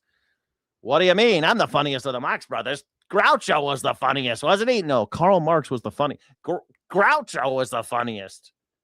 Karl, I forget who he is. Who's Karl Marx? I only know about Groucho Marx. and Harpo and Chico. Everyone forgets the other two brothers. From Shapiro and Moore, but I think they have to go a lot further. I've arrested dozens of martyr riders over the past month for things like this, damaging the new fare gates. It happened at the Lindbergh station in Buckhead. Channel 2 consumer. What the hell? How did she do that? That was incredible. Did she just like... What did she do? Did she just walk through it? That looks painful. I've arrested dozens of martyr riders over the past month for things like this, damaging the new fare gates. It happened at the Lindbergh station in Buckhead. Channel 2 consumer. Oh, I thought it was an accident at first, but she took a running start. She just linebackered that shit. Investigator Justin Gray pulled the crime date on these arrests. And Justin is live at Avondale Station this evening. Justin, you got an exclusive look at how police are catching these riders. And Wendy, it is shocking to see that video, but maybe even more surprising how often it's shocking happening at these new gates. 70 times just since June 1st, there has been damage. That's why they put up these signs warning it is a felony and that you are on camera. It's a felony. Look out. We're gonna get you. Why can't we just have trains for free? Why can't we just do free trains? Criminal charge to save $2.50. This surveillance video from Lindbergh Station. Oh, man, she's got a couple tries. Man, that is... I feel like you should just pay the... Maybe you ain't got $2.50, though, you know? Just one of many times this has happened in just the past month. A martyr rider first trying to push through, then smashing out the new fare gates. To be honest, some people were used to not having to pay fare and just being able to ride MARTA anytime they wanted to for free. Maybe they should just ride for free. If you ain't got $2.50, let you get to work, get yourself some $2.50. You know what I'm saying? Why are we charging for this anyway?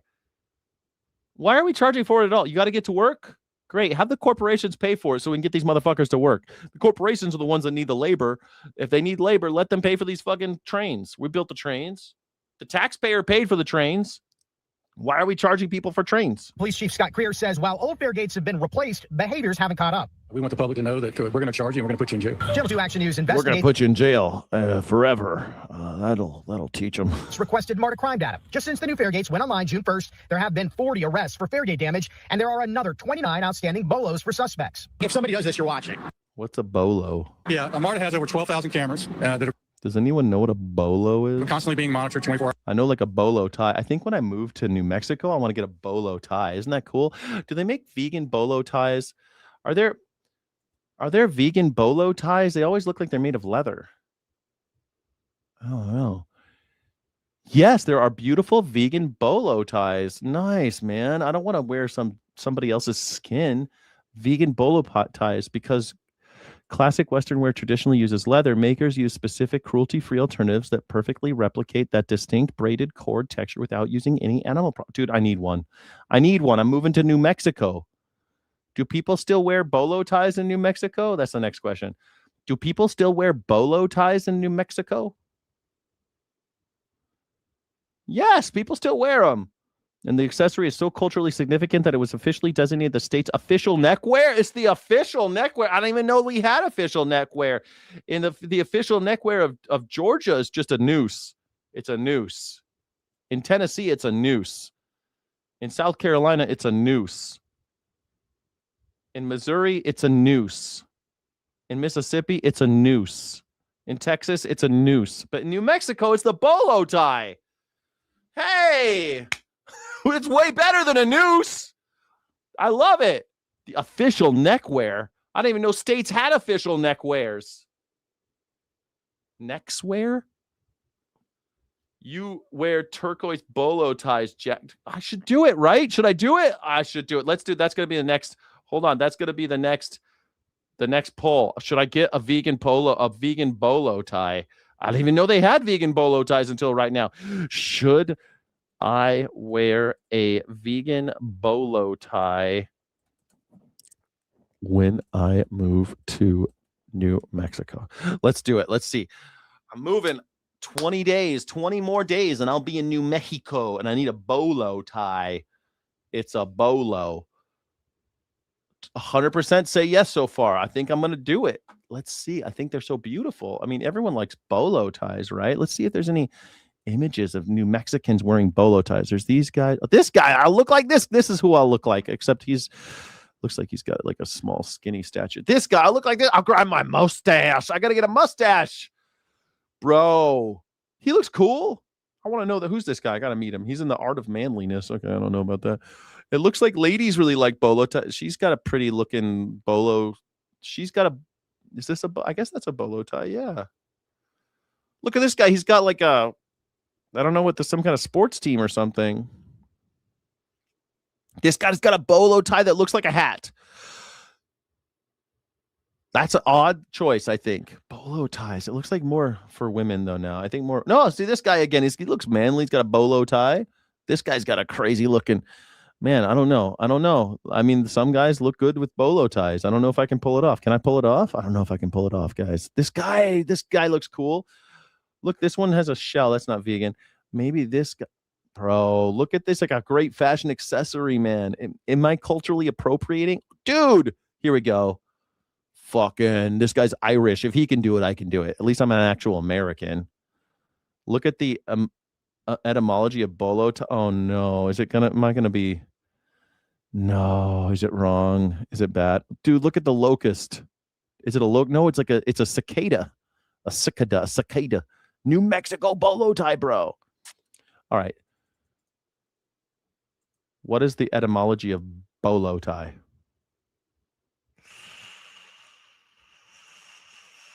Origins of the Spanish boleadora, referring to a type of throwing weapon used in South American cowboys, gauchos, that consisted of braided leather cords with weighted balls at the end.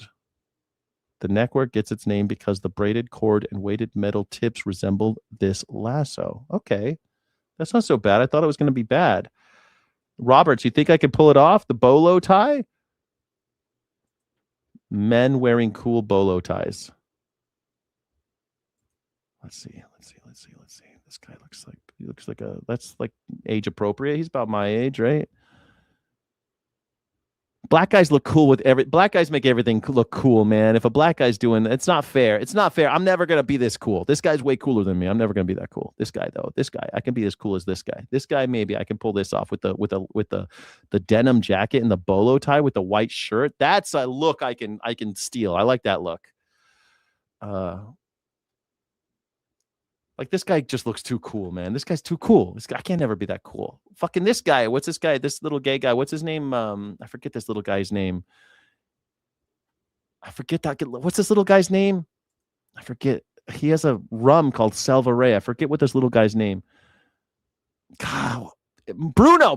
His name's Bruno Mars. Yeah, Bruno. Hello, my name is Bruno. Come on. I could pull up, dude.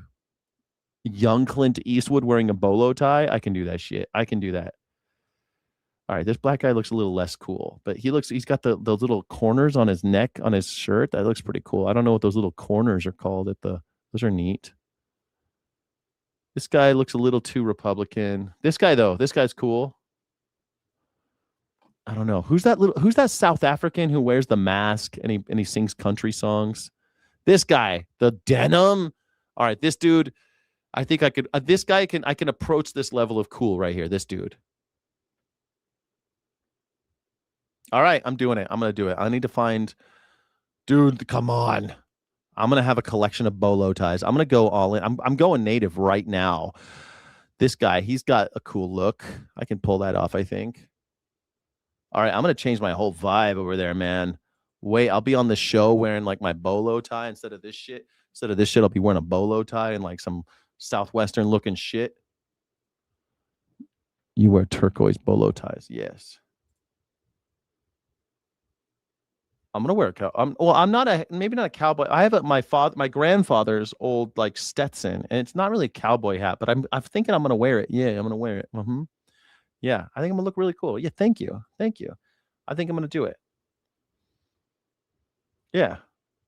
This little gay guy is Bruno Mars, right? Is Bruno Mars gay? I don't know. He seems gay to me. I don't know. Nothing wrong with him. He's very small. He's a diminutive, effeminate man. Maybe I should. Who is this diminutive, effeminate man? It's Bruno Mars. I don't know if he's actually gay. He's just diminutive and effeminate. That's all. But I looked up the etymology. I think I'm okay with it. I was a little worried for Sky Can't Leave Cali. This mass emigration of leftists out of California is outrageous. I'm not emigrating because of I'm emigrating. I'm leaving because it's the smart move. Okay. I'm leaving because in California, I have a lot of money. I'm what they call house poor. Have you understood that term? Let's just look it up. What does it mean when someone's house poor? House poor. Being house poor means spending an exorbitant percentage of your income on housing costs, including your mortgage, property taxes, homeowners insurance, and utilities. This leaves you with very little cash left over for everyday necessities, savings, or discretionary spending, even if you earn a seemingly good salary. I am house poor. You understand? I'm fucking broke as fuck, but my house is worth money. So then you're left with a choice. You're left with a conundrum, if you will. And you're left with this idea, well, if I sell the house, I will have money. But if I stay in California and I just dump it into another fucking house, I'll be house poor again. How do I break out of this cycle? Well, there's a cheat code. If you're from California, there's a cheat code. You know what that cheat code is? Move anywhere in America. Everything's cheap as shit out there. I could buy a giant ranch in Wyoming. I could buy a huge ranch in Wyoming with the amount of money I can get out of this house. Or I can live in a walkable, beautiful city and I'll still be a little house poor, but not really. I'll have it paid off. So then instead of taking all of my YouTube money and putting it into a mortgage and paying taxes and fucking interest and insurance, I could just pay taxes and insurance. No interest, no mortgage. Isn't that great? I might be able to afford good coffee again. I might be able to afford beer again and not be doing grief math every time I go, doing poor folk math every time I go to the supermarket. I went to the supermarket yesterday. I spent $45 at the supermarket. I was like, fuck! And they're like, what's wrong? I'm like, I can't believe it's $45. I'm broke. And they were like, calm down, sir. We're going to call the cops. I'm fucking broke. I can't afford $45. Sir, calm down. I have one bag of groceries. I had less than a bag of groceries. And I had a case of beer. And it cost me $45. I think it was like $50 once tax and everything. $55 maybe. Just last month, we reported on a previously deported illegal alien charged with triple murder in California after stabbing a young mother, her grandmother, and a 2-week child. But what the fuck are you talking about, Jerry Garcia? Why are you so crazy, Jerry Garcia? Just a fucking vibe killer. These maggers are like, yeah, but have you thought about how much we hate immigrants lately? I'm sitting over here talking about finances. Have you heard that we hate immigrants? It's just like, you're just like the Nazis. You know, this is why no one can have fun when there's Nazis around. It's like, hey man, we're having a good time. We're talking about football. Have you heard how much we hate the Jews lately? Oh God, no, I don't hate them. You hate them. I don't hate them. Shut the fuck up. We're talking about fun stuff right now. Have you heard how much I dislike immigrants? I blame them for all of my problems. Yeah, I know you do. I just don't need to hear about it, bruh. God damn. They made me lose my train of thought. Talking about being house poor. I was talking about being house poor and how I'm moving and I'm going to wear a bolo tie. I was having fun for a second. Thinking about this story about people can't get to work. So they got to pay $250 to get to work. So they're breaking the glass at the MARTA, on the MARTA. If you're operating a food truck in Texas, today is the day everything changes. July 1st is day one for the new Food Truck Freedom Bill, a law intended to make it easier for food truck owners to expand their business statewide. But instead of freedom, local owners in Midland and Odessa say they're facing revenue-crushing fees. Everyone is paying the price, but just not in the same way. What do you mean? Why? You know, you always know you're going to get fucked when they say something in like freedom bill. If the word freedom is in the bill, you're getting fucked. You know that you're getting, hey, you want some freedom? Fucked. That's what they do every single time. How about liberty? Would you like some liberty? Put that in the name. If the government's talking about freedom and liberty, they're probably going to kill you. News West 9 Sydney Jolivet joins us to lay out the numbers and the human toll. Sydney. Crystal, today Permian Basin food truck owners woke up to a harsh reality of how the in Texas, you can't even sell barbecue in Texas food anymore. truck freedom bill will affect their day-to-day lives, just like food truck freedom bill. Come on, food truck bill fiasco. you said. Everyone is paying the price, but not in the same way. That's $2,300.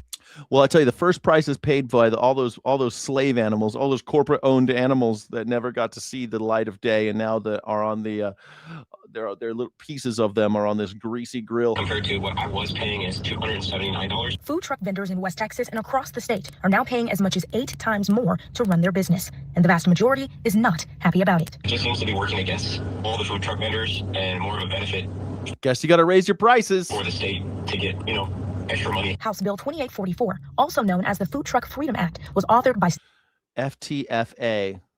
State Representative Brooks Landgraf. It promised to FAFO. cut red tape and centralize permits for trucks that travel across Texas. But the price tag attached by the state shocked even the representative himself. I beg the state bureaucrats at DSHS to do everything that they can to be mindful of the small business owners who are being caught in this predicament. And I don't know that they've been as receptive as they should be. With only 2 options. It's almost like McDonald's owns all the politicians in Texas. Pay over $1,000 for the new permit or shut down. Many West Texans are choosing the latter. I believe after today, I am going to have to close my doors for a little bit, just until I can figure out, because this is my livelihood. I don't have your typical 9-to-5 job. This is my job. But others. There's no such thing as a typical 9-to-5 job anymore. It's very rare. $1,000 for something. Here's the thing, man. Here's how this is how it works, right? When I ran my first restaurant, it was a cafe, and I sold a lot of tea, and it was fine. It's fun. I made some money. It was good. But then I was like, we need to sell wine, and we need to sell good wine, and I made a lot of money. But the thing is, the labor to sell a $15 glass of wine or a $50 bottle of wine costs the same as if you're selling a $5 pot of tea. So if you're going to sell $50 worth of wine and pay the same amount as you are selling tea, then obviously selling wine is a better deal, right? This lady's selling boba. How much can you charge for boba? $10 for a boba? People do charge that much. Out of a truck? Say closing down is simply not an option, even with the unexpected sticker shock. I end up paying $1,376, and I said, wow, but I got no choice. I spend so much money on my food truck, I have to do it, because this is what I do. I love what I do. While local almost $1,500 for a permit.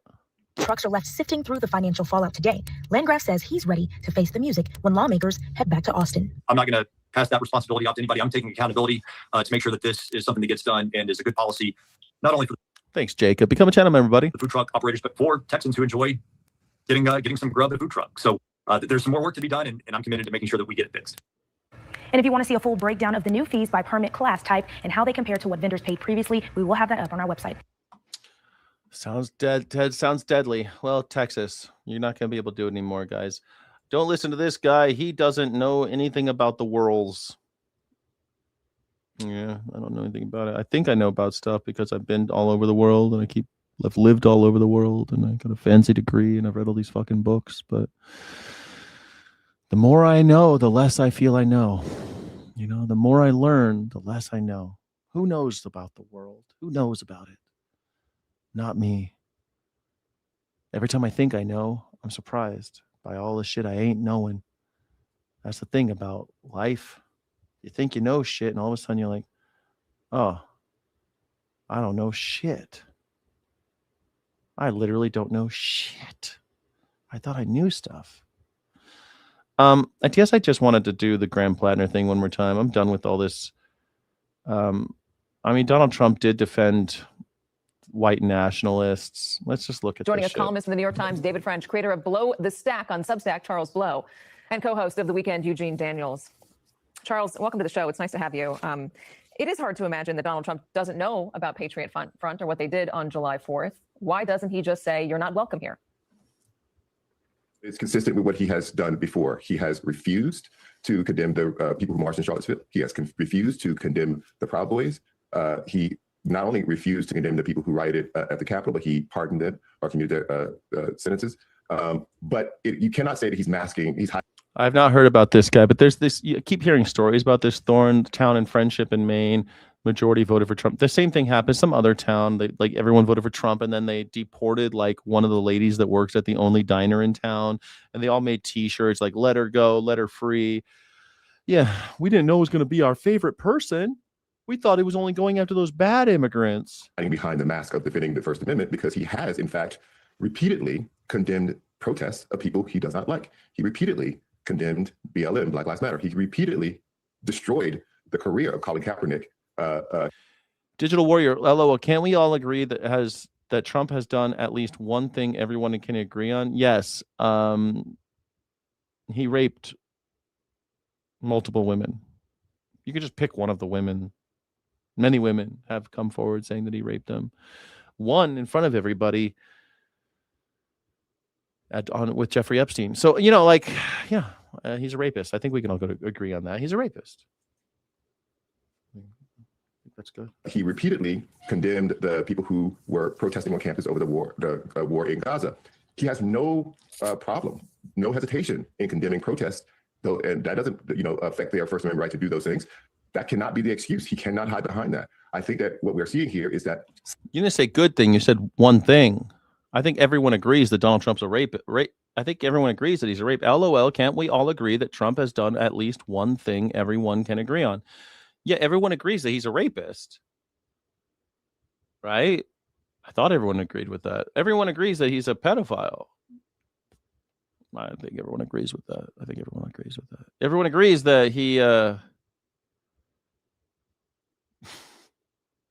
Everyone agrees that he raped E. Jean Carroll. Everyone agrees. The jury agreed. The Supreme Court agreed. Everyone agrees. Donald Trump raped E. Jean Carroll. You didn't say one good thing. You said, is there one thing we can all agree on that Trump did? Yeah, there absolutely is. He raped E. Jean Carroll. Everyone agrees. All the way up to the Supreme Court, everybody agrees. Some of us don't care. silence is not neutral. Silence is not benign. In a war against evil, you have the choice to vociferously condemn it or support it. And those are your only two options. And when you are silent, then you are acquiescing to it, you are allowing, and you are granting permission. What does this White House, David, think they're getting out of this? You know, that's a great question. I think the bottom line is this is not. We can all agree that Donald Trump has on multiple occasions defended white supremacists. Fine people, fine people, fine people. Really hard to figure out. If Trump thinks people like him, even if they're flying a Confederate flag, even if they're marching in a white supremacist march, the last thing he's going to do is go out of his way to criticize them. But again, remember, this is a president who has issued just a mountain of racist statements, hateful statements throughout the course of his presidency. I mean, we just had Does everyone think that animal abuse is bad? I don't think everyone thinks. Most people are perfectly okay with most forms of animal abuse. Most human beings are totally okay with animal abuse. I mean, almost all of us are okay with animal. Most people are totally okay with killing animals for money, which I think is animal abuse. Supreme Court case where I believe it's Justice Kagan wrote out so that we could not turn away a lot of the racist things that came from Trump in his administration about Haitian immigrants, for example, in Springfield, Ohio, including things like poison the blood of our country. Look, it is correct and easy to say that these people have a. Don't forget that Gilligan's Island, they never got off the island. So you're not going to get out. Stephelson, you could go watch Gilligan's Island all you want, but they never get off. That was the longest 3-hour tour ever. They never get off the island. In the movies, shut up about the movie. Shut up, you. I don't want to hear about the movies. The movies were stupid. In the show, they never get off the island. Bring in one of the reporters who broke the story of the new allegations. Senior national politics correspondent for Politico, Adam Wren. Adam, I want to get right to the questions about this, the questions surrounding this on both sides of this debate. There's not a police report, correct? Correct me if I'm wrong. And there's not a legal case playing out here for due process to see itself through. So my question to you, given the very high standards Politico has before they write something like this and publish it, what aspects of this story brought it to the level of publishable? Yeah, you're correct here, Mika. There is no police report in this case.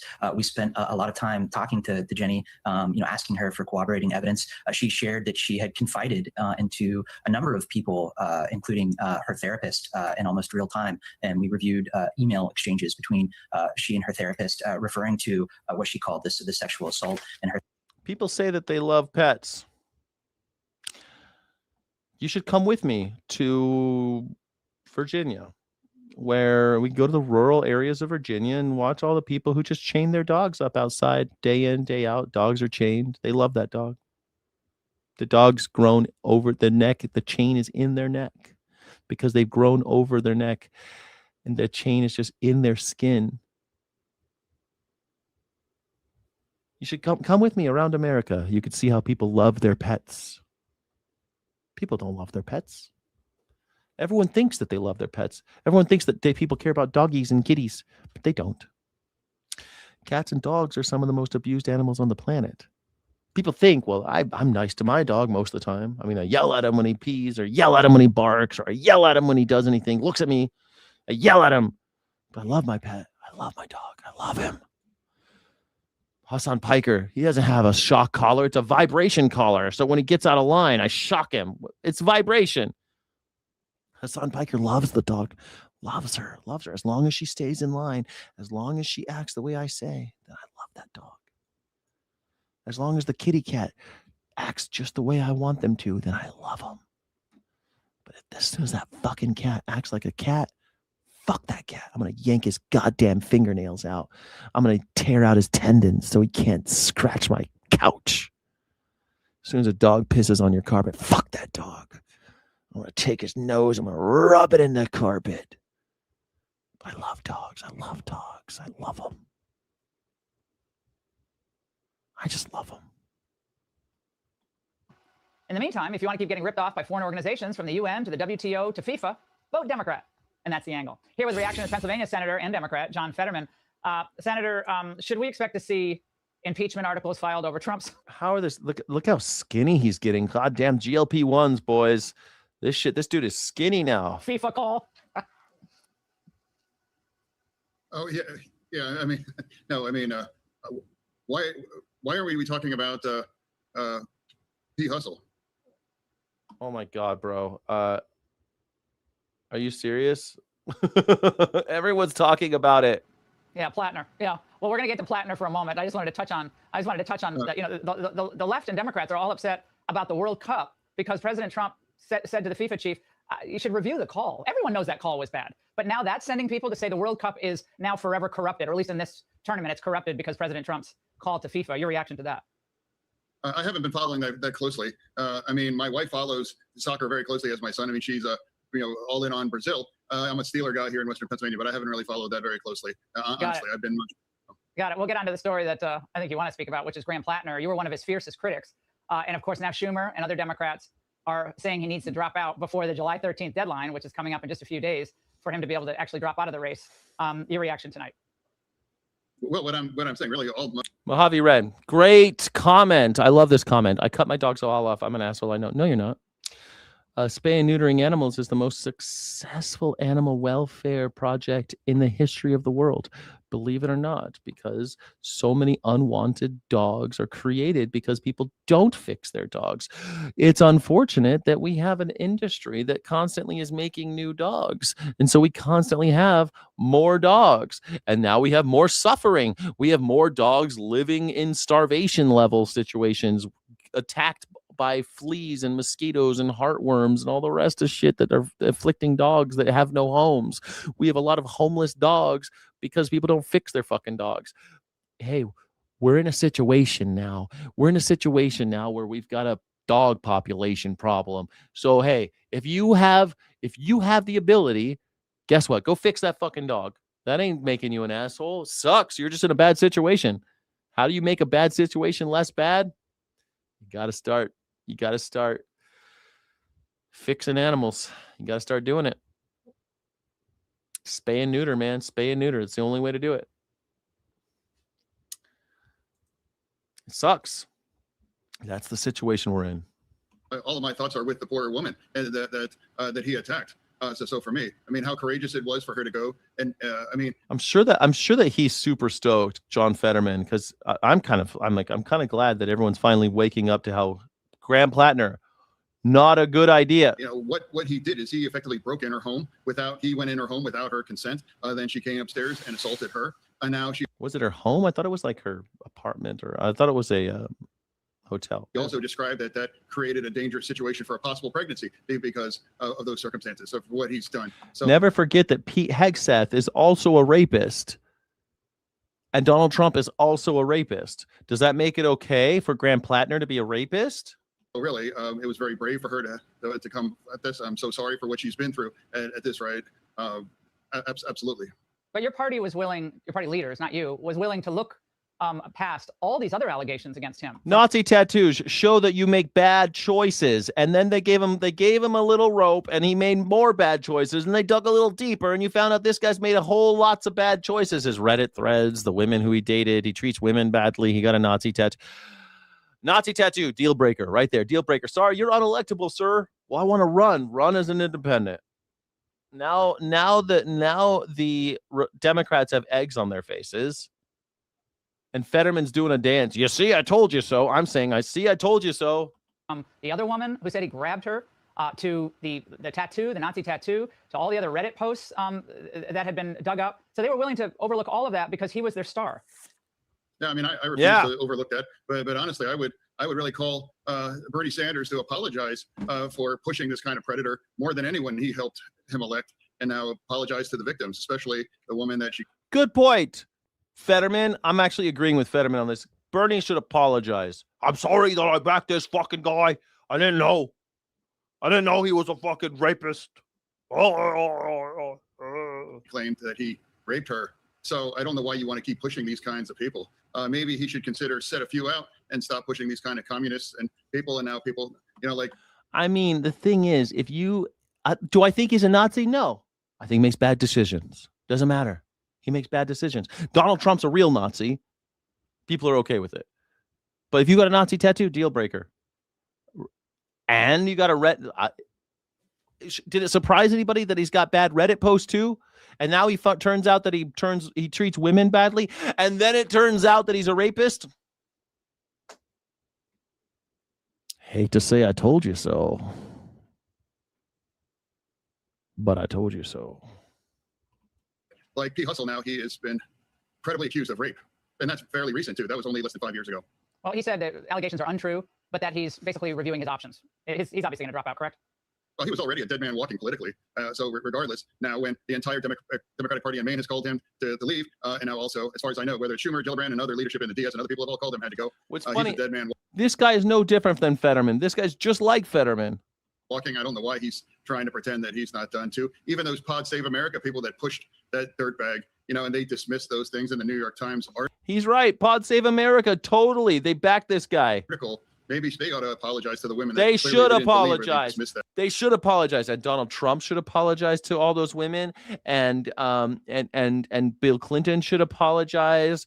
And Lindsey Graham should apologize. J.D. Vance should apologize. Pete Hegseth should apologize. They won't. You might actually, Graham Platner might.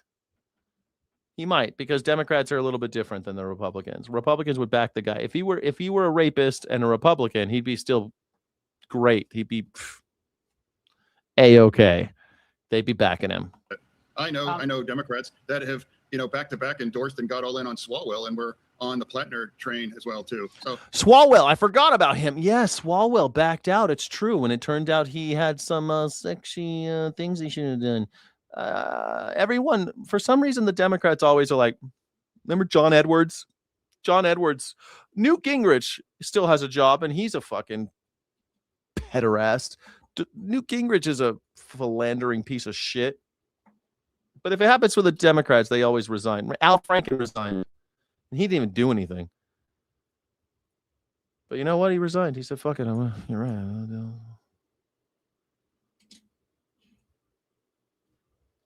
Lewinsky was allegedly involved in a Mossad honeypot operation. I don't believe that for a second, but whatever. It doesn't matter at this point.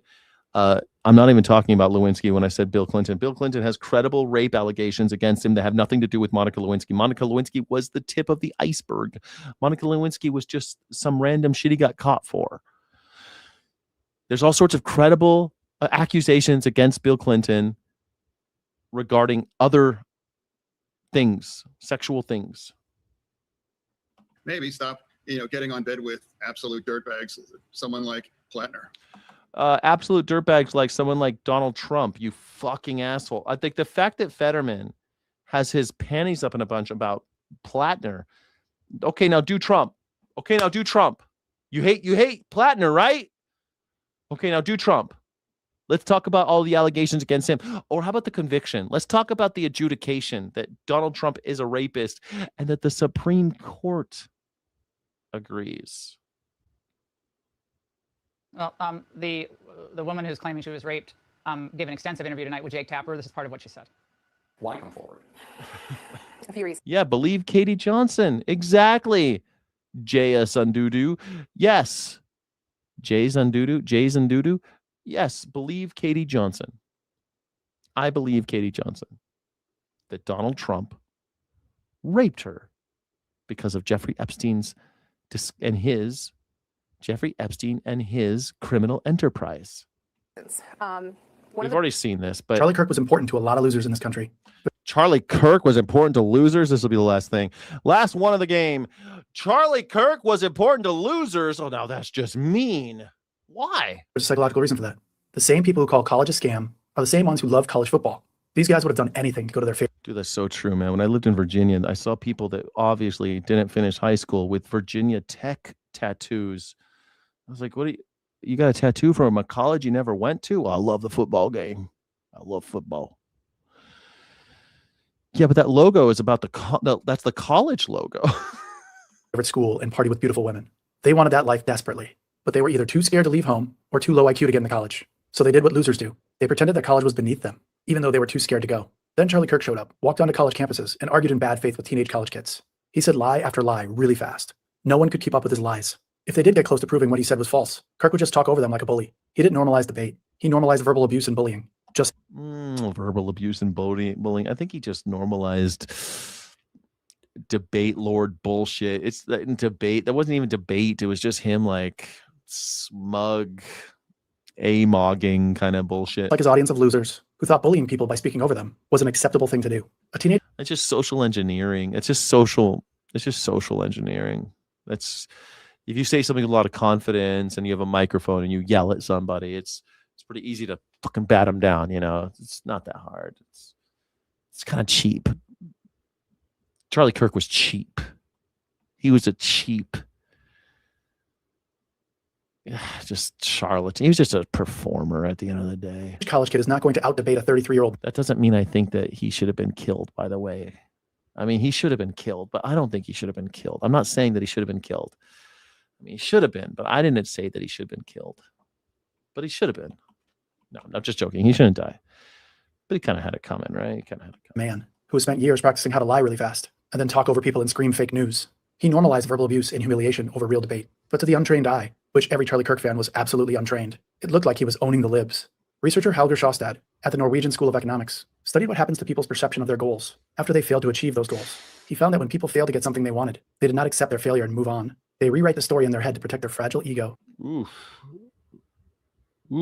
I think they call that sour grapes, right? Isn't that sour grapes? I tried. I failed. I didn't want them anyway. I didn't want those grapes anyway. They're probably sour. I didn't want them. They're probably sour anyway. You know, the fox, like Aesop's fable, I think. I think it's Aesop's. He keeps on trying to jump and grab the grapes, but he can't jump as high. He can't jump high enough. And so when he gives up and he fails, he's like, yeah, the grapes were probably sour anyway. Sour grapes. He called this the sour grape effect.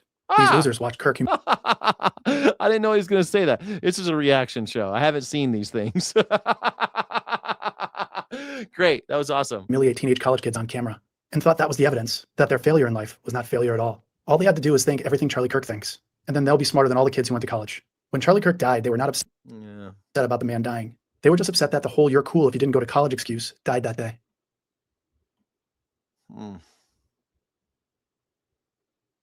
But Charlie Kirk did drop out of college. Didn't Charlie Kirk go to college? Charlie Kirk, didn't he go to college? He dropped out. Did Charlie Kirk do any college education? He did. He dropped out. Yeah. Yeah, he got political donor Bill Montgomery, and then he dropped out of high school. He dropped out of college. He grew up in the Chicago suburbs, Arlington Heights. I've been there. Prospect Heights. I've been there. And he became politically active in high school. There you go. Charlie Kirk. And then he dropped out of college because he can make more money becoming a performer, a political performer. Yeah, he dropped out of community college, right? It was a community college. Nothing wrong with community college. But here's the thing, like, look, it's not, I mean, if I were in community college and someone's like, hey, I got $1 million for you, you do this song and dance, you got $1 million. You want $1 million? You can do your song and dance. I'd be like, maybe I'll probably do it. I was poor in community college. I had nothing. I had friends that, I had a friend who was going to college. He was going to San Jose State, and he got a job paying him, I think he was paying like $150,000 a year. And that was 20 years ago. He was making good money, and he dropped out because he could do the same. He's like, oh, I'm in San Jose State learning how to do this thing. I'm good enough at it that someone's trying to hire me right now. Why am I going to finish college to get a job that someone's already offering me? So he left. He said, fuck it, I don't need a degree. And he's had a great career. He works for companies in tech. Nothing wrong with beauty school dropout. Scott, you should have said love thy neighbor every day to mock all the MAGA hypocrites. Don't I say that every day, though, Johnny Vegan? Love thy neighbor, everybody. Don't I say that every day? It's like my whole shtick, isn't it? All right, I'm going to go downstairs and play some guitar. Thank you all for being here. I'm going to go play some guitar. The stream is going to continue. I'm going to put a little thing up there that says, hey, coming soon. I'm going to go downstairs, play some guitar. I'm going to put you on hold for a second. If you want to hang out with me, you can. You can request songs by giving me money, basically. You know how it works. Donate. There you go. There's donate for song request. There it says at the top of your screen if you're watching on vertical. I hope that you enjoy it. I'm going to go to MAGA is a hate cult. It's definitely not a sex cult. You know what I'm saying? Maybe the Grinder. I know they crash Grinder everywhere they go. So maybe they are a sex cult. Maybe MAGA is a sex cult, just gay sex. So I don't know about it. I've never had gay sex. Not that there's anything wrong with it. If you like gay sex, you should have all of it that you want. Fulfill your destiny. Have all the gay sex you like. Have all of it.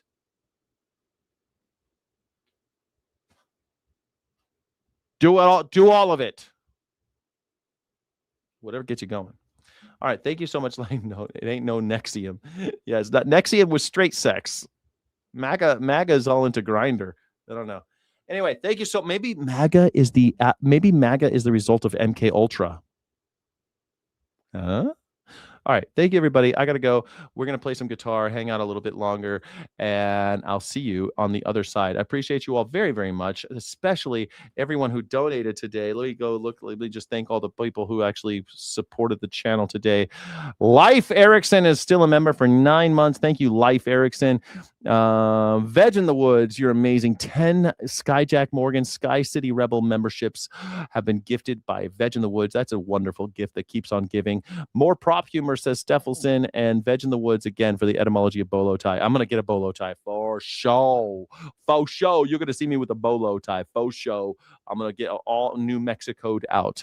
Thank you so much. I appreciate you. Illegitimate non-carborundum. Don't let the bastards grind you down if you're not going to stay with me. If you will, I'll see you in just a moment. For some reason, this is not responding.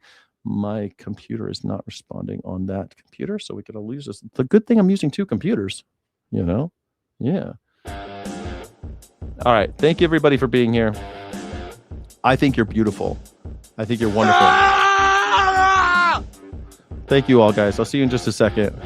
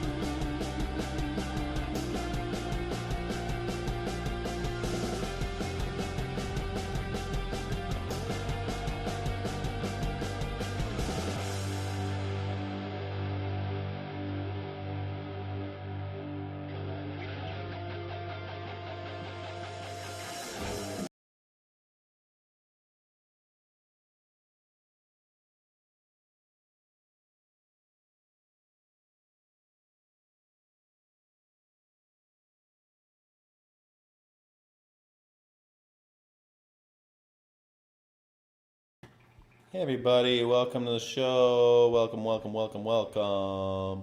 Welcome, welcome, welcome. Hello. Welcome to the show. Hello and welcome to the show.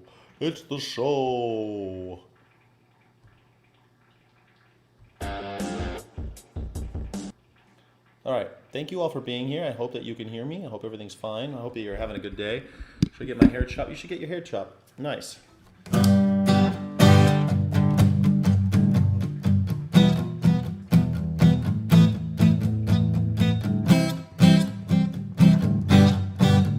All right, let's try to play a song. I kind of want to play this. I like playing songs I never played before. And this morning, I heard this song by a band when I was in the 7th grade. I thought they were so cool. And let me see if you know the band. It's a band called Slaughter. You ever heard of them? You ever heard of them? I kind of want to see if I can play the song by Slaughter. Never played it before.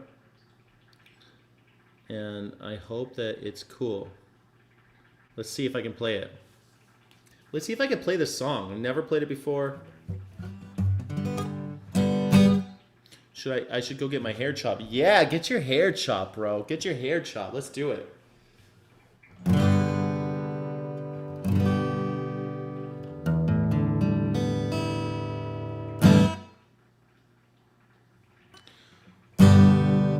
Pictures of you, oh, they're still on my mind. I don't know how this, I can't remember how it goes.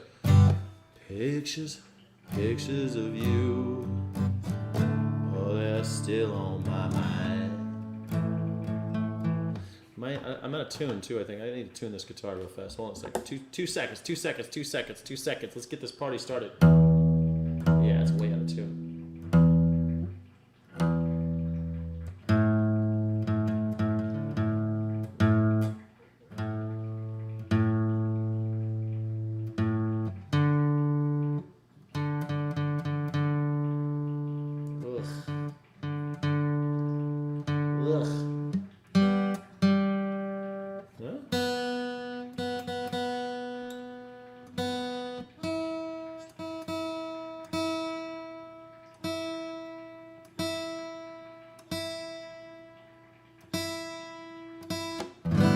There we go. Now we're back in business. Here's how it goes. I think I got this. Let's do it. No, come on. No. Let's try this out. I've never played this song before. I'm going to try it right now. Come on, baby. Let's go.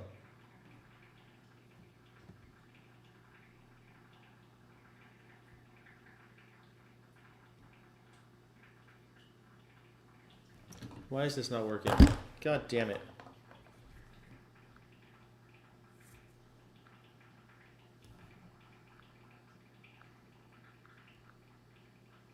Why is this not working now? It was working just a second ago.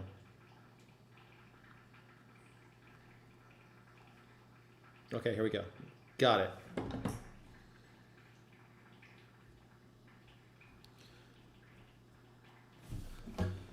Pictures of you, oh, they're still on my mind. You had the smile that could light up the world. Now it rains, even the sun never shines. It now dry down in lonely, lonely road. I got this feeling, girl, I've got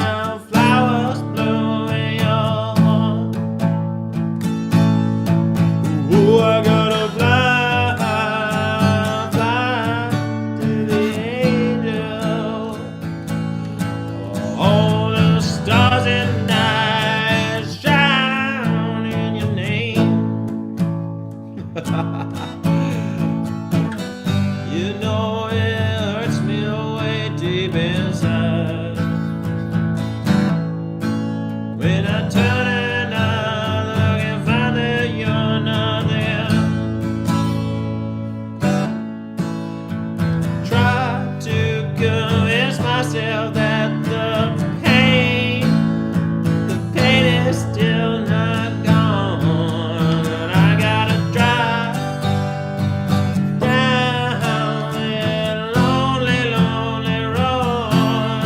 Lord, I got the feeling, girl, that I can't let you go, 'cause you gotta fly, angel.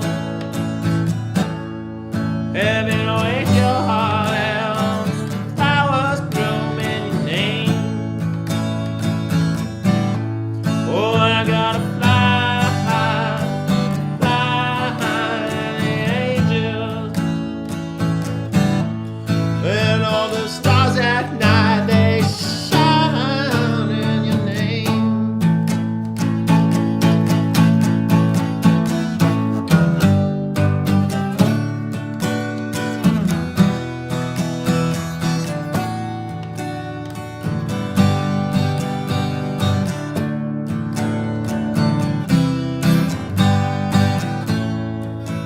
I drive down that lonely, lonely road. Lord, I got this feeling, girl, that I've got to let you go, 'cause you gotta fly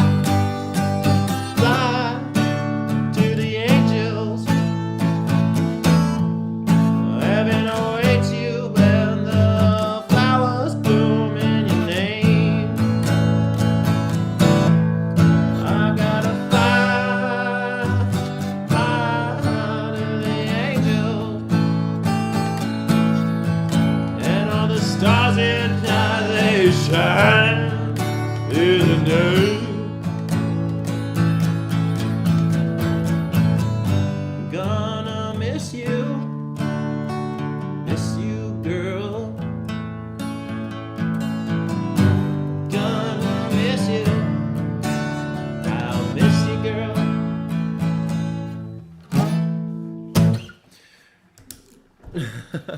That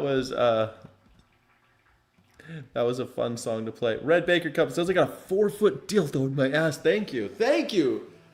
I think if you had a 4-foot dildo in your ass, you'd be seeing Jesus. You'd be seeing Jesus if you had a 4-foot dildo in your ass. You know that song? When I was a kid, we made in Catholic school. You get to pick a song. At certain people, like at certain times, everyone has to pick a prayer or a song to bring to class.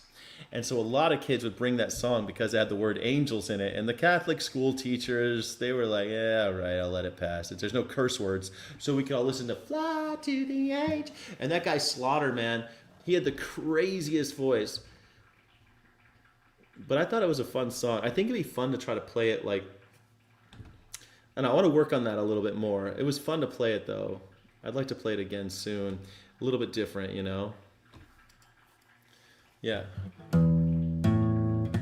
Has he dropped out yet? No, I don't know, not yet. I think by tomorrow he'll drop out.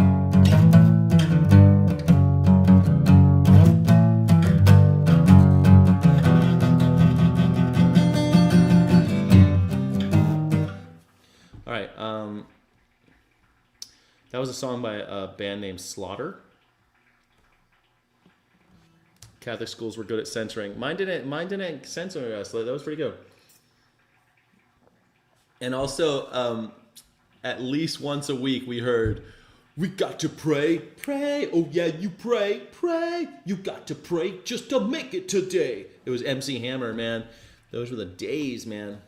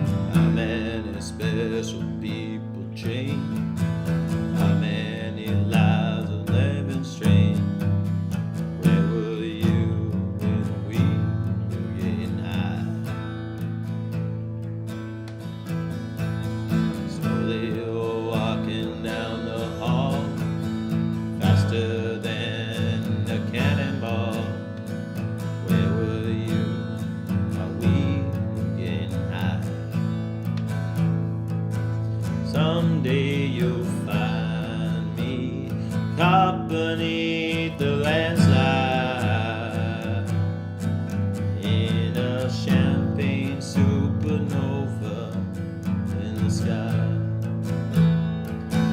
Someday you'll find me accompanied a landslide in a champagne supernova, a champagne supernova in the sky.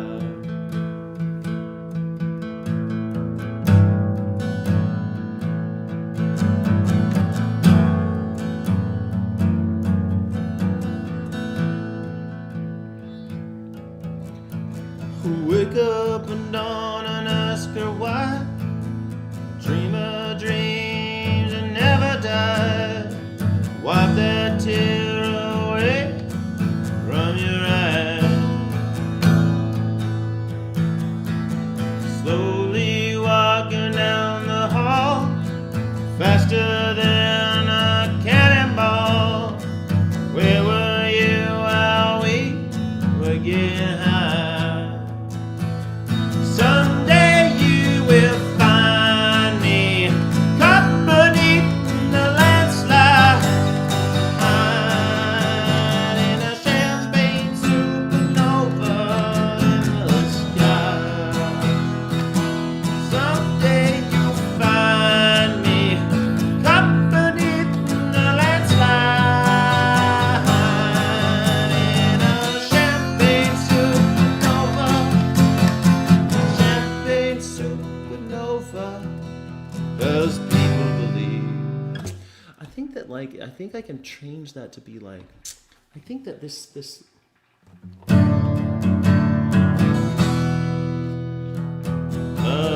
people believe that they're gonna get away from you.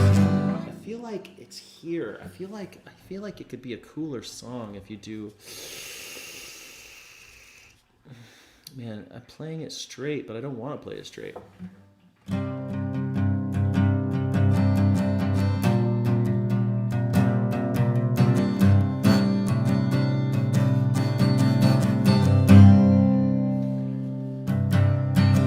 How many people, how many special people change? How many lives are living strange? Where were you while we were getting high? Slowly walking down the hall, faster than a cannonball. Where were you while we were getting high? Someday you will find me company the landslide with a champagne supernova in the sky. Someday you will find me company the landslide in a champagne supernova. Champagne supernova in the sky.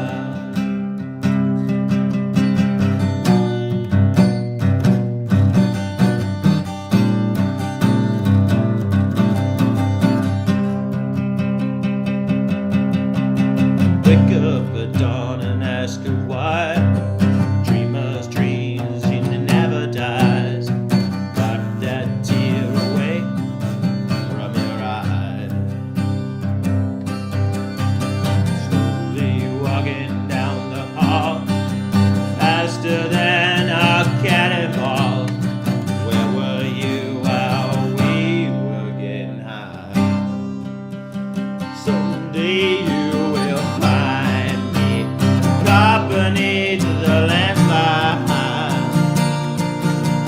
in a champagne supernova in the sky.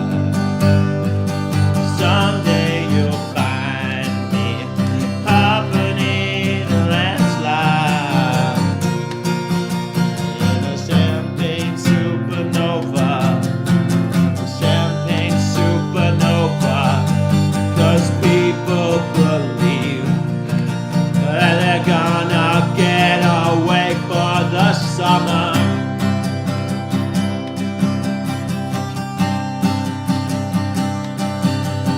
When you and I, we live and die spinning around and we don't know why.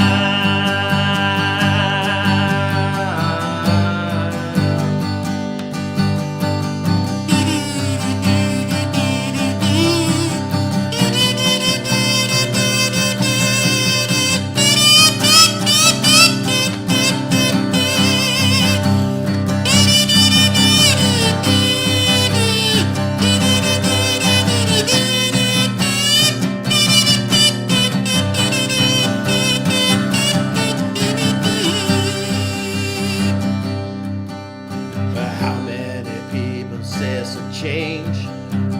Living lives are living strange. Where were you while we were getting high? Slowly walking down the hall, faster than a cannonball.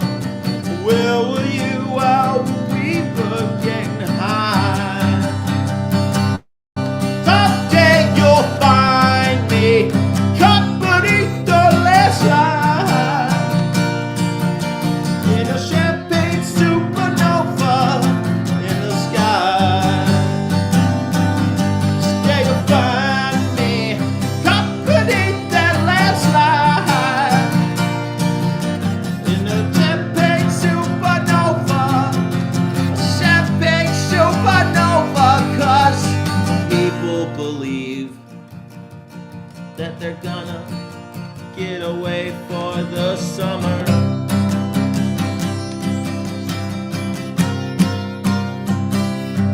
And you and I will live or die, and the world's gonna spin around and we don't know why.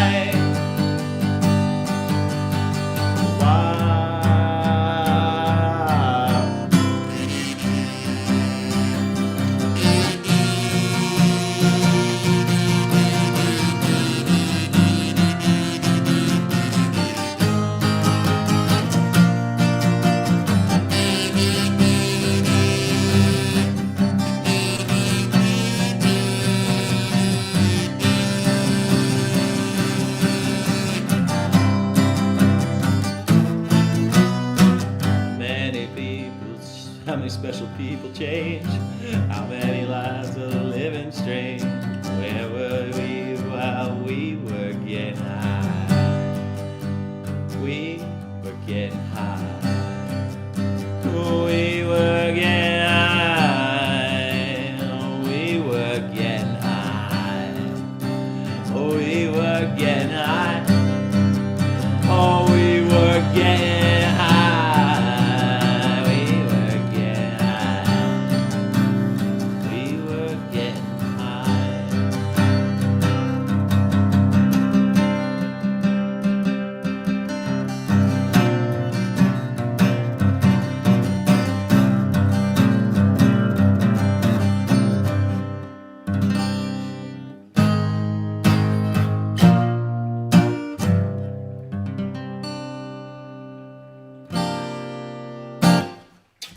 Oh no, that was fun. Bubba's a great guy during his speech, which we know what he did now. Totally right. I mean, I am Bubba. I am Bubba. I am Bubba. I got a few years Catholic schools were good at censoring. Yeah. I mean, my Catholic, well, I don't know. My Catholic school, I didn't like it, but I got no big complaints about the Catholic nuns and stuff. They treated me okay. I just didn't like all the rigidity, all the rules, like tuck in your shirt, make sure you're doing this, like all these fucking. I never really took to that type of. I always like being free. I like freedom. I like freedom. You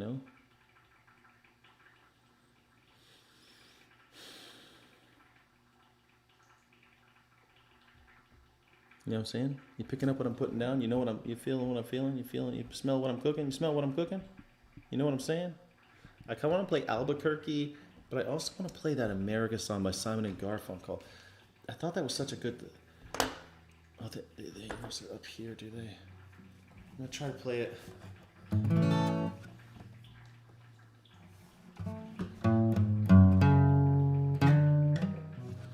Let's see if I can play this song.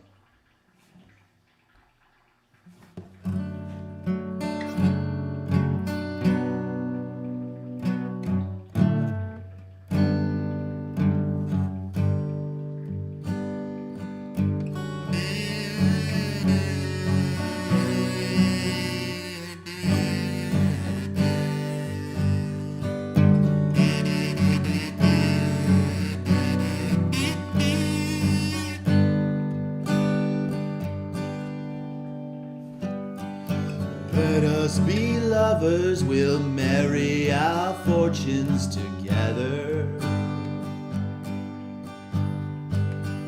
I've got some real estate here in my bag.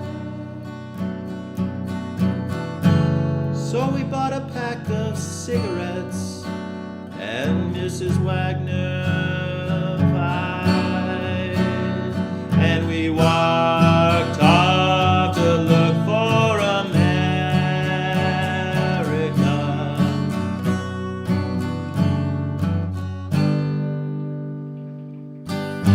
Kathy, I said as we boarded the Greyhound in Pittsburgh, Michigan seems like a dream to me now.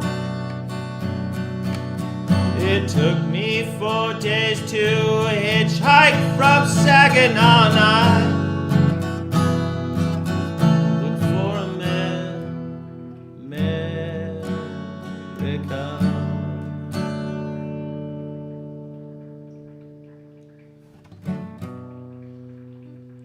Laughing on the bus, playing games with the faces.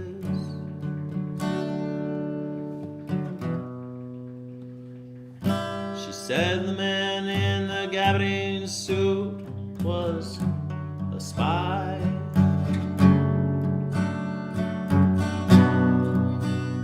I said, careful, his bow tie is really a camera. Toss me a cigarette, I think that there's one in my raincoat. We smoked the last one an hour ago. So I looked at the scenery and she read a magazine, and the moon rose over an open field.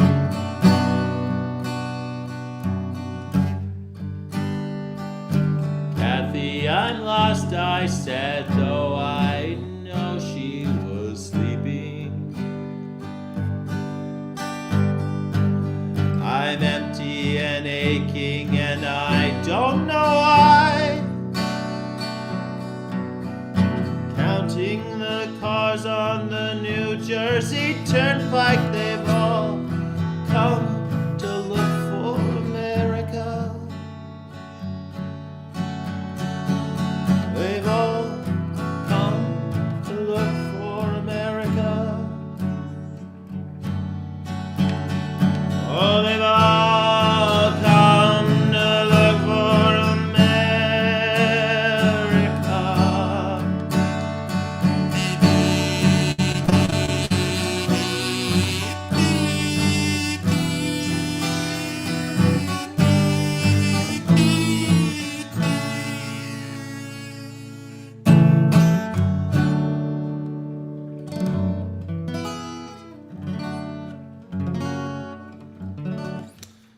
I don't know. I think it'd be fun to. Man, I really want to learn how to play that song well. That's only my second time playing it. I played it for 4th of July. I really like that song, but I think like I would play it. I'm still learning it, you know. Kathy, I said as we boarded the Greyhound in Pittsburgh, Michigan seems like a dream to me now. It took me 4 days to hitchhike from Saginaw, and I've come to look for America. Laughing on the bus, laughing on the bus, playing games with the faces. She said the man in the gabardine suit was a spy. Said be careful, his bow tie's really a camera. I don't know. I'll play that. I'll get better at that song. Just learning that song. Not bad for a second time, right? Come on, Robo, right? Come on.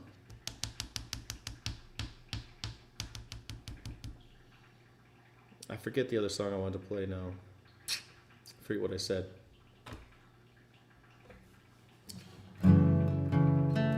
This is so fruity. Oh man, I know you love it, right? You love that fruity shit.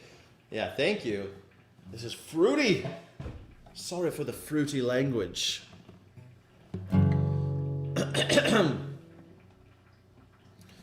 This is the moment that you know. This is the moment.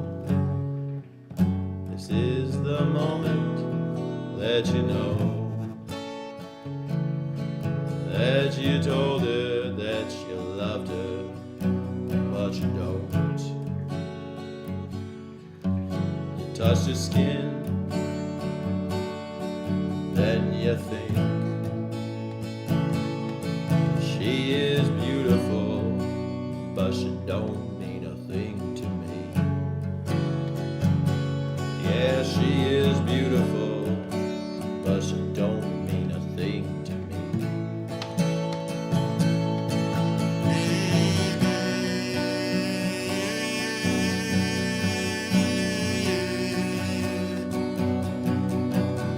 Spent 2 weeks in Silver Lake. The California sun cascading down my face. There was a girl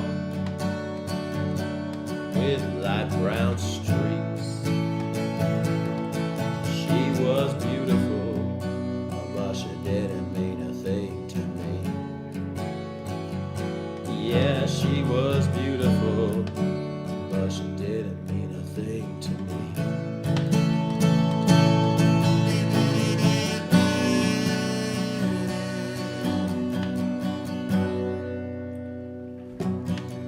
I wanted to believe in all the words that I was speaking as we moved together in the dark.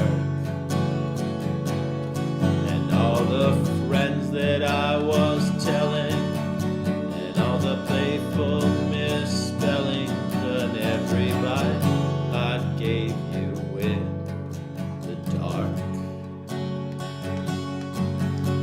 Tiny vessels oozed into your neck to form the bruises that you said that you didn't ever want to fade. But they did, and so did I that day.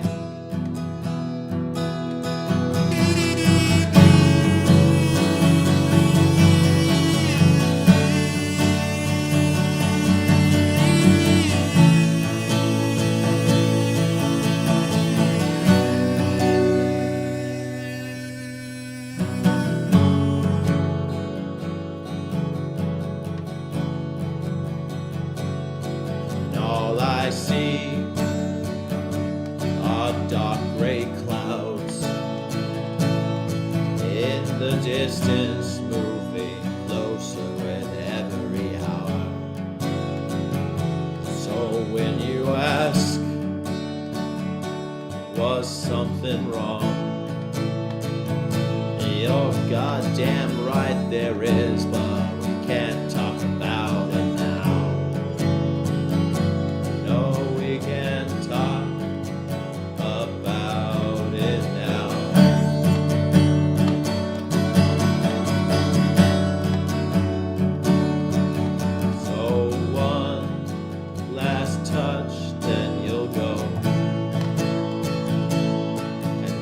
pretend that it meant so much more. But it was vile. Yeah, it was cheap. And you know you're beautiful, but you don't mean a thing to me. Yeah, you know you're beautiful, but you don't mean a thing to me. You are so beautiful, but you don't mean a thing to me.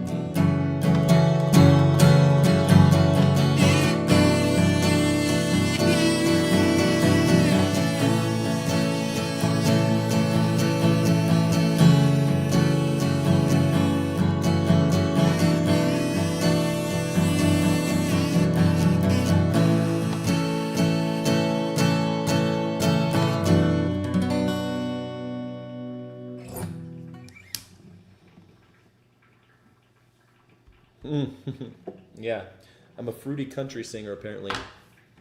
Thank you. I love country. You don't like country? I love country.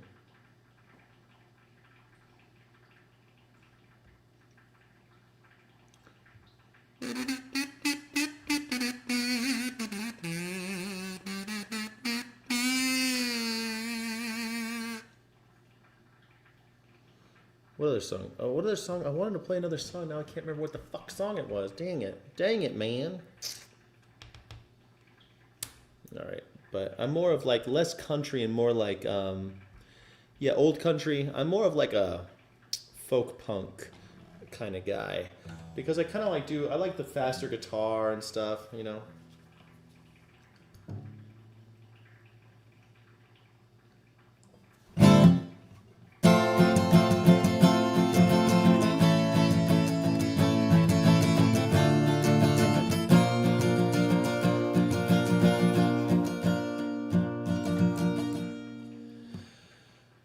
Last night when I walked into your house, I noticed that the couch had moved and I wanted to ask you about it. But you were talking, so I let you finish and I opened up my mouth.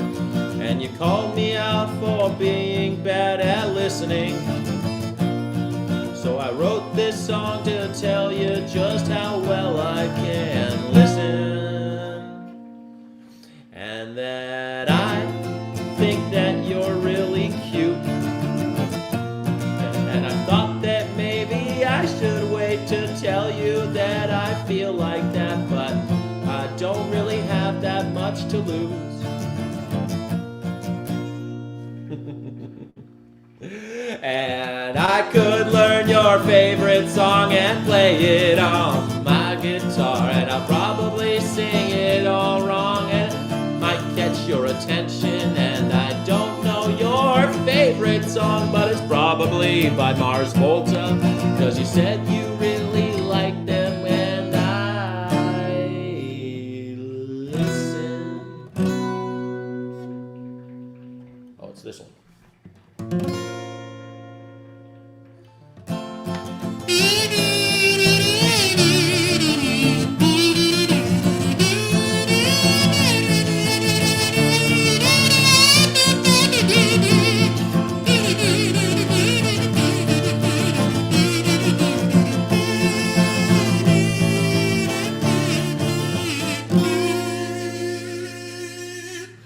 So this morning when I woke up in my bed, I made a list of all the things you told me last night that I had inside my head. Like that yellow is your favorite color 'cause it's a happy color. And you have been sad for as long as you can remember. And that the way your kitchen looks make you upset because it was a mess. And that's the way things look when you're depressed. And you sat across the room on that rocking chair. You said you hate 'cause it's so loud, and I wish that you had sat next to me on the couch.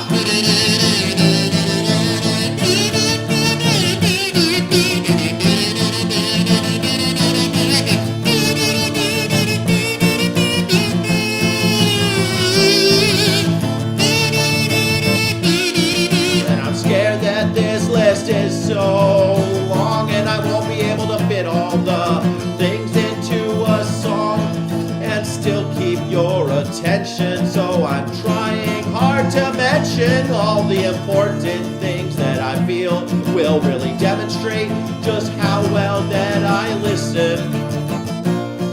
Like how you said with tears in your eyes that you wish that being grateful was enough to keep you from feeling sad all of the time, and that your favorite flowers are impatience, and that when you love somebody you wait patiently for them, and that your favorite movie was Shawshank Redemption, and that serenity means listening to the water down at Tuckwan Glen, and you make poor decisions with the people that you choose to date, and you'll probably think I'm crazy for this, and I'll tell you that I don't give a shit, but that would be a lie, because I really care what you think about me, and I just really desperately wanna be your next poor decision, your next poor decision,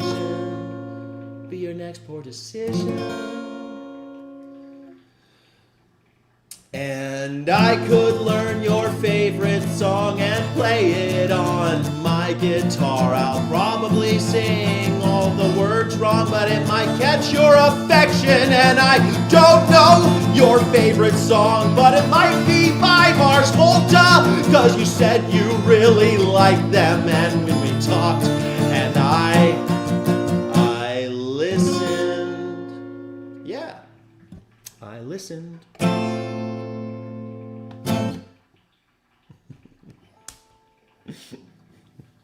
I love that song. That song is by a little band called Apes of the State. Apes of the State.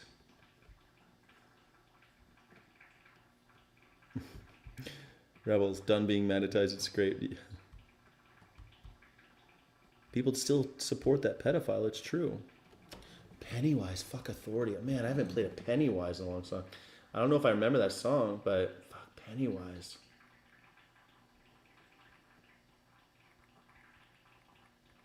Yeah, I don't know if I know this song.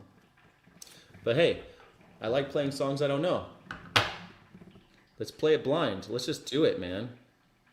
I've never played the song before. I don't remember how it goes. It's got this weird, this fucking EB. This EB. I don't want to play it like that. Let me see if I can play this song a little bit differently. There we go. I think it's up here.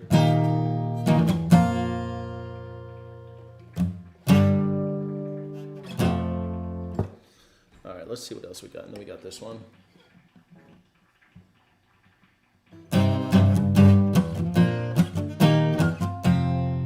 All right, I got it. All right, let's see if I can play this song. It's all bar chords, so I'll probably fuck up my hand doing it. Let's do it.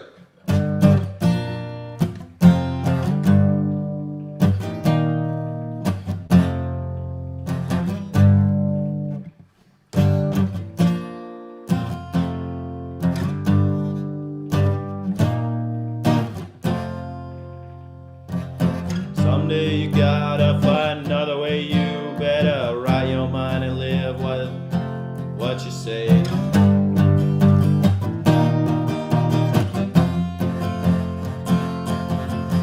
Today is just another day, unless you set your side and find another way. I say fuck authority, silent majority, raise the system. Now it's time to raise against them. You're sick of your treason, sick of your lies. Fuck no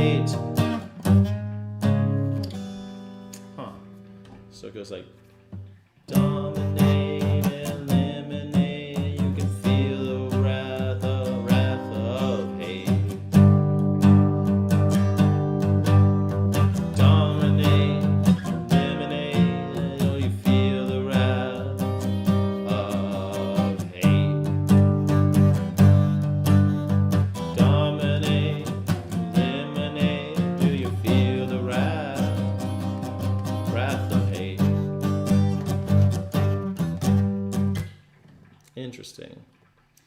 I don't know that song. I used to I listened to Pennywise when I was in high school. I don't know what album it's from or anything.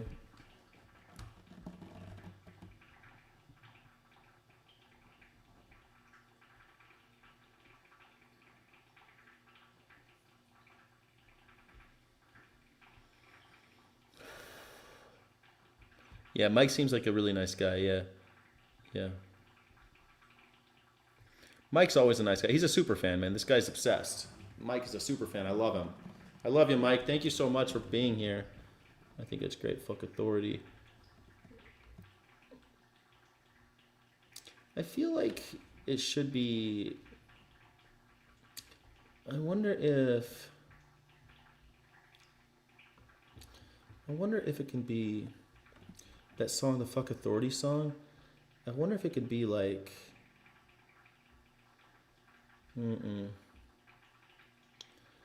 Because it's all fucking...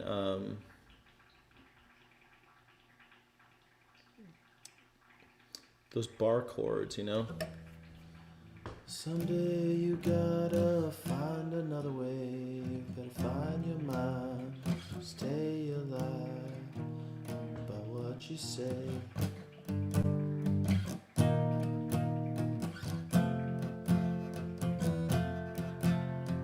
Today is just another day unless you set your sights. Could be kind of a fun song to play like that. Today is just another day to try and find a way. I say fuck authority, silent majority, raised by the system. Now it's time to rise against them. Now it's time to rise against them. You're sick of your treason, sick of your lies. Fuck no, we won't listen. We're gonna open your eyes. Frustration, domination. Feel the rage of a new generation.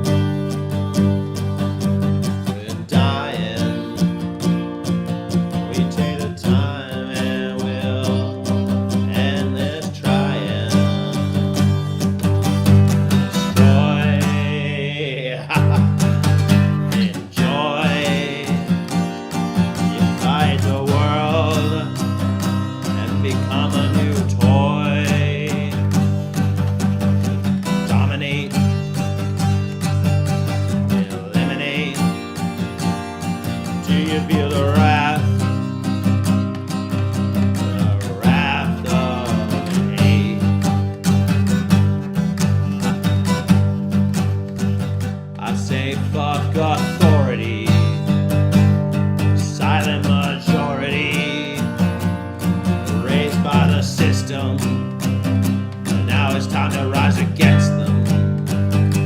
We're sick of your treason. I'm sick of your lies. Fuck no, we won't listen. We're gonna open your eyes. Oh, frustration, domination. Feel the rage of a new generation. Oh, we're living. Oh, we're dying. Oh, we are never gonna stop. Stop trying. Stop trying.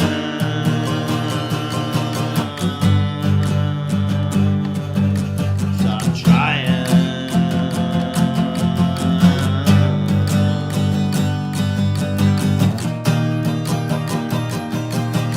Stop trying. Stop trying. I don't know. I thought that was kind of fun. My phone keeps crashing. Dramarama. I've got spies. Wow. Veg in the Woods. Thank you for the donation. Veg in the Woods. Dramarama. Don't know the song. Love it. That was fun. Fuck Authority was a fun song. Drama. Rama. I've got spies. Typo, typo, typo. Hold please, hold please, hold please, hold please. Ooh. No chords.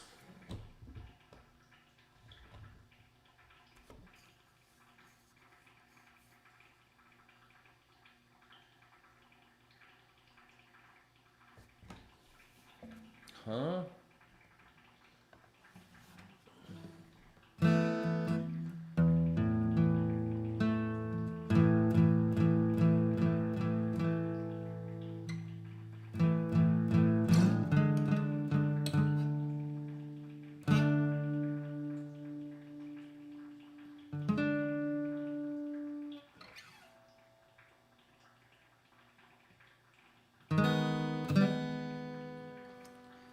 Doesn't make sense.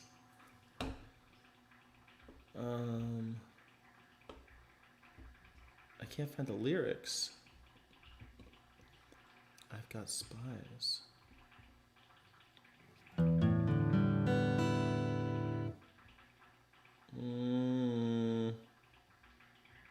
I can find the tabs for the solo, but I can't find the. I've got spies.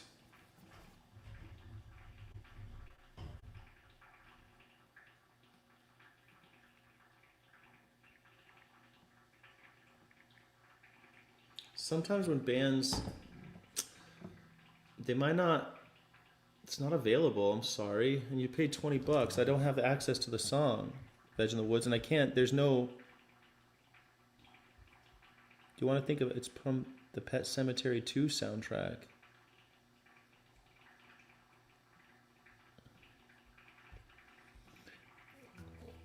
I looked up, it says Dramarama, I've got spies, but it's only got, like the solos tapped out. I don't have the chords to the song or even the words to the song.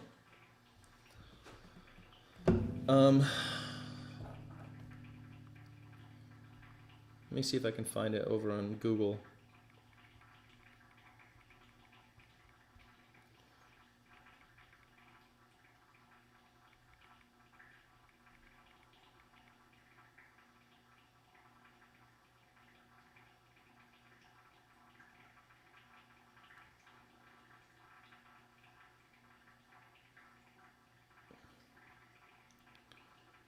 It says it has it on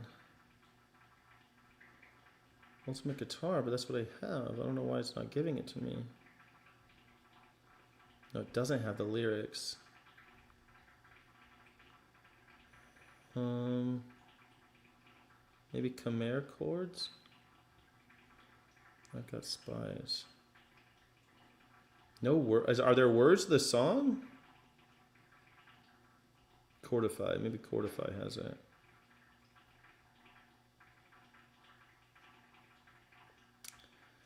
Has a lot of drama-rama songs, but not the song that we want.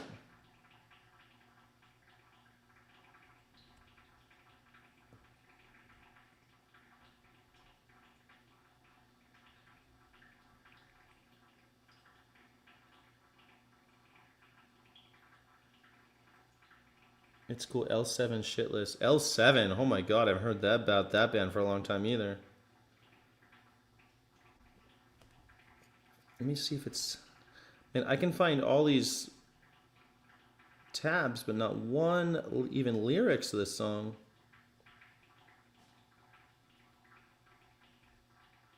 Maybe on tab crawler? Even on tab crawler.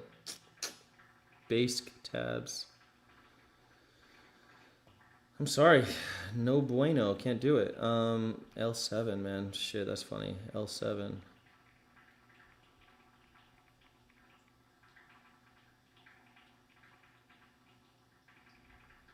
God, I haven't heard this band forever.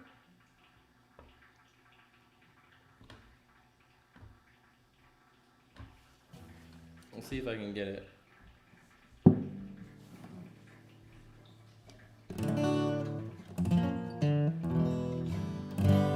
Oh, they've got it capoed off on the. Let me see. They got it capoed on the first fret. Let's see if I can do it.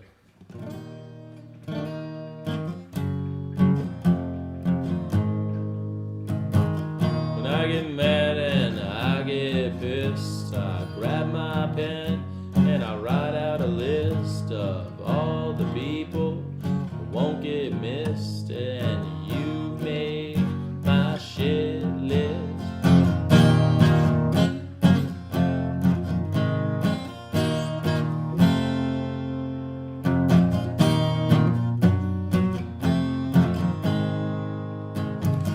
For all the ones who bum me out, for all the ones who fill my head with doubt, all the squares who get me pissed, oh, you have made my shit list. Oh, shit list. Shit list. You're on my shit list. You're on my goddamn shit list. You piece of shit. Why are you on my shit list? When I get mad and I get pissed, I grab my pen and I write out a list. I do all of you assholes that won't get missed. You have made my shit list. Shit.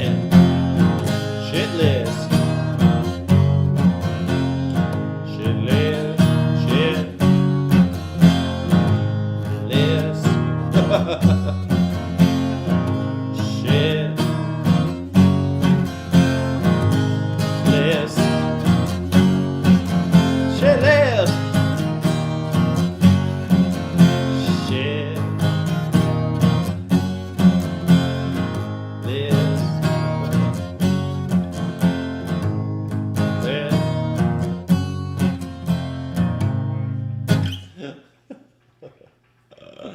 That's a fun song to play. I bet you in the woods.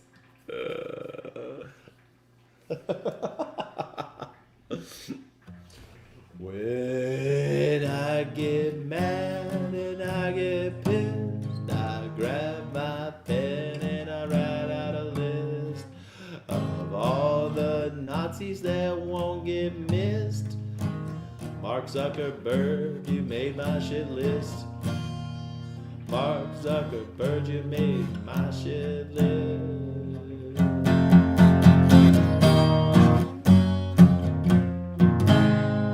For all the ones who bum me out, all the ones who fill my head with doubt, for all the squares that give me pissed, oh, you have made my shit list. Oh, no. Shit list. Shit list. Shit list. Shit list.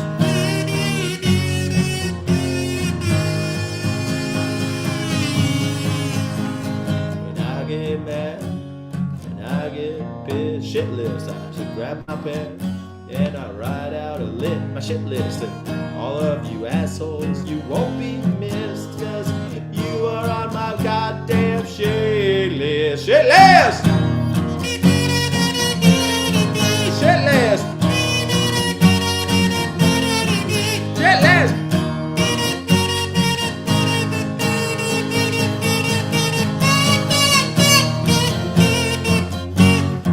Shit list! Shit list! Shit list!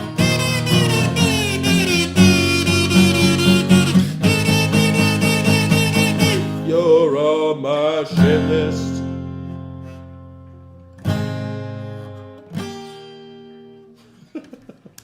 I don't know. That was a fun one. That was a fun. It's for the maggers. Yeah. That's fun.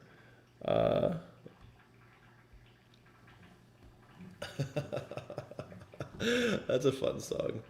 Shit list. For all the ones that made my list, you can eat a big old bowl of shit. Because I would like start doing my own. For all those assholes that got me pissed, I hope you eat a big fat bowl, a bowl of dicks, and you can eat it all right off of my shit. Oh yeah, piss in your cereal. I don't know. Anyway, I hearted that song. I'm gonna come back to that song again in the future, I'm sure. L7, an openly lesbian band. I remember L7 being lesbians. Are they lesbians or L7? Is L7 the lesbian band? I think they are. River Keeper Ember Star. Love the name. Our Town by Kitty. You're not even a member. Our Town by Kitty. I'll play it because I don't know it. Because I don't know that song. I like playing random songs that I've never played before. Our Town.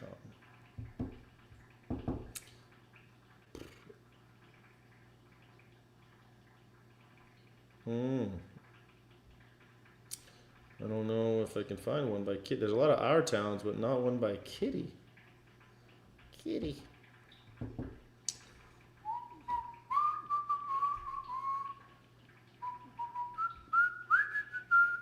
There's Our Town by James Taylor, Our Town by Iris Dement, Our Town by Sticky Fingers, Our Town by Shenny Ganok, Our Town by Radio 4, Our Town by OSI, Our Town by Willie Mason, Cold Creek County, Trampled by Turtles, Tyler Farr, Black Box Revolution, but no Our Town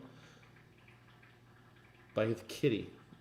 So Our Town by Kitty, not a thing. Can't find it. If it is a thing, I don't know about it.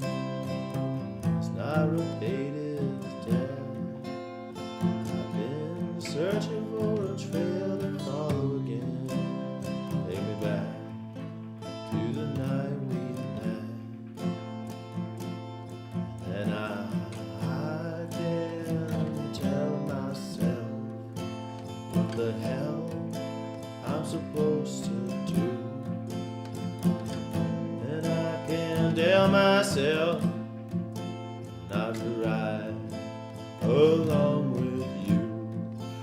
I had all and then most, and some of you now, none of you. Take me back to the night we met. I don't know what I'm supposed to do. I'm not a ghost of you. Oh, take me back.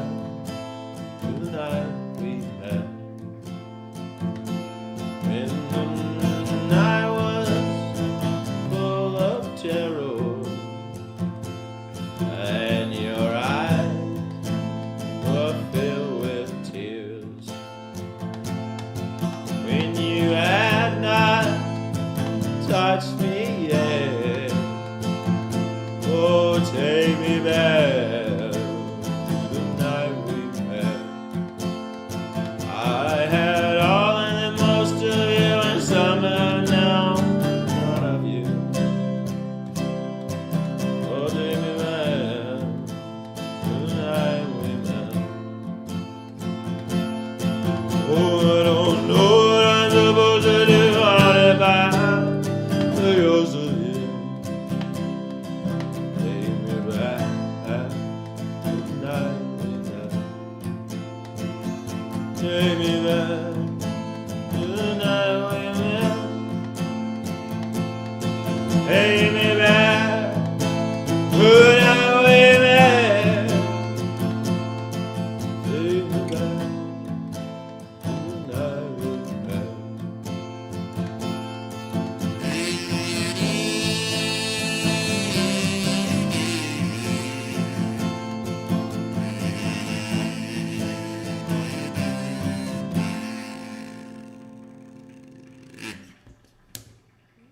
Underground Chicago band from the early 2000s, Kitty featuring Korn.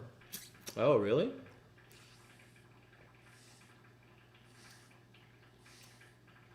That sounds cool. That sounds really cool. I would totally play it for you, bro. But I cannot find it. I can't even find Our Town by Korn.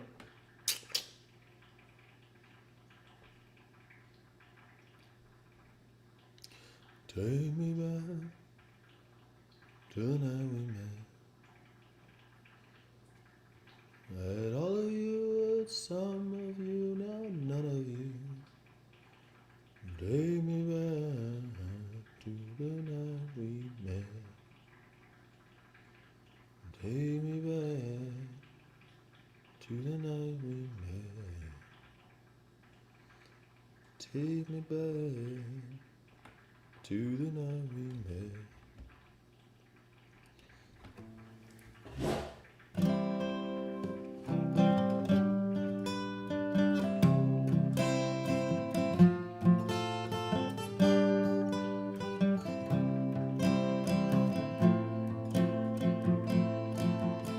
Oh, I am a man of constant sorrow. I have seen trouble all my days.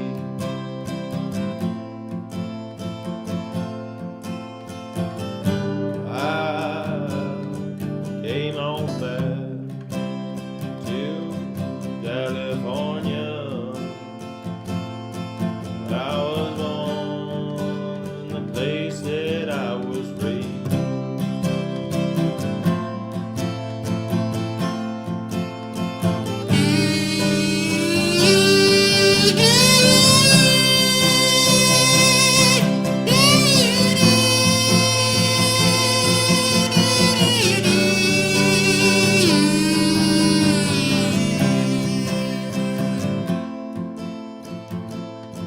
Oh, your mother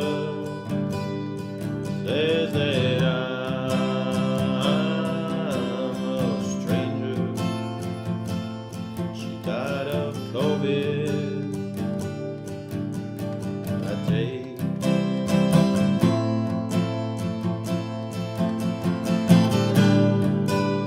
She's the reason that I came out to California way.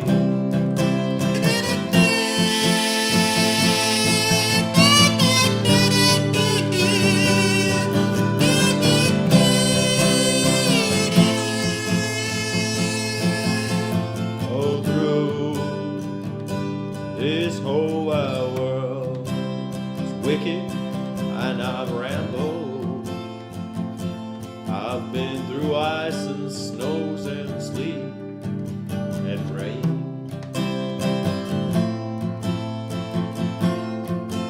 Oh, I'm down on to Mexico. Hope that I can finally escape this pain.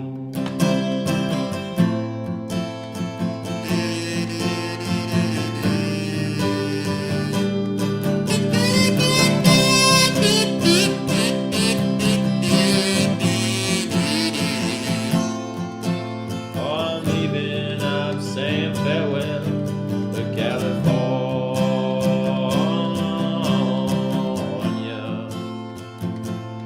And that's the place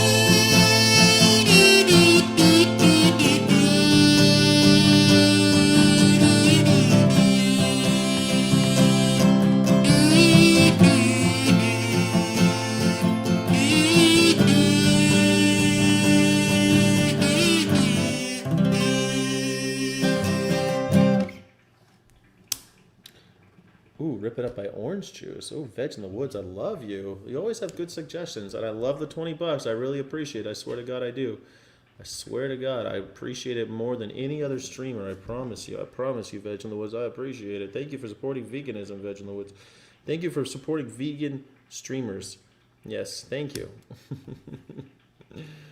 I am a man by causing sorrow.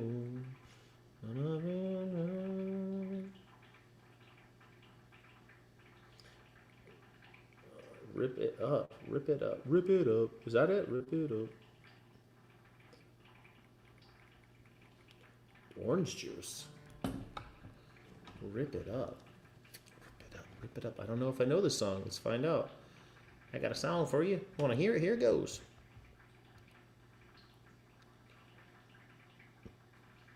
Oh my goodness gracious, great balls of fire.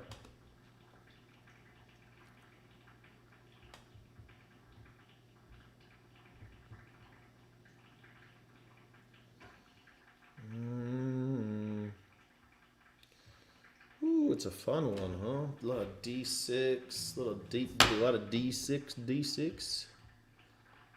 C add 9. Oh, a little fun chords in here. A lot of fun chords in here, huh? That's alright.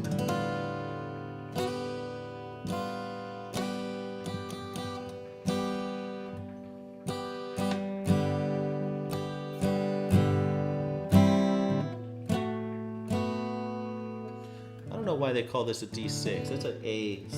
Whatever, I don't give a shit. D6, I guess it's D6.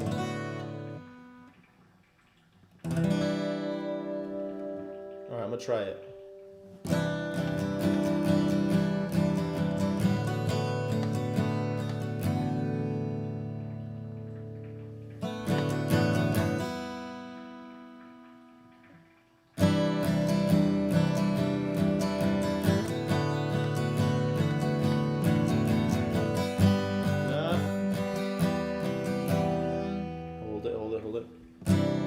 Never saw you, it's understood within me.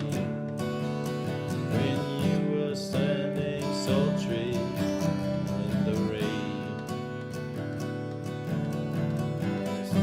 could have held you, could have held you, I would have held you. Rip it up and start again.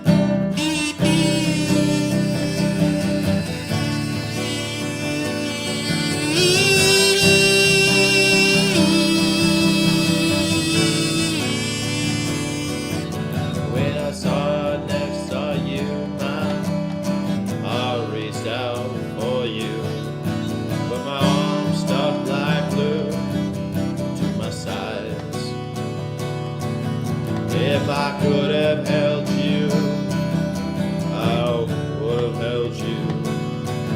But I chose rather than swallow my pride.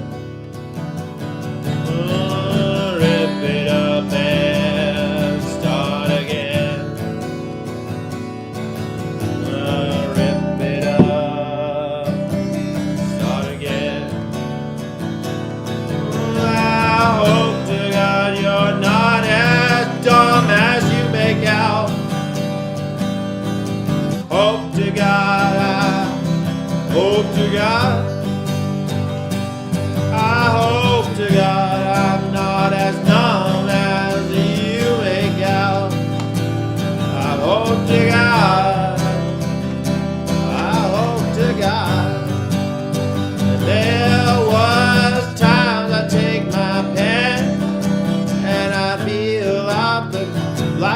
start again. And I do profess that there are things in life that no one can quite express. And I know I'm acting dumb.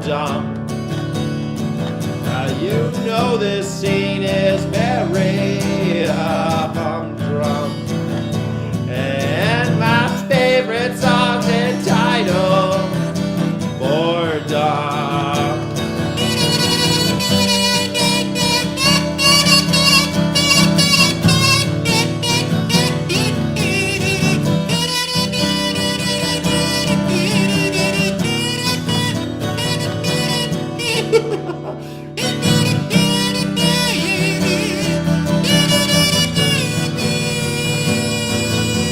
Oh, rip it up, start again.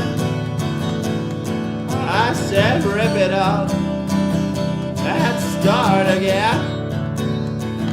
I said now rip it up, start again. I said I'll get up, fucking rip it up and start again. I said now I'll rip it up and I'll rip it up. Rip it up and rip it up and rip it up. Rip it up and start again, start again. I said rip that motherfucker up and rip it up and throw it in the fucking. Rip it up and throw it in the trash.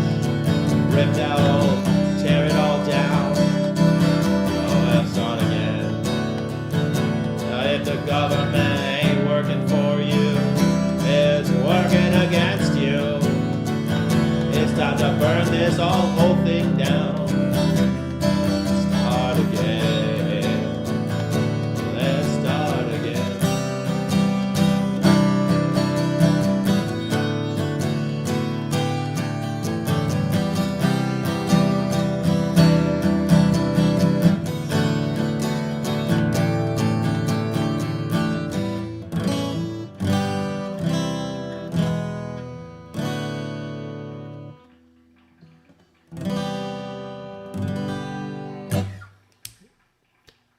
That was fun. When I was a little girl, I asked my mother, what will I be? Will I be pretty? Will I be rich? I never heard that one either. I don't know that song. I just read it. I don't know how it goes. I never played that song again. But before Veg in the Woods, how was it? Was it close enough? I mean, it's a cover, you know. Rev it up and start again.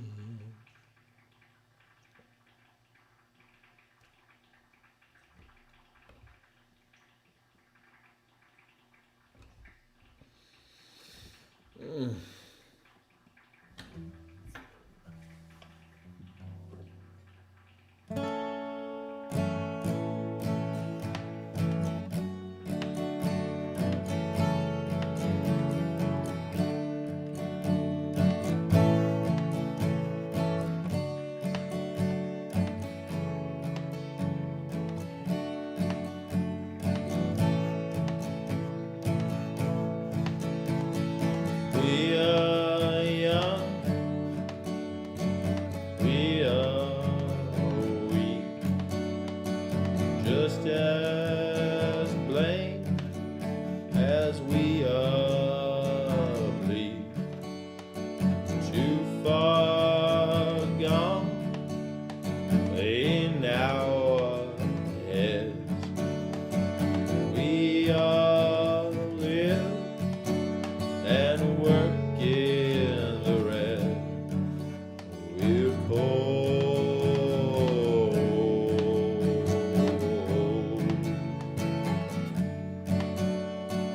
We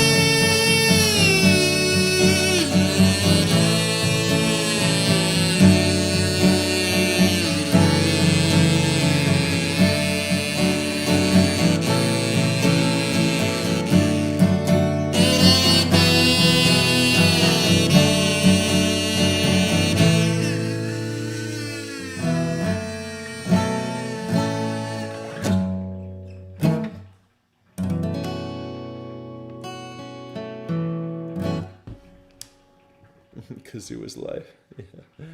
Anyway, that's the show. I think my voice is starting to crack a little bit. Is the kazoo really part of the music you're playing? You're reading? No, the music. No, the kazoo is not actually part of it. But there's like spots for solos and stuff, and so I played the kazoo in the spots for solos. And if there's any kind of like harmonica or guitar solos, I'll just play kazoo, because harmonica is fun and all, but I think it's kind of, the harmonica to me is really cool if you're playing in the same key all the time, but like I'm always playing in weird keys and shit, so it's kind of hard to like, I don't know, I find like the harmonica for what I do is a little limited.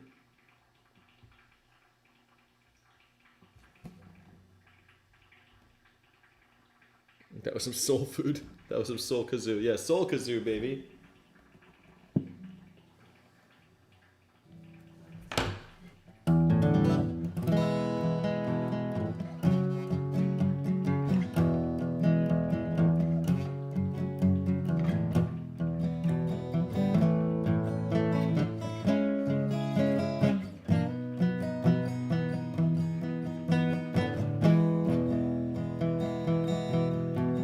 Mississippi Delta was shining like a national guitar.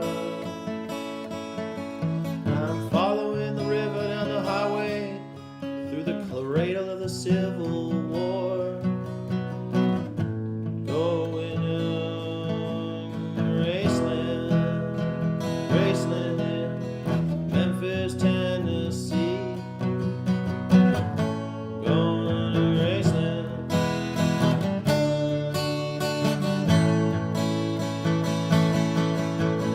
Over the Pilgrim Wheel family, we are going to Graceland.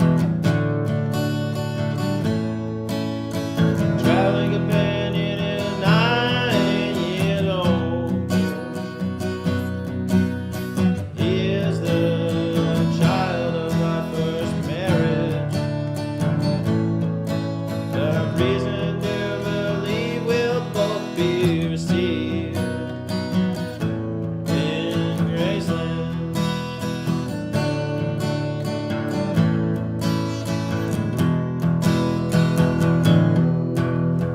Come back to tell me she's gone, as if I didn't know that, as if I didn't know my bed, as if I'd never noticed the way she brushed her hair from her forehead. And she said losing love is like a window in your heart, and everybody sees you're blown apart. Everybody sees the wind blow.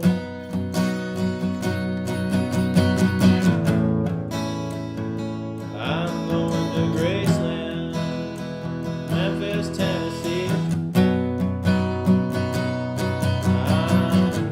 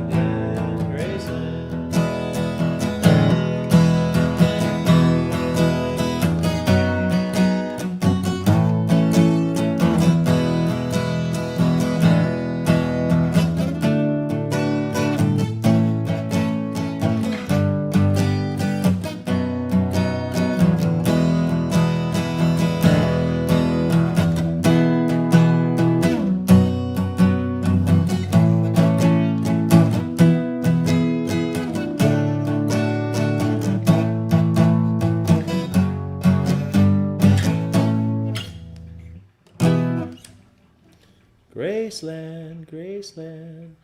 Ba-da-ba-ba-ba. We got now Graceland, Graceland. Encore. I'll do one more. Thank you. You like, I don't know. I want to make that song. I love the Graceland song, but I'm trying to play it my own way. It's kind of hard to.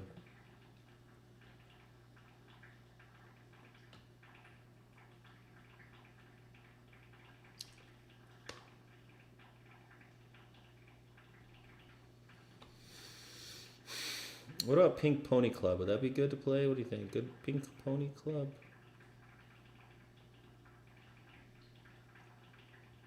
Oh no, I got it. I know what song I want to play.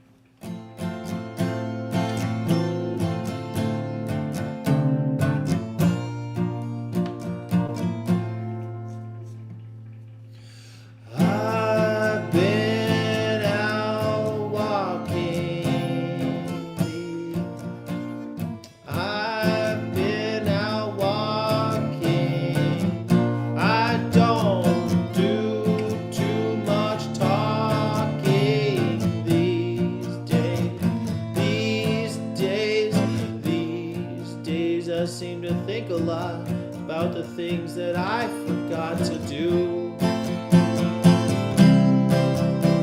And all the times I had the chance to, I stopped my rambling. I don't do too much gambling these days. These days I seem to think about how all the changes came about my way. And I wonder if I'd see another highway. I had a lover. I don't think I'll risk another these days, and I seem to be afraid to live the life that I have made in song. It's just that I have been losing so long.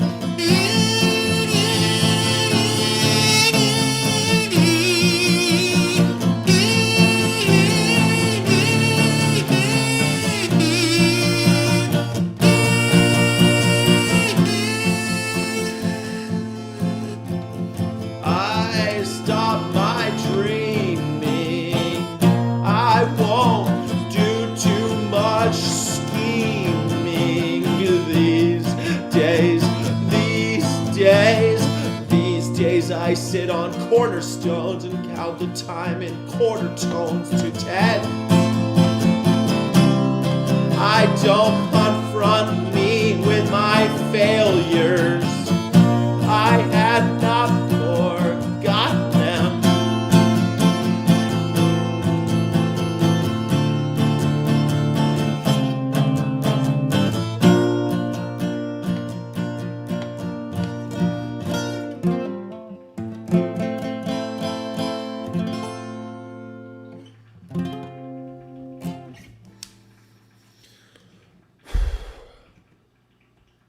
Don't gamble. Yeah. Thank you, everybody. What's Planet Caravan? Maybe tomorrow. Planet Caravan.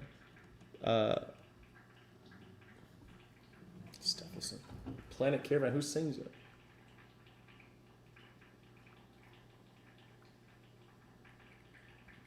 Planet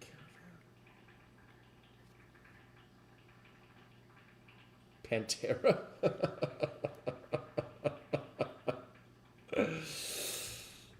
And Black Sabbath.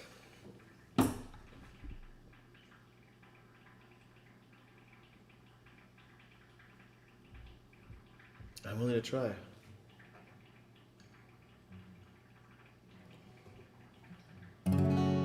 We sail through endless skies. We sail through endless skies. Stars shine like eyes, the black of night side. The moon, silver dreams, pours down in beams, light of the night. Earth in a purple blaze, sapphire and haze, and orbit always.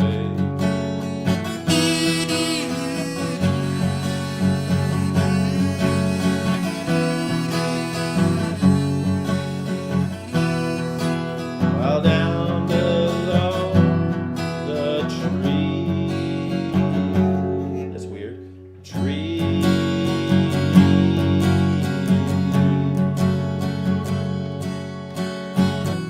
bathed in cool breeze, silver starlight breaks dawn from the night. And so we pass on by the crimson night of the great God of Mars as we travel the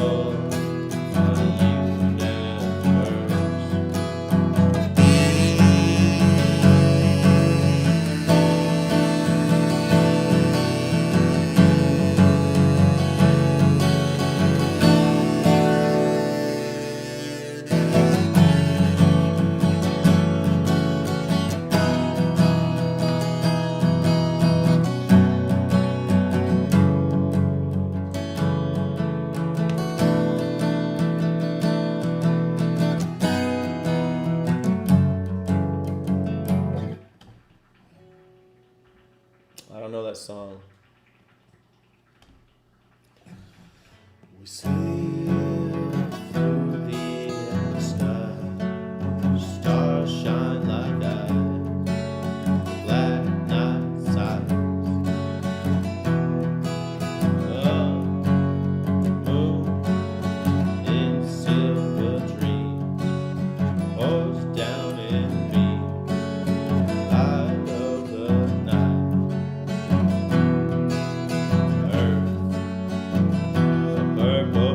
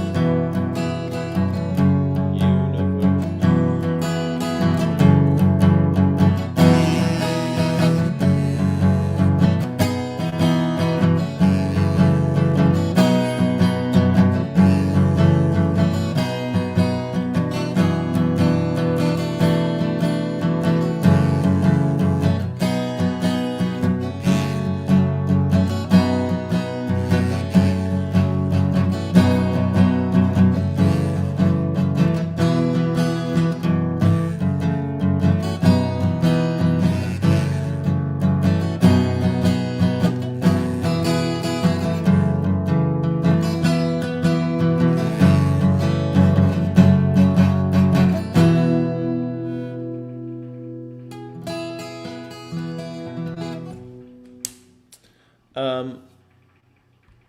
all know our failures for sure. No reminder. Don't remind me. All right, that was your Stephelson Planet Caravan by the Black Sabbath. I've never heard before that song. I don't even think I know that song, but I probably would recognize it if I heard it, but that was my blind take on it. So this is a chord version of Planet Caravan by Black Sabbath. In the original version, the band did not include an acoustic guitar in the outro. You can jam around with some different chords. I hope you liked it. Thank you, Veg in the Woods. Thank you. I appreciate you. It is afternoon here, and I have not eaten yet today, so thank you all for joining. I really do appreciate it. I see you tomorrow. I love you guys. Thank you. Illegitimate non-cover random. Don't let the bastards grind you down. I'm packing today. I'm packing. It'll be fun. We'll have a good time. I'm going to pack. It'll be great. Thank you. Thank you, guys. I appreciate all of you. You're amazing. Keep fighting. Keep fighting strong. You're amazing. Godspeed, rebels. Thank you, Veg in the Woods. Thank you. Peace, everybody. Thank you so much for watching. Don't forget to like and subscribe. Thank you so friggin' much.